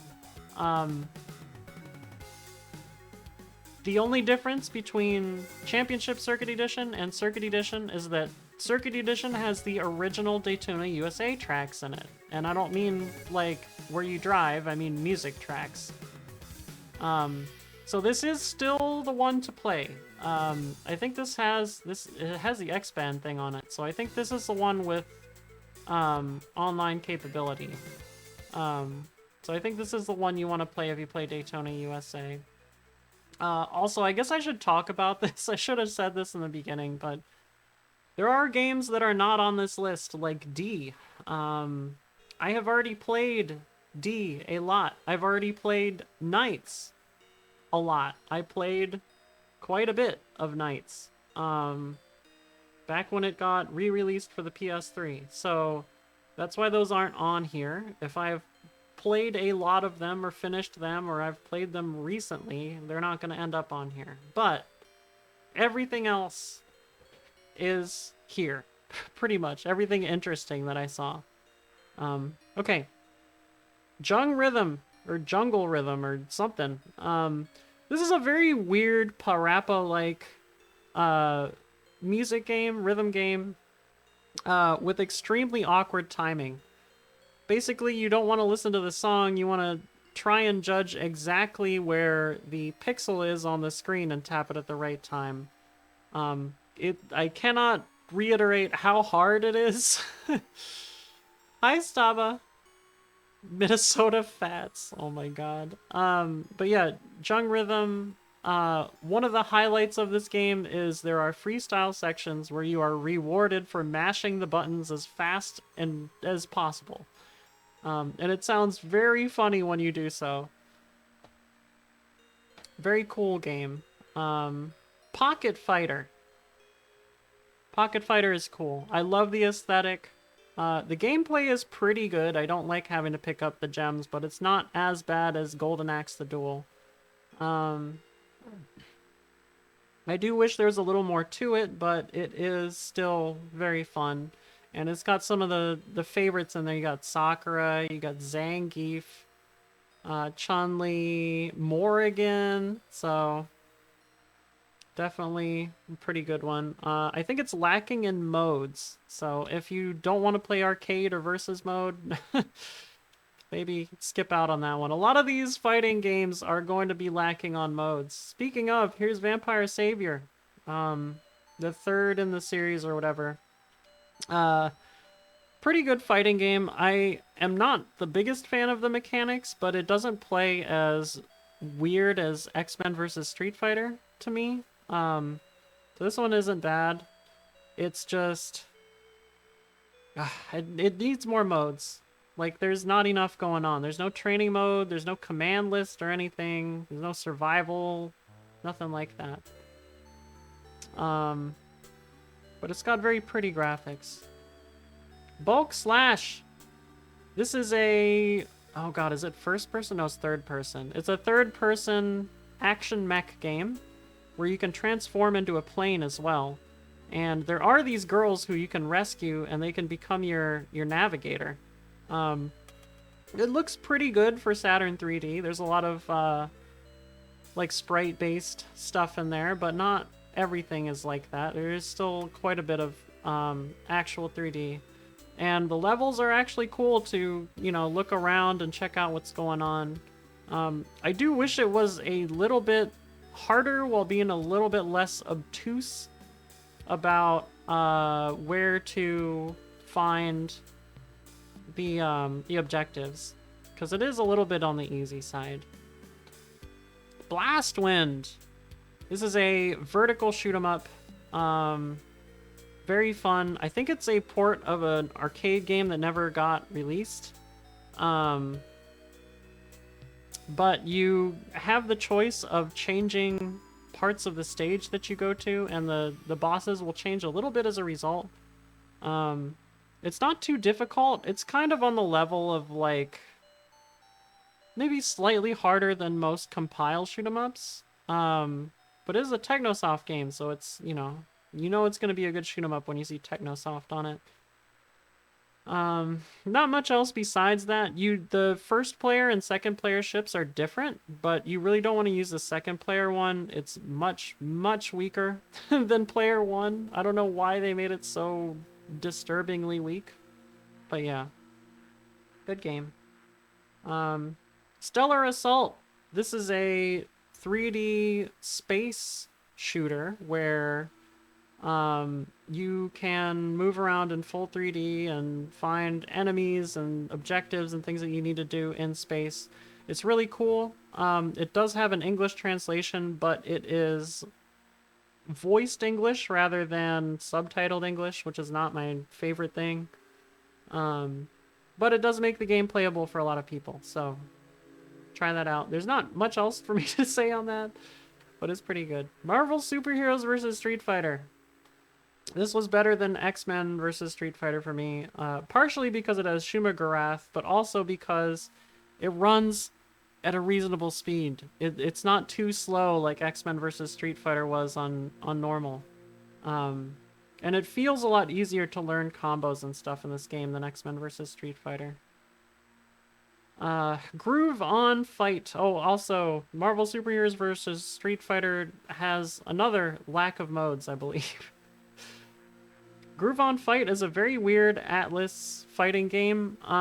The animations for the characters take a long time, but you can very easily do combos, like chain combos. So it kind of has this like back and forth aspect to it where you're like, okay, I gotta wait for the animation to end. Okay, cancel out. And then you gotta wait for the animation and cancel out.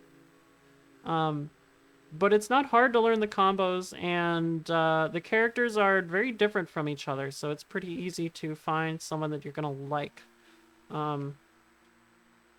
Pretty unique fighting game, honestly. The sprites are a little bit small and weird, but maybe because it's an arcade port.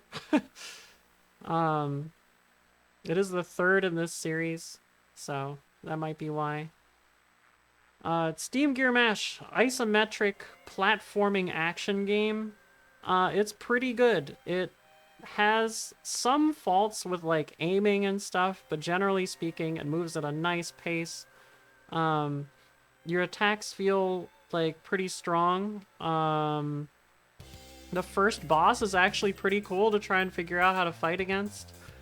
You can explore and find extra stuff, like extra upgrades for your mech. It is kind of like well, not a Metroidvania, but you get upgrades to your mech, which lets you do additional things and move around to different places. So it's pretty good. Christmas Nights. Audience did not like Christmas Nights. So despite having played Nights, I did not remember how to play Nights, and I didn't do great, but I still kind of understood the assignment. I do think it's cool that you get all this stuff for playing the game and beating certain things and getting it on, like, playing it on certain days, and the game changes based on that. It's very cool. I don't think it is as good as people say Nights is. I feel like Nights is a very... As somebody said, I didn't like the game until I was high score attacking it. Like, you have to be really good at knights before you can enjoy it that much, but as a game that you just kind of enjoy the different seasons and get stuff in, it's very cool. Real Bout Special. I thought this was Fatal Fury Special. It's not. It's still pretty good. Again, I think there's a lack of modes in this game, although it does have a training mode if I remember correctly. Or am I thinking of Fighting Vipers? No, I'm thinking of Fighting Vipers. But it's pretty fun. I mean, KOF is always going to be a good time, and this is basically the predecessor to KOF.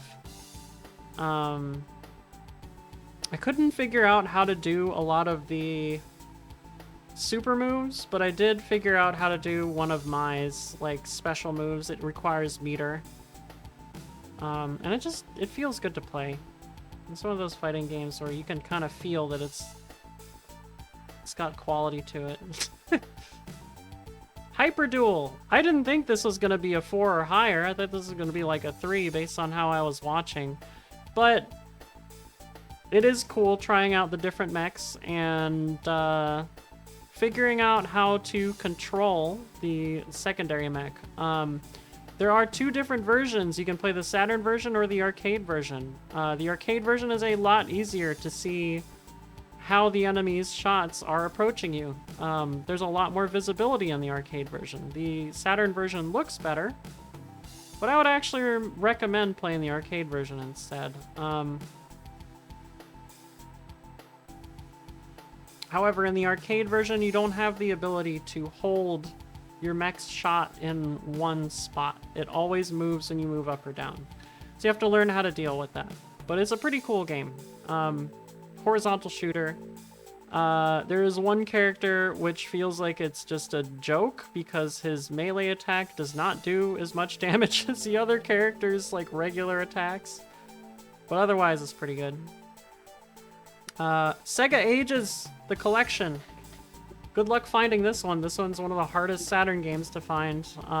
It's a Working Designs port of Space Harrier. Well, I mean, Working Designs didn't do the port, but it's a Working Designs published Sega Ages port of Space Harrier. Oh god. What the heck? I wanted to say Ace Combat. It's not Ace Combat. Afterburner 2 and Outrun. And Outrun has 60 FPS, and it feels good with the 3D pad. It's so good. This is a way to play Outrun. This collection right here. The other 2 ports are not bad, but I don't really like how the 3D pad interacts with the games. It does interact like an actual joystick. So, you know those games originally had joysticks to play on. The 3D pad is... The analog stick acts as a joystick, and it's too small. It doesn't really work well for it. But Outrun is so good on this port. House of the Dead. Actually a fun port. I thought this was going to be like a really scaled back, kind of boring port, but no, it moves quickly. It's got the light gun support that it needs. It's very fun. There's a lot of different paths that you can take, in which it feels kind of like the later Time Crisis series. Really good. Virtua Cop 2. I liked it a lot. I think I liked it more than original Virtua Cop. But generally speaking, these games are nice about telling you what you need to shoot very quickly. That doesn't mean it's going to be easy, but it means there's going to be less surprises. And there's interactable stuff in the environment, which is nice. I don't remember seeing that in House of the Dead. However, we do practice ACAB in this house. Let's see. Anything else I want to say about the Virtua Cops? Oh, a lot of the set pieces are really nice. Like, there's one in Virtua Cop 2 where you're, like, in a car chasing, like, another car or a truck or something, and you have to shoot stuff while you're going through. It's pretty cool. Yeah, those are good. Crypt Killer. A lot of people think Crypt Killer is a really bad game. I disagree. I don't think it looks great for the Saturn, but I think it's a really good port of a fun arcade game. Basically, you're destroying these monsters, trying to get to the end of different stages to get relics, and it does require some memorization, but it feels like one of those games where as soon as you have it memorized, you'll be able to 1cc it over and over. Although the bosses do take quite a bit of damage, if I remember correctly. It's a pretty fun experience, though. Don't sleep on Crypt Killer. Area 51, much better than Maximum Impact. A lot more fun. Plays a lot better as well. I think it's in like a larger screen size or something, although it's still got, what do you call it? Like an edge on the screen, like graphical edges. However, you can access like secret areas and stuff. There's a lot going on with Area 51. And it doesn't feel impossible when you start playing. It does feel like you can kind of make progress without getting beat down by the AI. The CPU, whatever you want to call it. Shining Force 3. Pretty good 3D tactical RPG. I wasn't particularly interested in the story, but the tactical action is actually something that I really liked, which is uncommon. I don't generally like tactical RPGs because I think they take too long, but this one felt good. And that was despite losing multiple times in the first battle of the game. It also felt like there was a lot of life in the city that you start in. Like a lot of stuff going on, a lot of people you can talk to where different things are happening and stuff will, you know, open up later. Very nice. Legend of Oasis is a 2D overhead action RPG. You get to, if you're familiar with Beyond Oasis, this is a sequel to that. Basically, you play as Thor again, and you can acquire different elemental magic, which will help you get through dungeons, and then you get out of the dungeon and you go to the next one. You can find like life ups and stuff on the way. Pretty cool. I do think the in-between dungeons are not designed well compared to the dungeons themselves. They feel a little bit disjointed, I guess, where the exploration feels kind of wonky compared to the dungeons. But it's still very good. Magic Knight Rayearth. I was not expecting to like this one. It's very fun. It's a very good action RPG.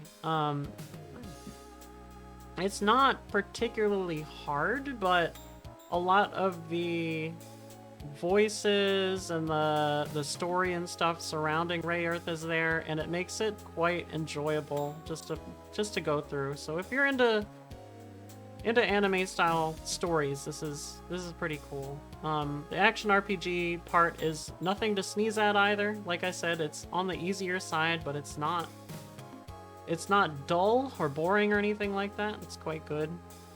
Panzer Dragoon Saga. This would be a 5 if the first part of the game didn't take like 30 minutes to get through.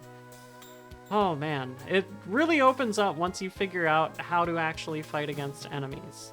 And the mechanics of fighting enemies in this game are very cool. But having to sit through like a 15-minute cutscene and then another like 3-minute cutscene after you were flying around for a little bit, and then you got to do the tutorials, and then you can finally explore and fight enemies and stuff. But it's very good. This is a very good RPG. And it's kind of a mix between turn-based and tactical in a weird way. So yeah, check it out. I don't think it's as good as Vi. I'm sorry. I know everybody thinks this like $1,200 game is worth it and one of the best games on the Saturn. I gotta disagree. I don't think it's that good. Shining the Holy Ark. Oh man. This is a fantastic dungeon crawler. Dragon Master Silk is fun and silly. Shining the Holy Ark is more serious, but also has a little bit more depth to it as well. You can get these little, like, fairies or whatever they're called. They're not really well breadcrumbed, but you can find them. And interacting with people in the environment is pretty cool. Like, the whole game's thing is that it has these sprites in a 3D environment that you, like, zoom in on when you walk up to them and stuff. And it works really well. There is a lot of gameplay lag, unfortunately, whereas Dragon Master Silk, I felt like, had barely any lag at all. But it's kind of the sacrifice you make for this game. It's very good. Last Bronx. This has a lot of modes. This is a Fighting Vipers-like, where you have weapons. It's not very hard, but it does have, like I said, a lot of modes to it. There's, like, different endings that you can watch and stuff, and character model stuff, and it's got all kinds of shit. It's nice. It's nice to see a fighting game with extras on the Saturn. Okay, Shell Shock. This is a really good battle tank, like, I think it's battle tank, right? Just correct me if I'm wrong. Basically you're doing a first-person tank mission, and you have, like, things that you can buy for your tank that make it better. And you go around destroying these other tanks on the map, and then you move on to the next area and you figure out what the next mission is and go through that. Don't be fooled by the art on this. This game is really good. You might think it's like, you know, it looks too silly, too like they're going for like too much of an urban theme. No, this game is actually really fun. Try it out. Johnny Bazooka Tone. This is the best platformer on the list so far. I know people are going to be upset with me when I say that, because this game is really hard, but it feels really good to control. A lot of the problems with the game stem from not really understanding the layers of, like, what hurts you versus what you can step on and stuff like that. But once you figure it out, it seems much easier. It's still very hard. It's not an easy game, but it's a very cool game. Also, the opening is like a 4-minute jam session. It just goes on and on and on and on. It's wild. This game is something else. If you don't know about Johnny Bazooka Tone, give it a shot. See if you like it. The audience hated Johnny Bazooka Tone. They gave it a 1. But I thought it was cool. NBA Jam TE. This definitely seems like the best version, port of this game. That's pretty much all I have to say. NBA Jam rules. Tournament Edition rules because you can do, like, monster dunks from anywhere on the court, and you have, like, 9-point shots you can take from stars and stuff if you turn them on. Yeah, Mail City, that's a good way of putting it. Johnny Bazooka Tone has a good foundation behind it, but it's got rough edges. NBA Jam T is so good on the Saturn. Don't sleep on it. High Velocity Mountain Racing Challenge. This is Toge King the Legend 1. This is a really good, no, not really good. I would say it's a good racing game. It's a Toge game. The 3D control pad is pretty good on it. It's not amazing, but it's pretty good. And the cars actually have depth to them, so you can pick, like, Mazda Miata will have really good handling, but it won't go super fast. Or you can pick, like, the RX-7, like, and you'll have decent handling and fairly good speed, but you might end up, you know, spinning out. It also has an incredible title screen slash options menu music track. which is not on YouTube.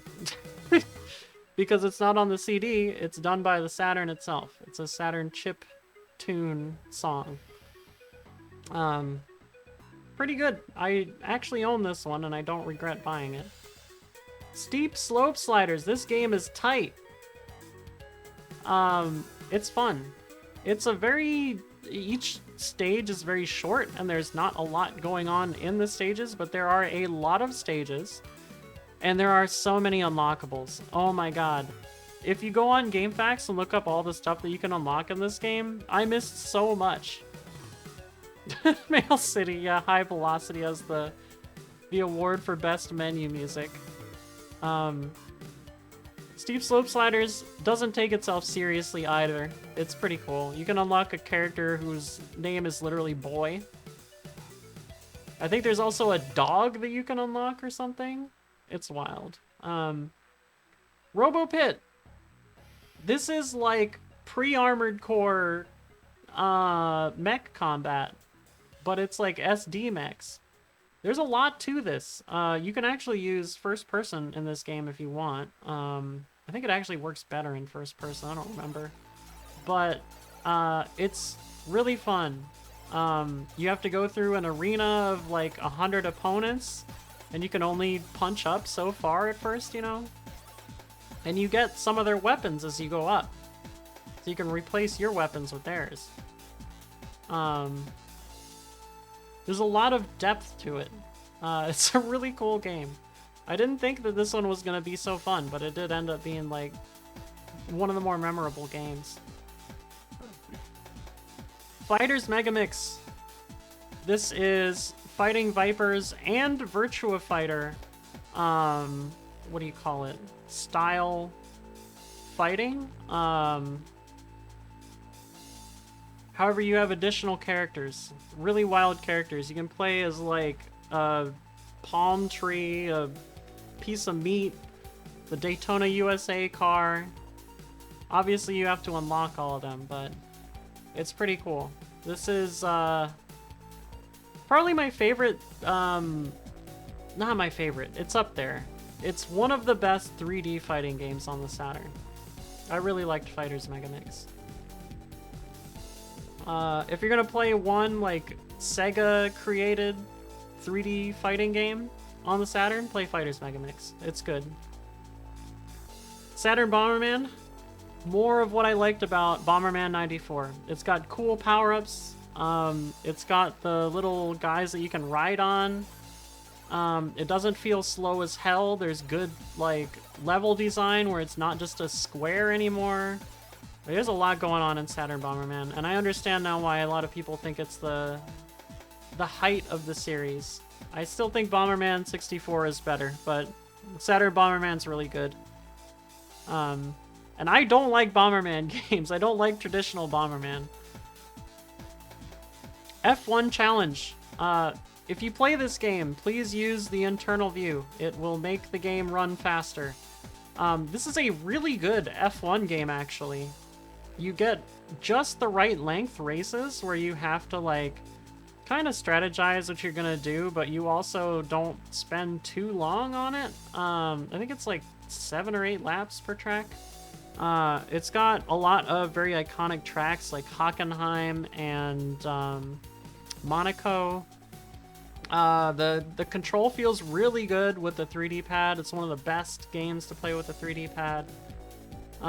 You can pick like fake real F1 team cars. I don't know if the cars have different capabilities, but they definitely are, you know, it's pretty cool. You can pick different ones. Very underrated racing game on the Saturn. This is definitely, I think this is better than Daytona USA. I don't think it's better than Sega Rally, but it's better than Daytona USA. Gex. Audience didn't think Gex was as good as what I thought, but I thought it was really good. It is a 2D platformer, side-scrolling, and Gex can stick to walls and ceilings. which lets you kind of figure out the levels better. But the levels are also well designed so that you have to do that in order to, you know, avoid getting hurt, or, you know, falling into pits or whatever. There's a lot of bonus areas where you can get stuff in the game. It's just well designed. It's a good 2D platformer. Amok. People have been making buzz about this one. Before I started Saturn Grab Bag, nobody was talking about this game. This game is pretty good. It is a combination. There's some levels that are underwater where you control like a sub-like mech, whereas there are some levels on land where you control more of a standard mech, and you go around and you have to complete objectives in certain amounts of time and stuff, and there's optional objectives and all this other stuff. There's hidden areas and secrets and all this good stuff. It's a lot of fun. Excuse me. A lot of fun to play. This is one that I didn't think was gonna be anything special until I looked at the pictures of the game, and I was like, wait a second, what is going on here? And then I tried it, and I was like, holy crap. It's actually really good. Quake! This is just a good Quake port. Lobotomy software, I think. It doesn't look amazing, but it plays quite well. It's still pretty hard, so if you're not, like, super into the boomer shooter stuff, maybe just try Power Slave, but Quake is pretty fun. It does run a little bit slow compared to Power Slave, but I kind of understand why. Alone in the Dark 2, One-Eyed Jack's Revenge. This game is weird. It's got one leg in that, like, classic Alone in the Dark feel, and one leg in, like, oh, we're playing on the Saturn now, we can run at 60 FPS and make everything, like, much faster, when the original game was made to run on computers that ran it at, like, 15 FPS. It's got, like, not pre-rendered backgrounds, they're, like, literally drawn backgrounds in a adventure game with a 3D polygonal main character. It's just very funny. It's a very funny game to play nowadays, and on the Saturn it actually controls pretty well. This one's funny. You gotta look up videos of it and keep your mind open. Bust-a-Move 3.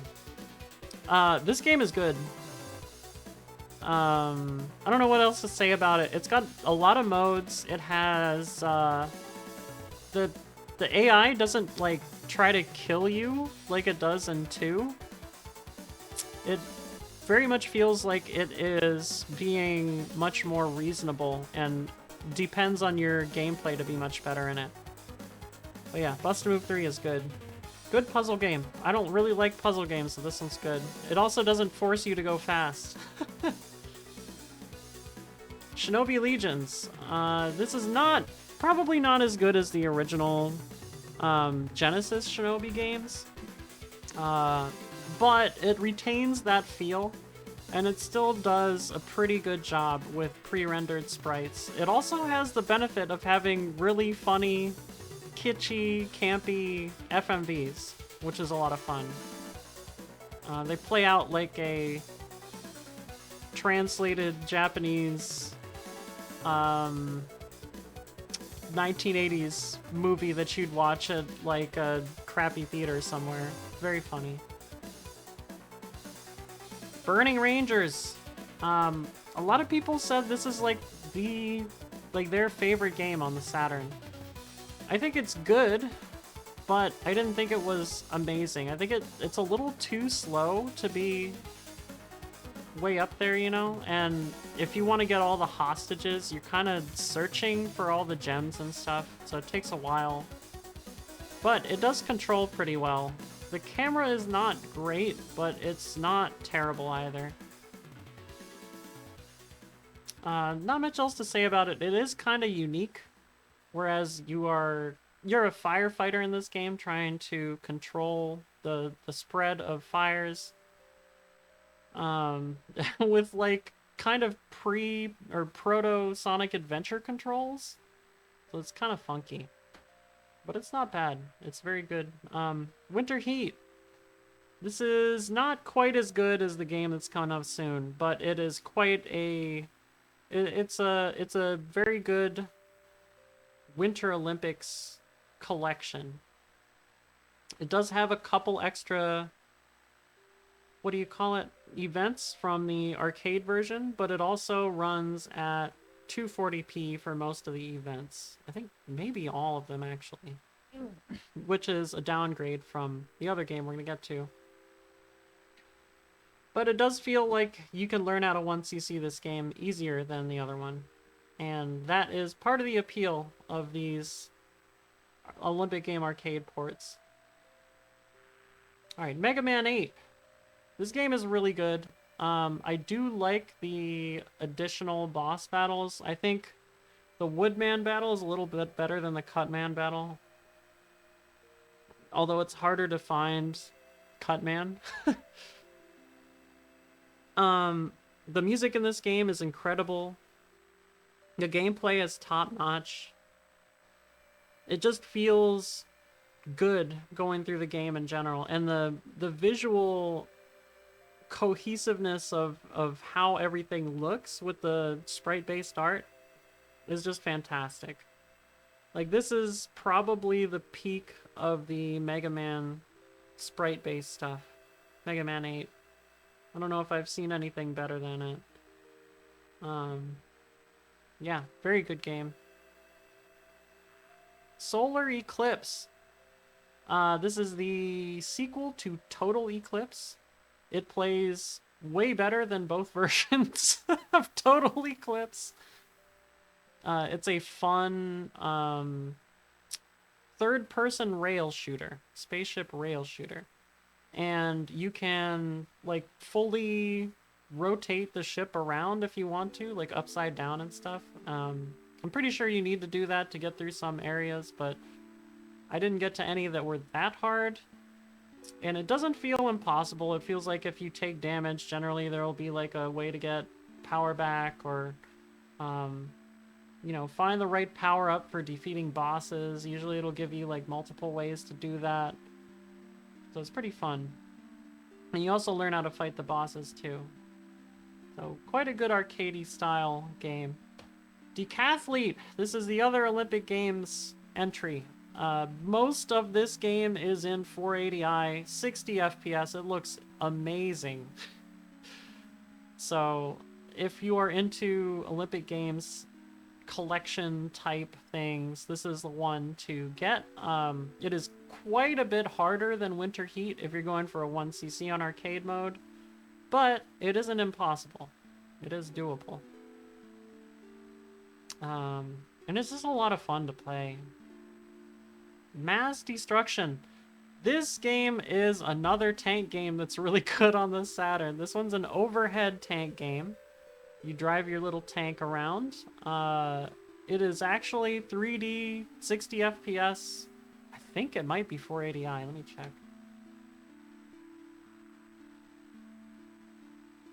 It was one of the last ones we played, I think.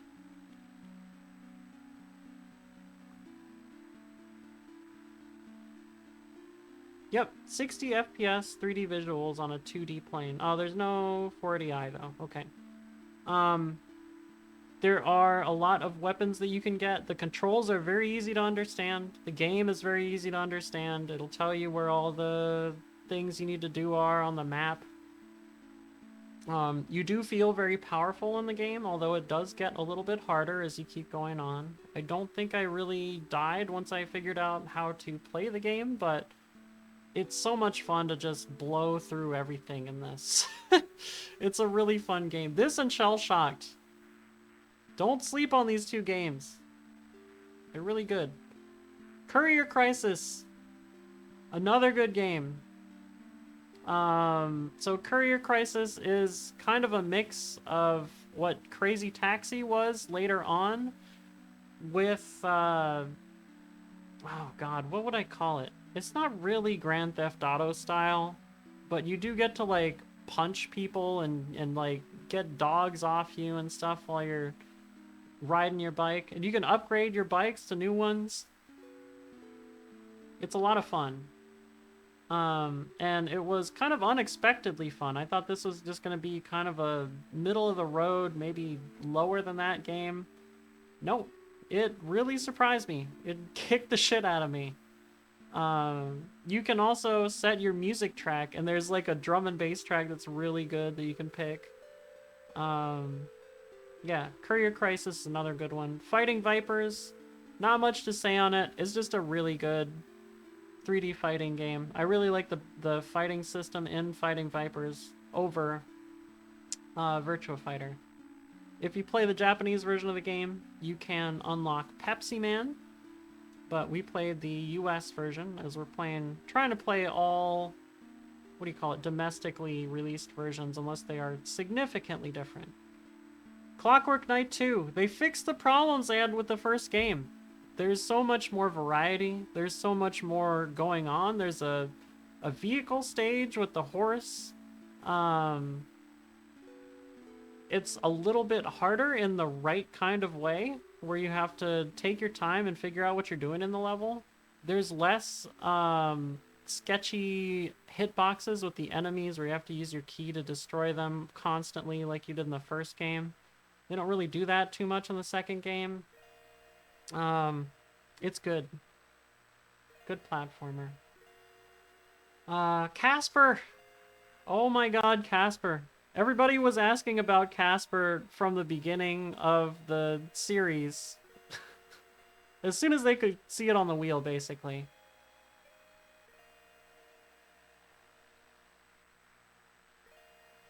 Oh yeah, you can... So there has been a code discovered in Clockwork Knight 2 for the US version, where you can unlock the first game to be played, which is how the original release was as well in Japan. So you don't need anything but Clockwork Knight 2 anymore. But yeah, Casper, this game is really good. We didn't expect... Oh, I mean, I saw the screenshots of it and I was like, this looks kind of...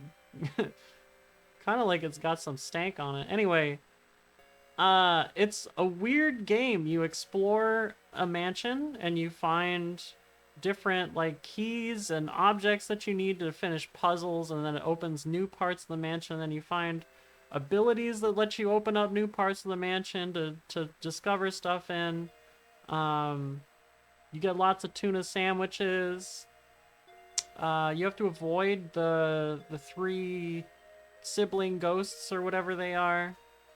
It is very good. I did not know this came out on Super NES, but it apparently did. I didn't know about it. This version is really good. So if you have a Saturn, try out Casper. How much more we got here? Oh, not too much. All right. Angel Paradise Volume 1.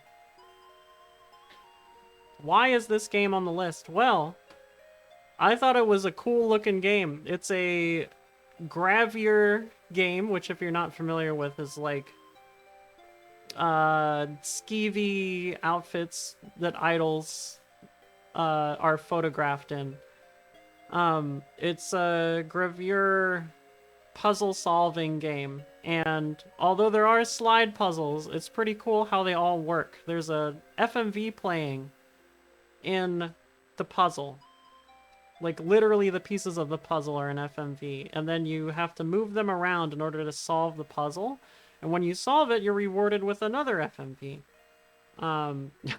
There's one where the girl, like, is riding on her rollerblades and she falls down, like, just eats dirt, and I'm like, oh my god, they just filmed that and, like, let her get up, and, like, she just laughed about it. I was like, oh my god. It's really funny. There's slide puzzles in this game, so it doesn't get a 5. Casper the breakout hit of the grab bag. I mean, this is another one. Michinoku Hito Koi Monogatari Special. This is a travel visual novel, not like Sentimental Graffiti, more like you are in an area of Japan, like a real area that they talk about the different places and landmarks and historic monuments and stuff that are there.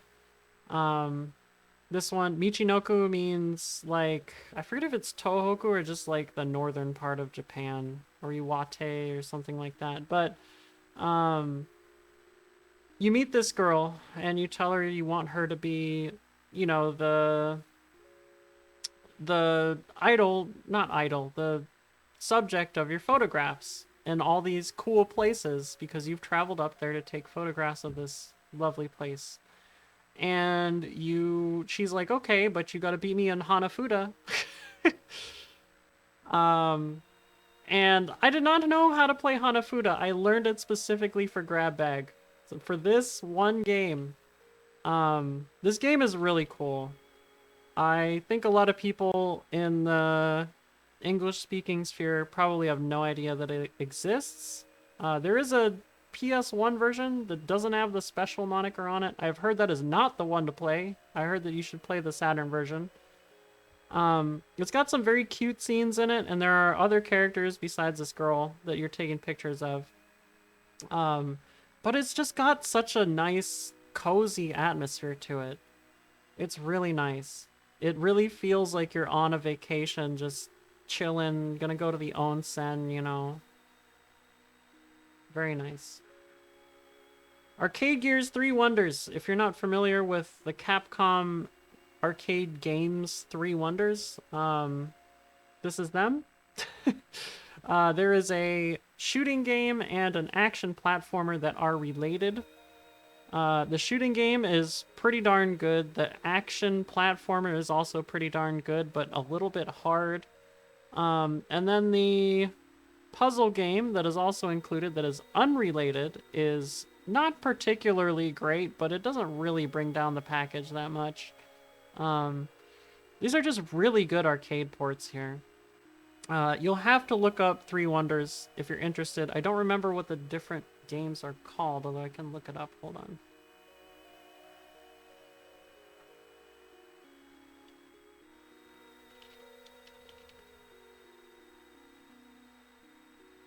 Here we go. Midnight Wanderers is the action platformer. Chariot is the shoot 'em up. And then Don't Pull is the puzzle game. Don't Pull was not particularly fun. The other two were fun. Okay. Idol Janchi Suchi Pai Remix. This game has amazing art in it. It's another red label strip mahjong game. Keep in mind that this is a older and slower paced game than the game we're gonna see in the love category in a bit. However, I do think the illustrations are better than the ones in its sequel. There are multiple versions of this game. There's Idol Janchi Suchi Pai Remix, which we're seeing here. There's Idol Janchi Suchi Pai Special, which is a yellow label version of the game where the characters are in less compromised clothing. And then there's the version on the Mecha Genteiban version of Suchi Pai for Saturn, which is, I believe, the same as Special. But we played the remix version. It's really good. It's got this tile flipping mini game when you win, where you can get like power-ups for your next match. Or next like hand against the opponent. Or you can get points. And there's a lot of depth to this game outside of just Mahjong. The power-ups are really nice. They're really powerful occasionally, or if you use them the right way. And Suchi Pai is just a fun series. There's just a lot going on with it. Idol Mahjong Final Romance 4. This is not a red label game, but it is still strip Mahjong. This has a really cool system where you walk around town and meet girls, and you can challenge them to Mahjong, and there's some really cool characters. I'm looking for my girl here. She's like a pool hustler. There she is. She's here. She's so cool. And you can buy permanent power-ups in the town.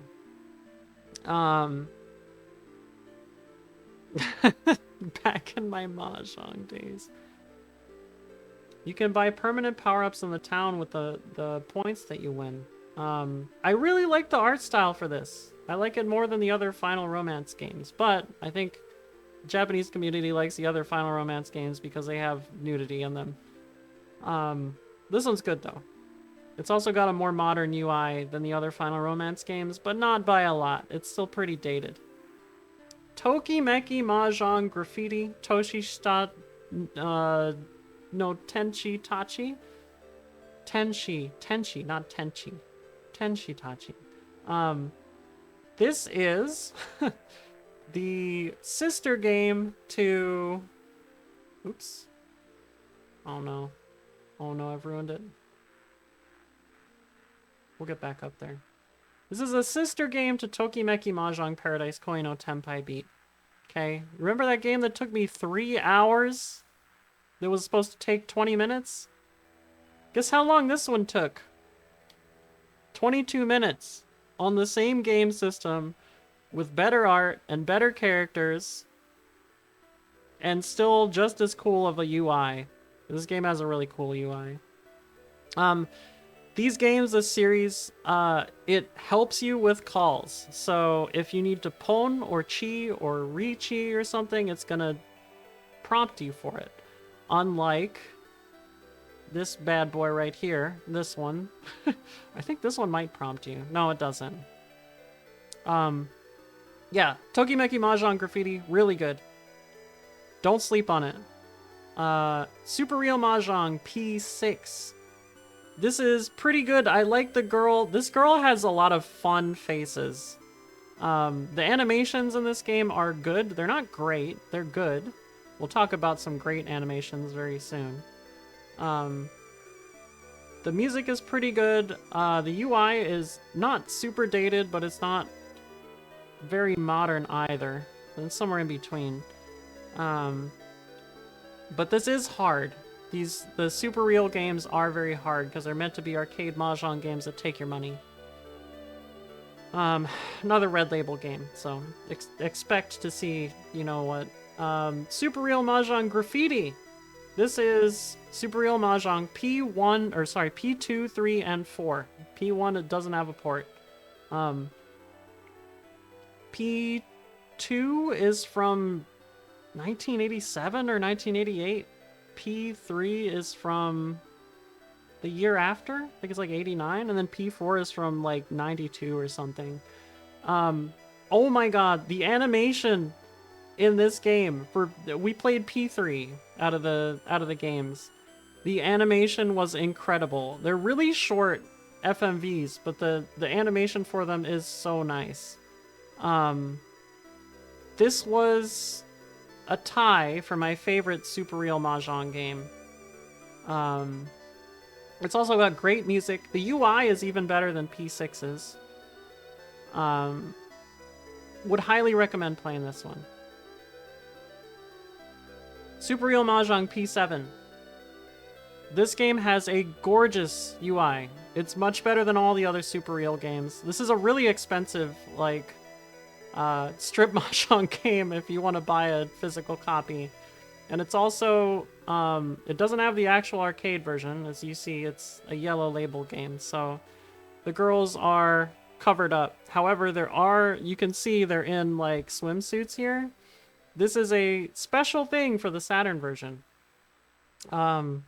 So if you are interested in, like, the special Saturn stuff, this is a version to try. It is quite hard, and it doesn't assist you with your calls, so keep that in mind. There are no power-ups in any of the Super Real games, so it's straight Mahjong. But the characters are all really good. I like all the characters in P7, whereas I liked, you know, maybe 1 or 2 characters from the other Super Real games. We should also talk about where you can get some of these games. The Super Real games are on a collection for Windows that came out recently. Well, not recently anymore. I think it was like 2019 or 2020. Everything from P2 up to P7 is in there. Let me see what it's called. I'm gonna look it up.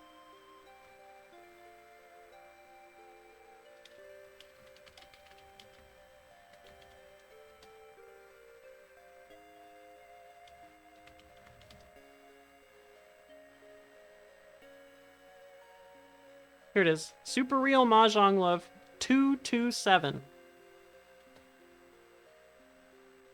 2 through 7. Here, I'll put it in the chat just in case people want to look it up. It is on Switch, but on Switch it's censored. Just keep that in mind. On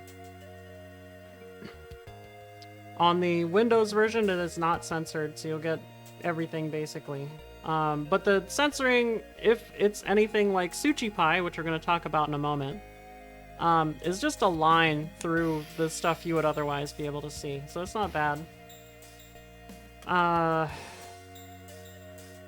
So yeah, Super Real Mahjong collection, and then there's also a Suchi Pai collection, which is like Suchi Pai Saturn Tribute or something, and it has 1, 2 Doki Doki Nightmare, I think, the special discs, and a few other things.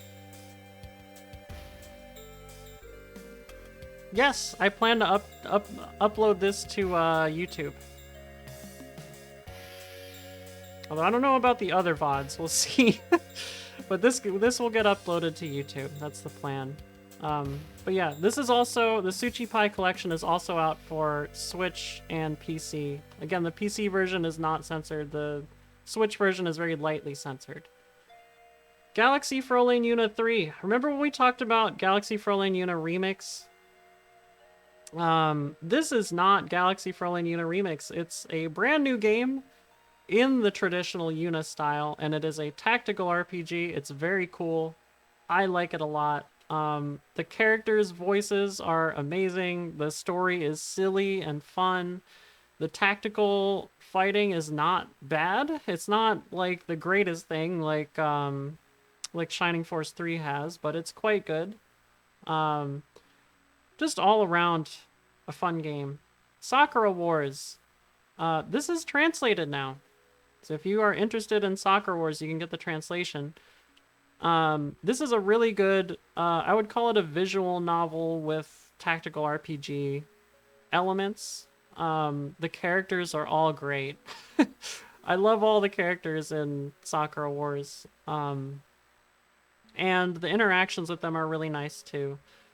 I don't like the pressure of having to answer quickly, but it's a little bit easier than it is in Sakura Wars 2, which we'll see later.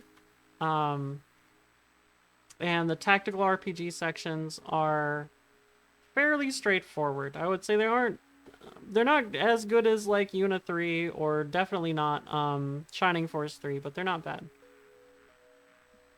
Okay. Nanatsukaze no Shima Monogatari. This is a very pretty 2D adventure game. Very slow-paced, kind of, I wouldn't say plotting. I'd say very fantastical feel to it. The world that you're in is very unique. And all of the stuff that you interact with, you kind of have to learn how to deal with. It's like being in an alien world. And the interactions are all pretty rewarding as well. This is a very cool... I thought it was an RPG. It's not. You don't like gain levels or anything, but it's a lot of fun. Okay, Mizubaku Daiboken / Liquid Kids. This is technically the third game in the Bubble Bobble / Rainbow Islands series, although Parasol Stars could technically be one too. It is more of a moving around platformer than Parasol Stars or something like that. So you do get some movement, I don't think the gameplay mechanics are that great, but it does have some of that Taito old school arcade depth to it, where there's a lot of like secret stuff that you're gonna have to figure out. So if you really like that, this is kind of the game for you. Yeah, Elvis, that doesn't surprise me. I think we came across one in the first chapter that was really short in the first Sakura Wars. Geki Rindan. This is a really good vertical shoot 'em up. I would play this in Tate mode. It doesn't have all of the stuff that the arcade version has, and I think it fixes the damage glitch that the arcade version had. So it's a little bit more of a... you gotta be good at it to get pretty far, but it is... the music in it is great, and every level uses the same, like, motif in the music. So you don't... It's not tiring, but it's also familiar, you know? And you're traveling through time. So you see these different time periods and stuff as you go through. It's a pretty short shoot 'em up. It's only 5 stages. There's no loop. Failing them is sometimes the right answer. I did not know that. But yeah, Geki Rindan. I think a lot of people don't know about this game, but it's quite good. Sea Bass Fishing 2. Oh, we're getting to the fishing games. So you're gonna learn about this guy named Seikai Murakoshi. Murakoshi Seikai, however you want to say it. He is a legend in these games. He will teach you how to fish, what kind of movements you need to use with the lure and everything. How to do those movements, what kind of lures to use where, when to use them. And there's just so much depth to this. This also has a cookbook, a real cookbook for real fish included in the game. It's just so cool. The only thing that kind of sets it back is the interface for actually playing the game, like how your character looks and how you move around the environment and stuff. Doesn't look as good as Fishing Koshien 2 or Fishing Koshien, because it's not like... it's very pre-rendered stuff. It's not sprite-based. But still, this is a very strong fishing game entry. Wait, it's gone? I'll have to talk to Galaga about that.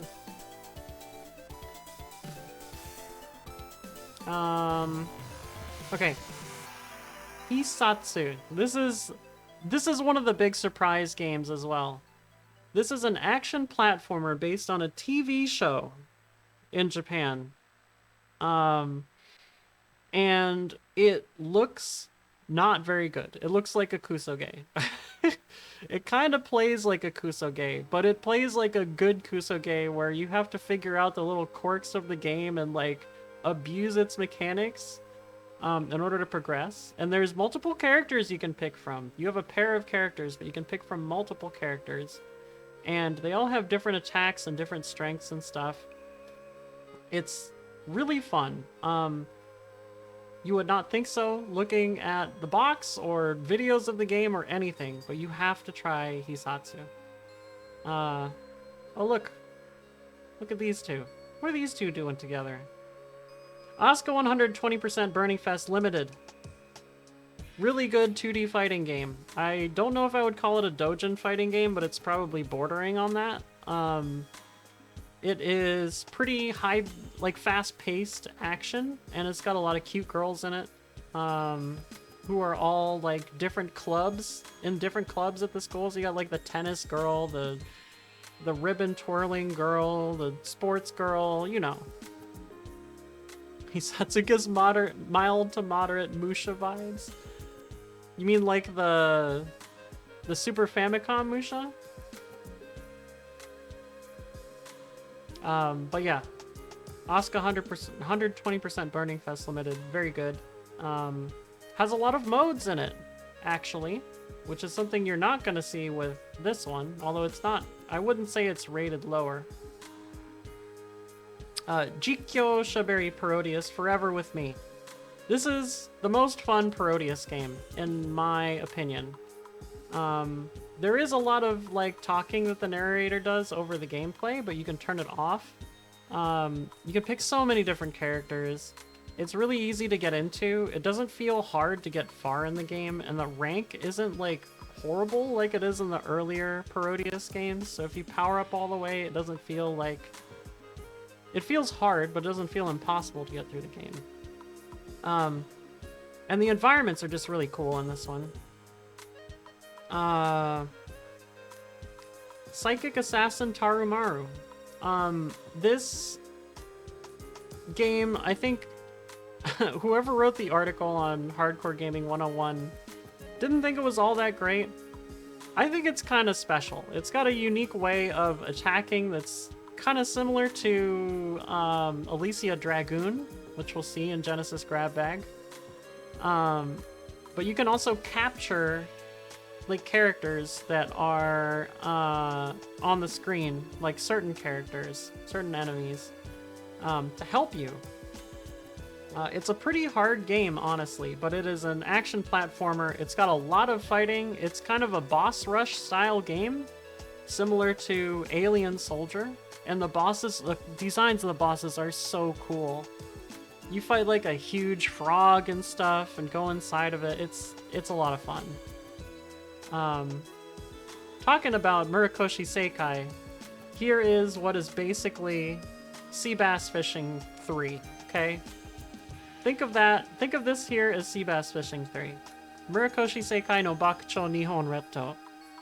If you're going to play a fishing game for the Saturn, make it this, or when we get to it, where are you? I know you're up here. Oh, you're way up here. Or Fishing Koshien 2. Please, please make it one of those two. The only reason... Did we go too far? We went too far. The only reason that this isn't in the 5 is because of it has the same graphics on the fishing screen that Sea Bass Fishing 2 has, and they kind of wear on you. But this is a very, like, you're gonna travel across Japan and you have to catch certain fish with certain lures, and you buy stuff from the store to get the lures that you need and upgrades to your fishing rod, and oh my god, it's so good. This is the pinnacle of the Sea Bass Fishing series right here. And of course, it's got Murakoshi Seikai again. Real world personality. Can't recommend this game enough. Neketsu Oyako. This is a very good beat 'em up for the Sega Saturn. It also came out on the PS1 earlier. I think it's like several months earlier. But it's got a lot of fun, like, attacks and enemies that you can beat, and level design and stuff. Like, it's not a one-dimensional game. It's got a lot going on to it, which is a lot of fun. It's Technosoft. Sokyu Gurentai. Oh man, this game is very unique and very cool. It's a pre-rendered vertical shoot 'em up, but it is, how would I say it? You need to lock on to enemies to attack them for the most part. You can shoot regular shots, but generally you want to lock on to enemies if you can. It'll do more damage. And as you power up your lock on, it gets more range. It's not like the Ray Force lock-on. It is more like a spherical lock-on. So think of like the top of my head, whereas my forehead would be where the ship is. PSA, the Technosoft is not Technos, and Neketsu Oyako is not a Kunio game. This is true. Yeah, Sokyu Gurentai, really cool, really unique game. It's another, like, I don't know if it's time traveling, but it's a time-based game. Got a lot of really cool bosses, too. Purikura Daisakusen. This is a 2D, what would I call it? Isometric action platformer. It's an arcade port where you play as one of these two girls. I think it's Chris or Clara or something. but you go through the game. It is kind of beat 'em up but you do have ranged attacks that you can use as well. It plays a lot better than a lot of the beat 'em ups that we've seen, partially because it's more of an action platformer. It is... I don't know how else to describe it. You kind of have to go watch a video of it. The bosses actually aren't too difficult in this game. I feel like it's the levels that eat down your life really bad. Denshide Go EX! Why is this so high when it's considered a kusoge? Well, Denshide Go is fun no matter what. The PC port of this is the one you want to play. The PS1 port that doesn't have EX on it is also preferred by most Denshide Go players. However, don't sleep on the fact that Denshide Go EX on Sega Saturn is still good. It's still a good game. It's still a lot of fun. It's hard. If you've never played Denshide Go, it's basically like simulation of trying to run a train in Japan's rail system. So you have to arrive perfectly on time and make sure you call out when there's tunnels, and you have to stop at a very specific point. That's what this is all about. There's a lot of routes in this game as well, especially for an earlier title. Shippu Maho Daisakusen Kingdom Grand Prix. This game is another shoot 'em up, but it's got a unique thing to it. It's one of the earlier Rising games,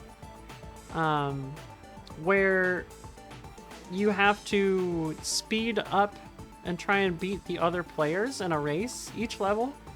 You can actually turn this off in the Saturn version, which is really cool. If you turn it off, you don't have to worry about winning the race anymore. But I think you also don't get to go through the second loop. The shooting in this game is pretty good, but it is kind of awkward having to deal with the racing aspect of it a lot. Okay. Deli Soba Deluxe. This is a cave racing game. We've seen a few of them already. And also, this is a gray market game, so it was not sold anywhere. Do not sell. Basically, you are a delivery soba scooter, and you have to take the soba to the final destination, and there's silly stuff like there's a gorilla throwing like bananas on the road and stuff. There's like multiple modes. There's a coin mode, a time attack mode, regular mode, and then there's track designer.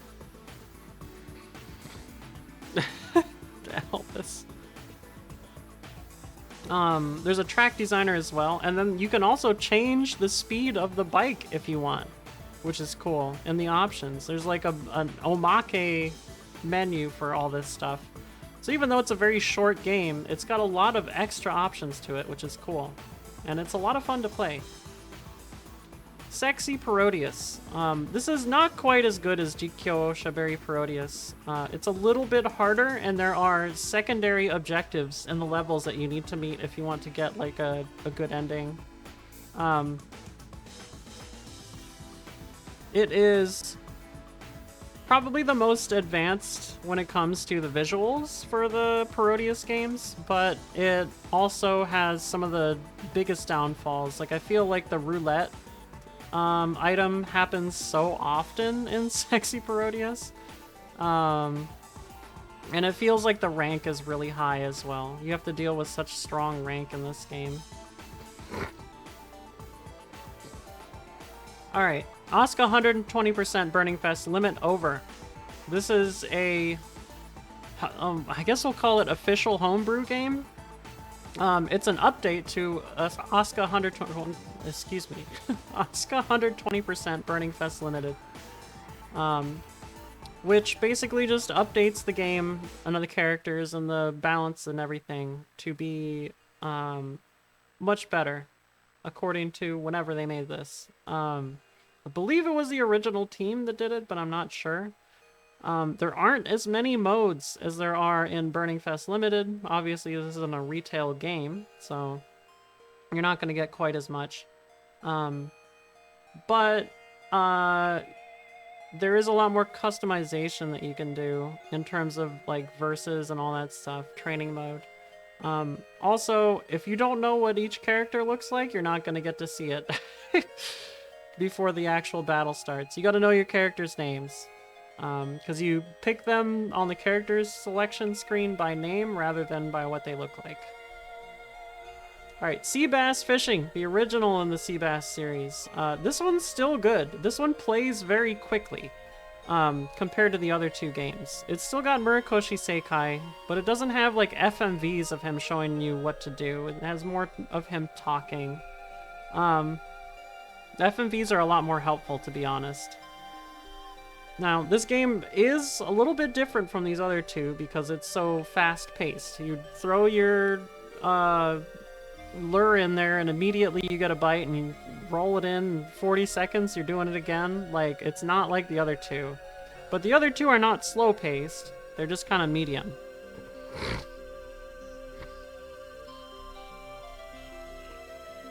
Might be true, Mail City.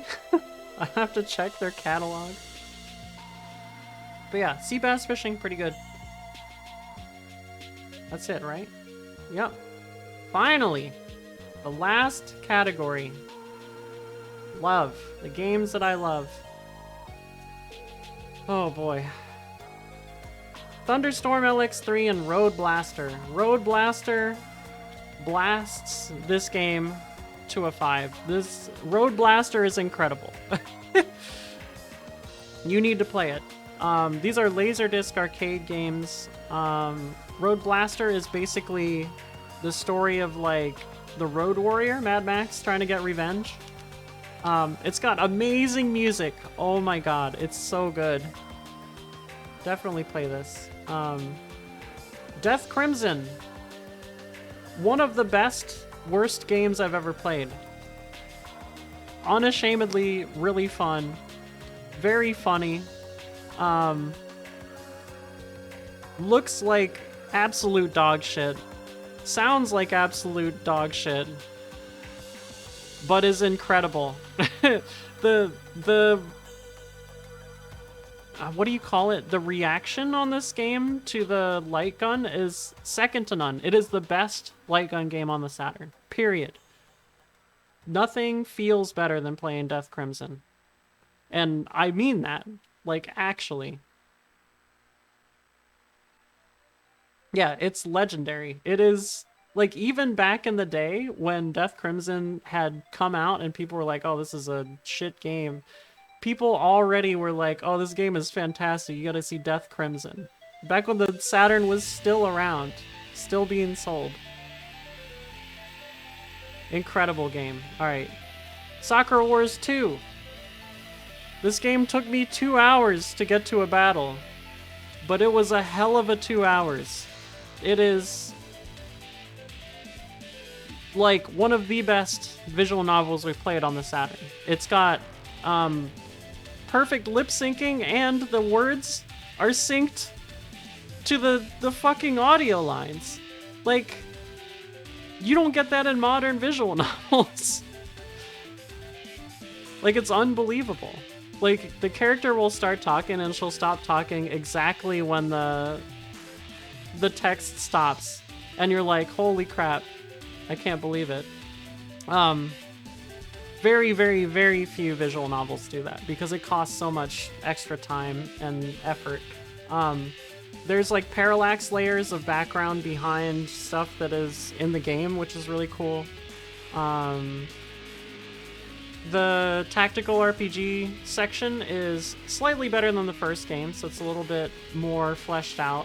I'd say it's probably as good as Unit 3. But, I mean, to be honest, you're playing this for the girls, the visual novel part. It's so good.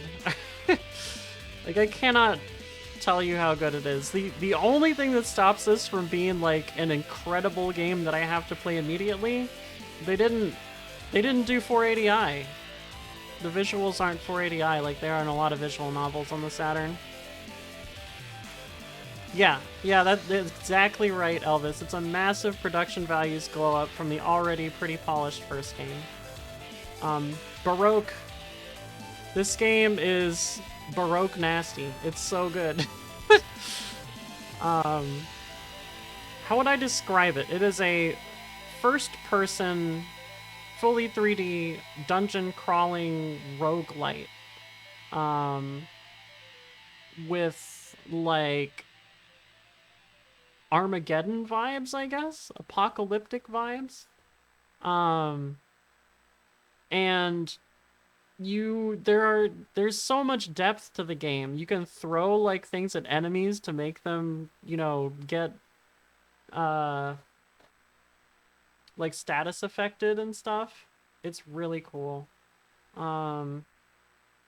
Hold on, I gotta find some more music here.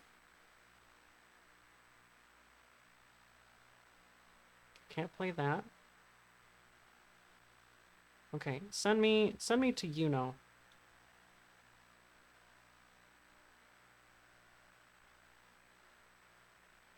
Alright, this should be plenty.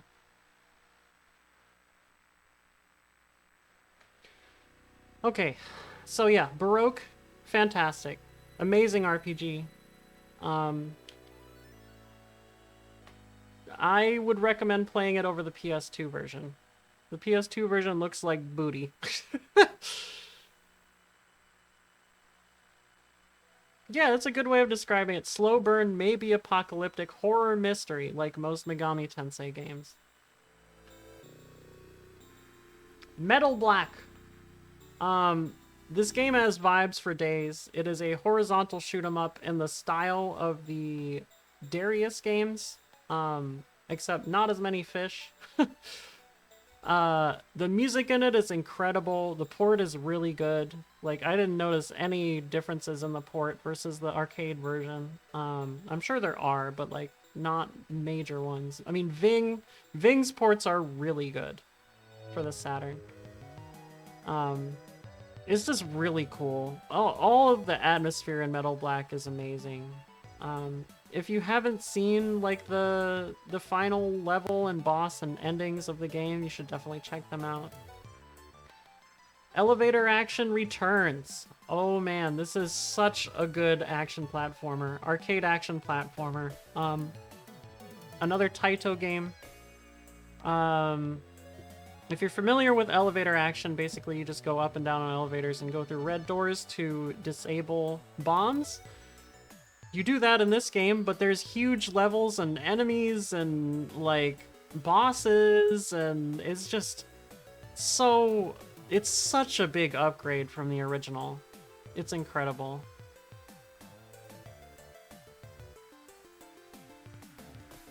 Street Fighter 03, also known as Street Fighter Alpha 3. This is a fantastic version of this game. I would play this with the 3 megabyte expansion RAM cart. It is so good. I don't know if the Dreamcast version is better. I'll have to check at some point. But this has the World Tour mode, it's got dramatic battle, it's got all that fun stuff. All the modes are here, all the characters are here. I mean, it's so good. I've played a lot of this since we played it on Grab Bag. Yeah, I love this game. Time Commando. This is another kusoge that is really, really fun to fuck around in. The first level is a goddamn nightmare. I would suggest using a password if you can't get past it. But the way that you fight is so awkward and difficult. You have to like hold a button and kick the opponent, and you have to make sure they don't get close to you. Some of the enemies seem like super threatening, and then they're not threatening at all. And like the most dangerous thing about some levels, like the first level, is that you can just walk off the area on the pre-rendered backgrounds because they didn't realize a good way to put the collision textures on. Dreamcast version has a more polished World Tour UI, more options for dramatic battle, but less animation frames. What the hell? Why? Okay, so I guess this is probably the one to play then. 03 on the Saturn. Yeah, Time Commando, very silly game. Doesn't take itself seriously, and you shouldn't either. You can pick up weapons, but some of them are absolutely fucking god-awful, and you should not use them. But some of them are really good. You should try everything. Batsugun! This version of the game is the arcade version and the special version on the Saturn. The Saturn port does have one drawback compared to what I've played on the EXA version of the game. And that is that there is one enemy in stage 4. They're like a spinning tri-section ship. They take a little bit more damage in the Saturn version than the arcade version, and, well, what I assume is the arcade version and the special version on the EXA, so... Yeah, Batsugun. The special version is a pretty early 1cc for a lot of people. It is a 4-loop game, though, so keep that in mind. The regular arcade version is not too bad, but it is a little bit more difficult than your average, like, cave original mode. But it's still approachable. Just a really fun shoot-'em-up, vertical shoot-'em-up. Assault Suit Lanos 2. Oh man, this game threw me for a loop. I was so surprised at how good this is. It's got Armored Core style mech setup with your weapons and your weight and all that, but you also are on a 2D plane and you can move very quickly back and forth. The bosses are very varied. So the first boss is huge and very, what do you call it? Oppressive, whereas the second boss is very dangerous but also small. It just feels really good to play as the mech in this game. It feels natural. Despite the kind of complicated controls, it'll come naturally as soon as you figure it out. It doesn't take too long. This is available on Steam, translated now. So if you want to play Assault Suit Lanos 2, it's on there. The Naomi board version? Are you talking about, I think it's Alpha 3 Max or Alpha 3 Upper? There aren't any controversial balancing decisions in that game. It actually... Yeah, so... I don't think the Dreamcast version has the balancing issue that you're talking about, where Vism, you can't crouch cancel anymore, so you can't do infinite combos. The whole reason that Upper came out was because of the infinite combos in Vism. But the problem why people don't play Upper, or whatever the arcade version is, it might be Max, is because it has a frame of lag. The arcade version, the Naomi board version, has a frame of input lag, whereas the original game does not. That's the only reason people don't play it. It is the definitive version of the game, except it has one frame of input lag, which sucks, because it would be the best fighting game, one of the best fighting games, probably the best Street Fighter game of all time, if it didn't have input lag. Yeah, the only reason people don't really play Alpha 3 anymore is because Vism is very overpowered because of the infinite combos. Okay. Fishing Koshien 2. This game is sick as hell. You pick your characters, they have different stats, you switch between them. It's still really hard, like Fishing Koshien 1, but it is very nicely done. All of the characters and stuff are like sprites. I don't think it's overhead anymore. I do think it's behind the character in this one.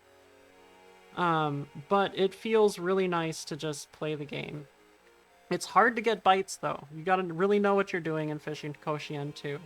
But it is a really fun fishing game. I would say between this and Seikai Murakoshi no Nihon Bakucho Retto, probably a toss-up. Yeah, I don't know if that's ever going to happen, Mail City. Because the thing is, most people who played Alpha 3 don't know about it.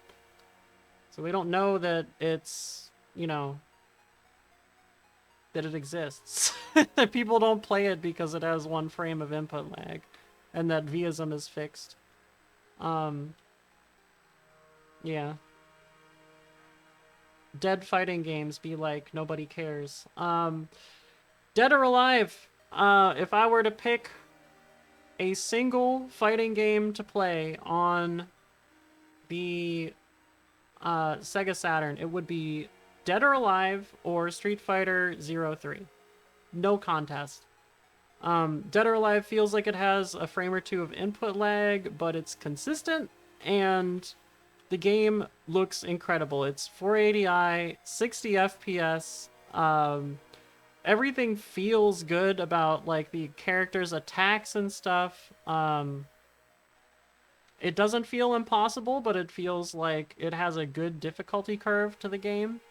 Although it is a little bit cheap with how much damage the final boss does.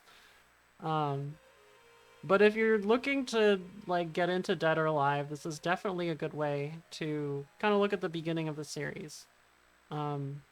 Fighter's History Dynamite. This is the only fighting game up here, I think, that has very few modes that made it up this high. It's only because I really love Fighter's History Dynamite. It's a really cool game. It's got Karnov in it. It's called Karnov's Revenge in other territories. It's got Ray. Ray is like the coolest stupid guy character you can have. It's just a lot of fun. The problems with this game mostly stem from the computer's AI being too good with specific characters and not good enough with others. But this is a great port. This is a great port of Fighter's History Dynamite. Cotton Boomerang! The audience gave Cotton 2 a 5 and gave Cotton Boomerang a 4. I gave Cotton 2 a 3 and gave Cotton Boomerang a 5. So we kind of flipped spots on this. But Cotton Boomerang is Cotton 2, except it's more approachable. You have 3 characters between this girl right here and this girl right here with different elements that you can pick. So they naturally have a certain shot type. And you can switch between those 3. And when you do that, you get... oh god, can you switch them? Or does it just happen when you die? I don't remember. I think you can switch between them.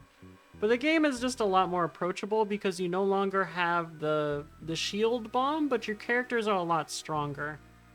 And you don't have to pick up the crystals all the time, which is nice.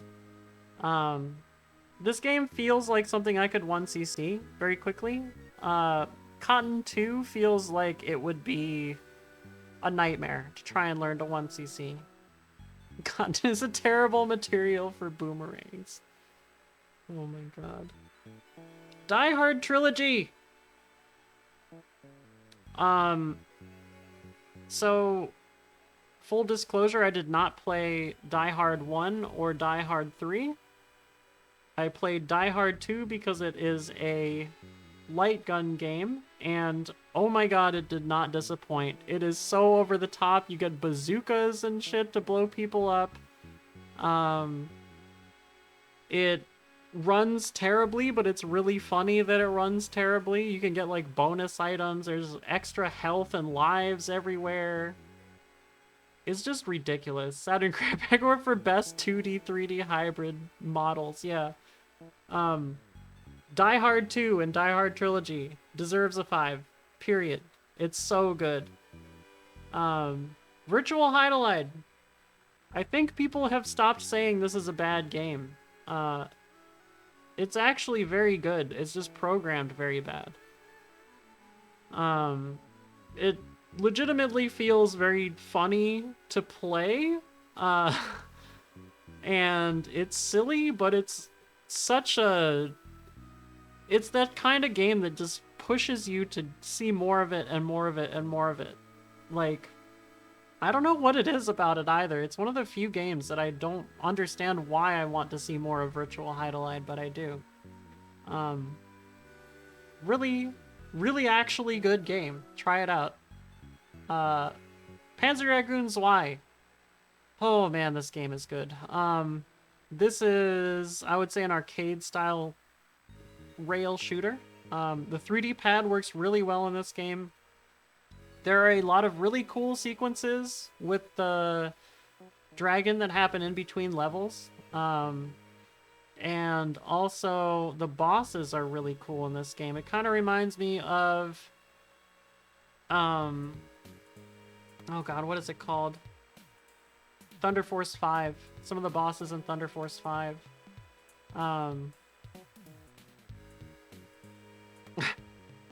Yeah, Elvis Virtual Heidelide is a great game with one of those bafflingly, unintentionally goofy graphical styles. But yeah, I found out later, Zwei, you can upgrade your dragon. If you take certain paths, you get extra points, which will upgrade your dragon. And there's a good ending if you upgrade it all the way. Just really cool. Siberia, this game is just funny. If you can make it past the turret section of this game, which is legitimately really hard, it starts being really fucking funny. Your character just like falls over immediately when he dies. Like there's no gravity. It's just like a 3-frame death animation. If you don't do certain things, you're just punished like immediately by getting killed. It's really specific and silly, and having to figure it out is funny and also sucks. Danger never looked so good.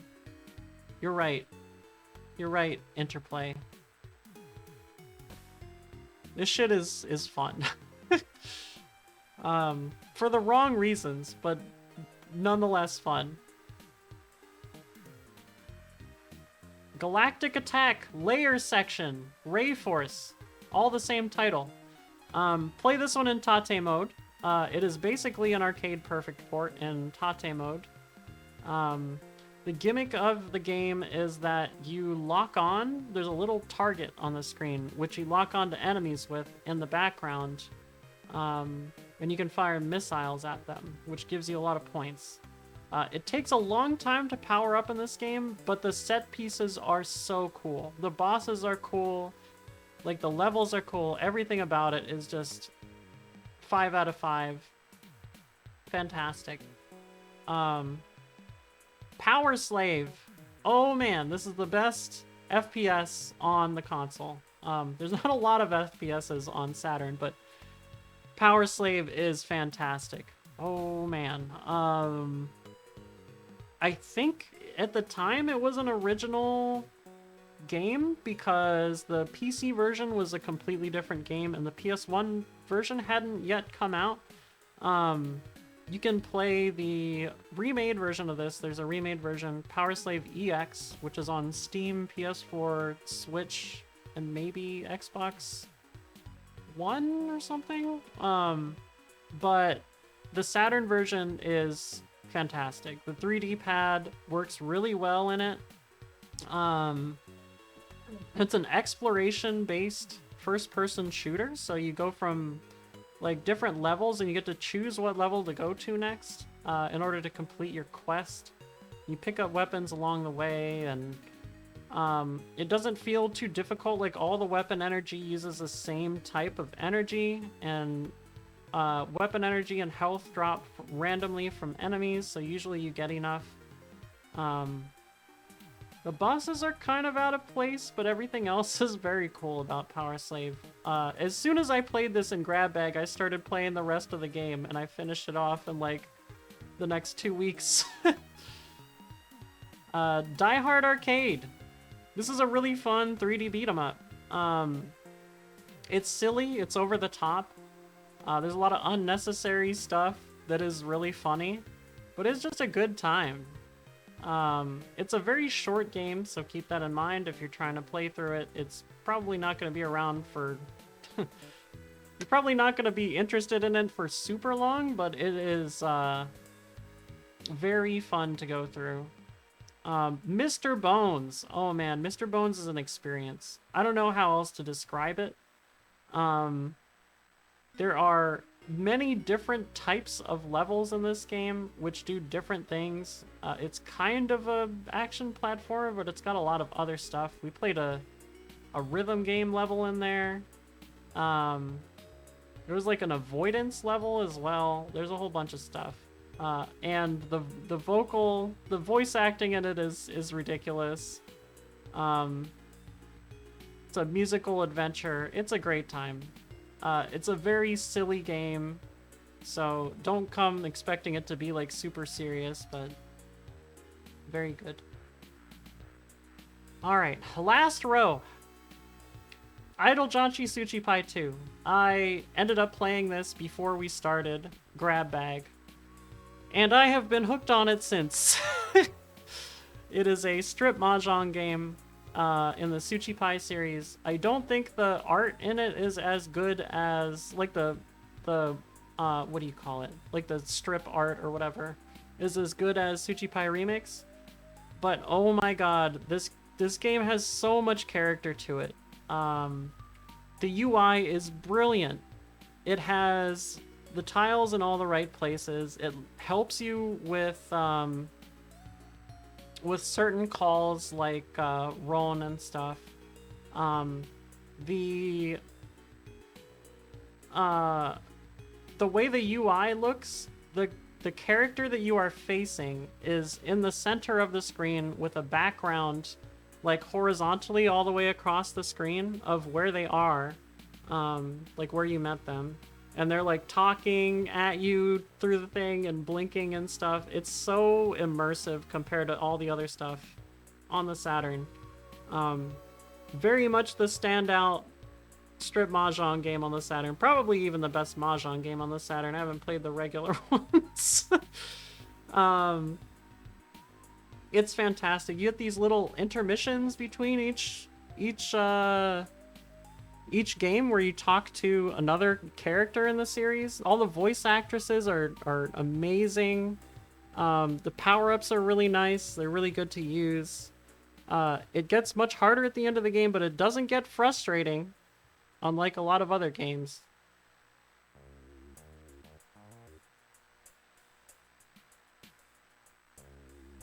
Hold on. We're waiting for Comcast. If you're watching the recording...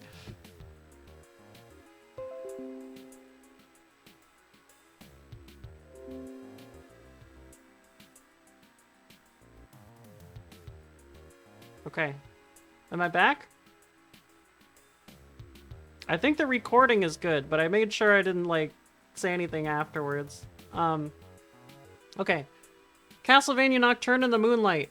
We played the improvement patch version of this game, but not the translated version. You need the 3 megabyte expansion RAM cart. Oh, fuck.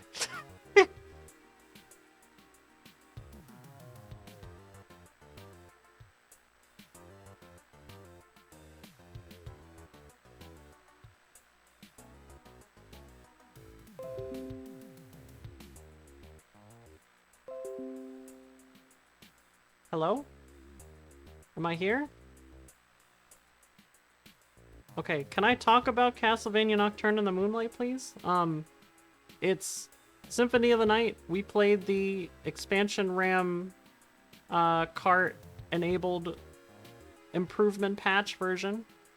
Not the translated version, but it's really good. You can play as Maria. Maria's really cool. But it is still Soten at the end of the day. There's still some transparency stuff missing versus the PS1 version, and there is some lag in places even with the improvement patch, but it is a really fun version of the game, and you don't have to put in a damn code to play as Richter. I don't know if I would say it's a definitive version. I feel like it's very close, but it's still a 5 out of 5. Excellent. KO Flying Squadron 2. They turned KO Flying Squadron a side-scrolling shoot 'em up into an somewhat action-y platformer. I like this game a lot. Some people think it's a little bit overrated, but I really liked it. It's got some of the prettiest sprite art on the whole console. It's got good voice acting. The FMVs are a little bit crispy, not crispy, crunchy, crungly, but otherwise the game looks like amazing. KO Jumping Squadron. You can pick up weapons like hammers and stuff in this game. It's pretty cool. Yeah, I don't know what else to say besides it looks great. If you think of like Princess Crown level graphics, this is another game that you would put in this category. 2D graphics on the Saturn. KO Flying Squadron 2. There is a European release of it that is extremely rare. So you can play a PAL version if you want, but I would consider just playing NTSC. Digital Pinball Necronomicon. Remember like 2 hours ago when we talked about Digital Pinball Last Gladiators? 9.7 or whatever. This is the sequel. All the tables are super good. They're really fun. You got rats, you got Dragon Cave. You'll have no idea what I'm talking about unless you've watched my stream. Best monologuing background music. Oh yeah, the music in this is insanely good. Who is it? Is it Satriani who did the music? But yeah, all the pinball tables in this game play amazing. They're all really good, and that's coming from somebody who is not great at pinball.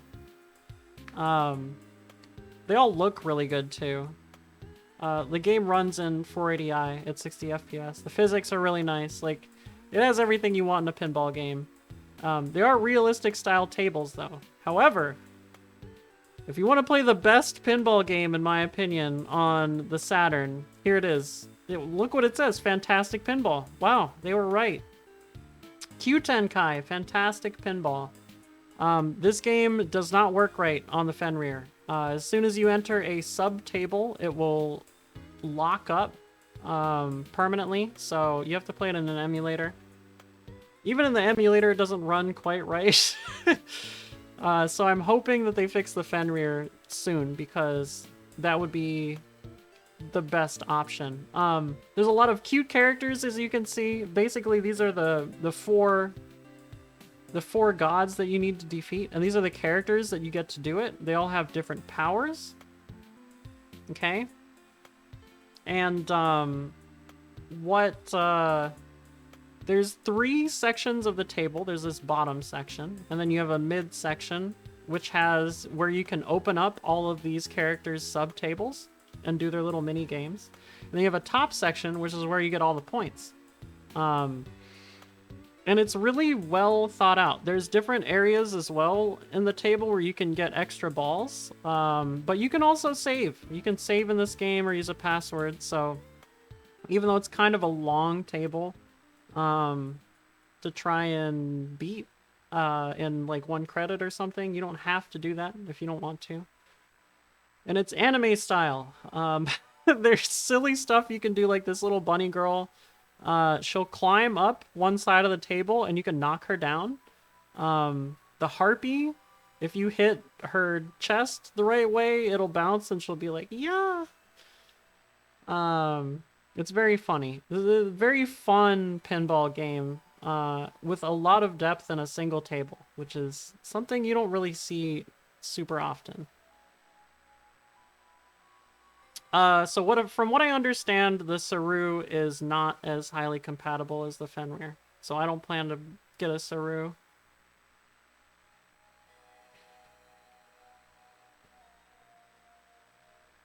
I mean, pretty much, like, we only had 6 or 7 games that had issues on the Fenrir, so out of 309, that's kind of insane. Also, somebody told me where, I think it was Claire, told me where I can report the issues, the Fenrir bugs too. It was a Discord like server or something, but I never found the message again. I was looking for it earlier this week, but I'll figure it out. Puzzle in Action, Sando R.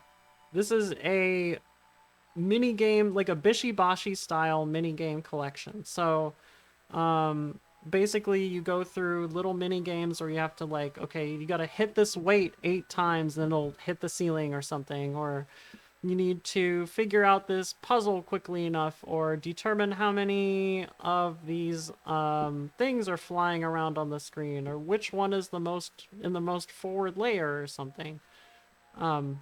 It's quite hard to 1cc from what I can tell, but people have done it. But it's just really fun to play all the mini games in it. And I think it's multiplayer. It's in that Bonanza Brothers style as well. And then Xianryu. This is the last game we're going to talk about. Xianryu is just a really good port of a vertical shoot 'em up. I love how you can't even read the fucking name of the game down here. What do I want to say about it? If you're familiar with Seibu Kaihatsu, it's the same level of like detail in the backgrounds. Maybe not quite that level, but it's pretty close. And the weapons are really cool. Like you can use a lightning weapon to destroy enemies. It's just a lot of fun. It's a really basic shoot 'em up, but it is a lot of fun to just go through and mess around, and you can kind of make it through the most of the first loop without too much trouble. There are 2 loops in the game, and it does get very, very hard near the end from what I understand, but if you're going for like a 1 loop clear, it's probably a good challenge. Probably on the same level as Batsugun, maybe a little bit harder. The arcade version of Batsugun, not the special version. But yeah. Holy crap, we got through it all. God. Oh, so that's all 309 Saturn games that we played for Saturn Grab Bag. Next up, we're gonna have a multi-console grab bag. I didn't really intend for it to be multi-console, but my flash cart supports a bunch of stuff. So it's gonna be Game Gear, Sega Master System, Sega Genesis, Sega 32X, and Sega CD, and Laser Active Mega LD. Well, 2 games. So look forward to that. That will hopefully start in July, although I can't guarantee that. I'm trying to work towards that. There's still a lot of work to do. Yeah, I don't know what else to say. Thank you all for being here. It wasn't as long as I thought it was gonna be, but it was still pretty long. There's a lot of games in here that I think people maybe have not really come into contact with. Stuff like Casper, obviously. What's another one? The fishing games, all the fishing games in the 4s.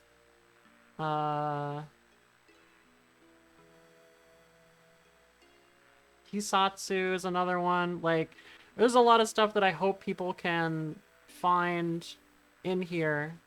Not a lot of people talk about Kyutenkai either, honestly. That they can start playing. And Tsuchipai 2. Oh my god. If you like Mahjong, play Tsuchipai 2. Holy crap. Of course, Mail City. I'm always happy to. Before I go, does anybody have any questions about Saturn Grab Bag or any other grab bags? Upcoming Genesis Grab Bag? Actual best game, Congo the movie, The Lost City of Zinj. The game.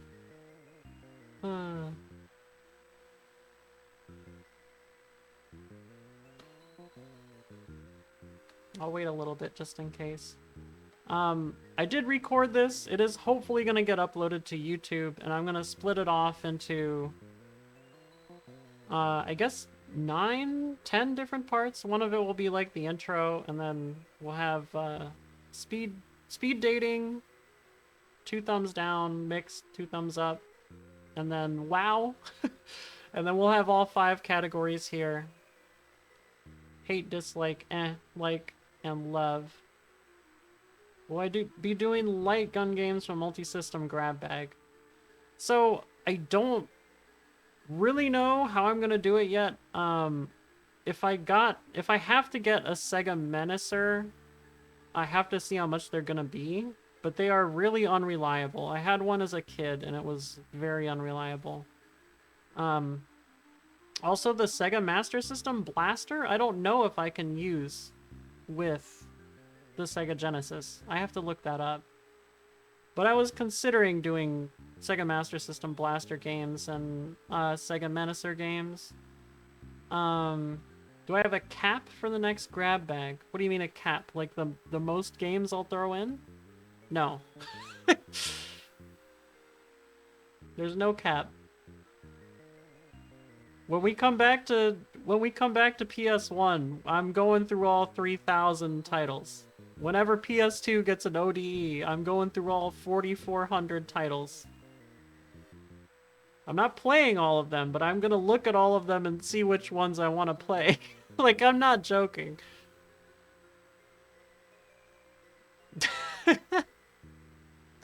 I love the usage of that emote. Oh my god.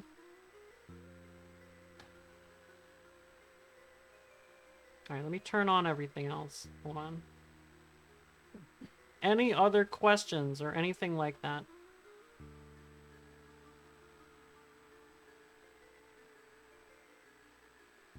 Yeah. Very real, Mail City.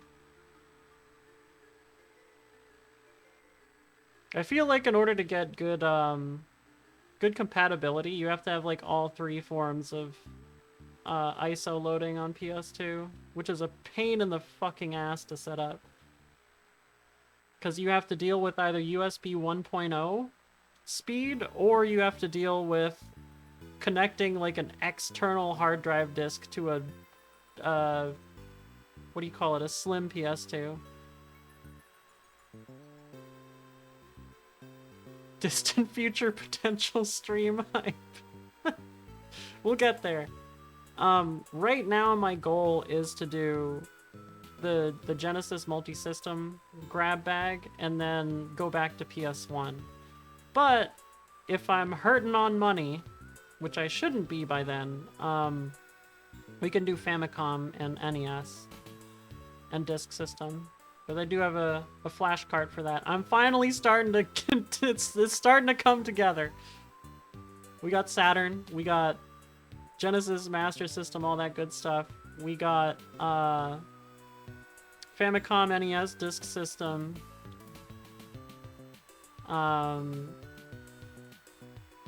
Dodgy hard drive network card mods. Oh god. Good luck with all that stuff. I don't have the patience for that kind of bullshit on PS2. I really just want an ODE. Like, I don't care if I have to get it soldered, I'll take it to the local game store to do that. But, like, I can't live with fucking around with network access shit and hard drive loading and putting everything on a USB and then loading it and USB 1.1 maximum speed. It's just gonna be garbage. I can't. But I do hope you find some positivity in it. PS2 is the holy grail. Like, no joke, I'm pretty sure that PS2 has more physically released games than any other console ever.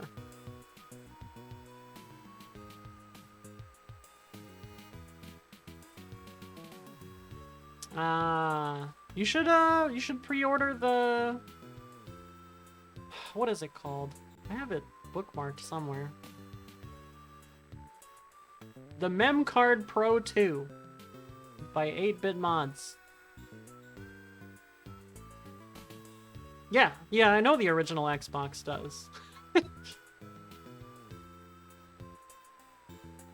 And beyond that, custom firmware is pretty close. I mean, it's not perfect, especially not on PS3, but when it comes to 360, from what I know, the compatibility is extremely high. If you like, what is it? RGH or JTAG, your 360?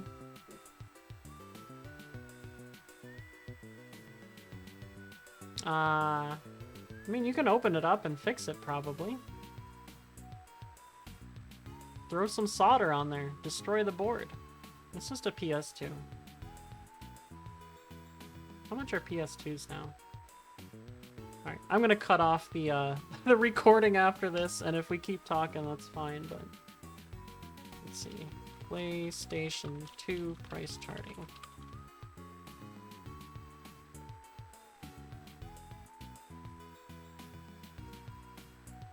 $88. You can probably find one for $80. Probably.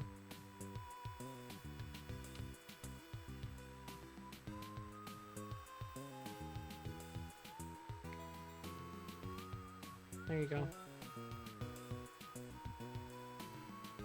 Oh, that's how you fucked it up the first time. Oh, whoops. God, what a journey this was. I still can't believe we played this many games. It's unbelievable. And I remember almost every single one of them.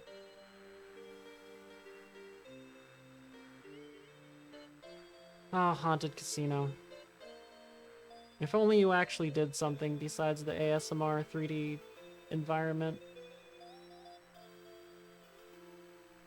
Alright, y'all. I think I am gonna head out. I'm not gonna do a raid.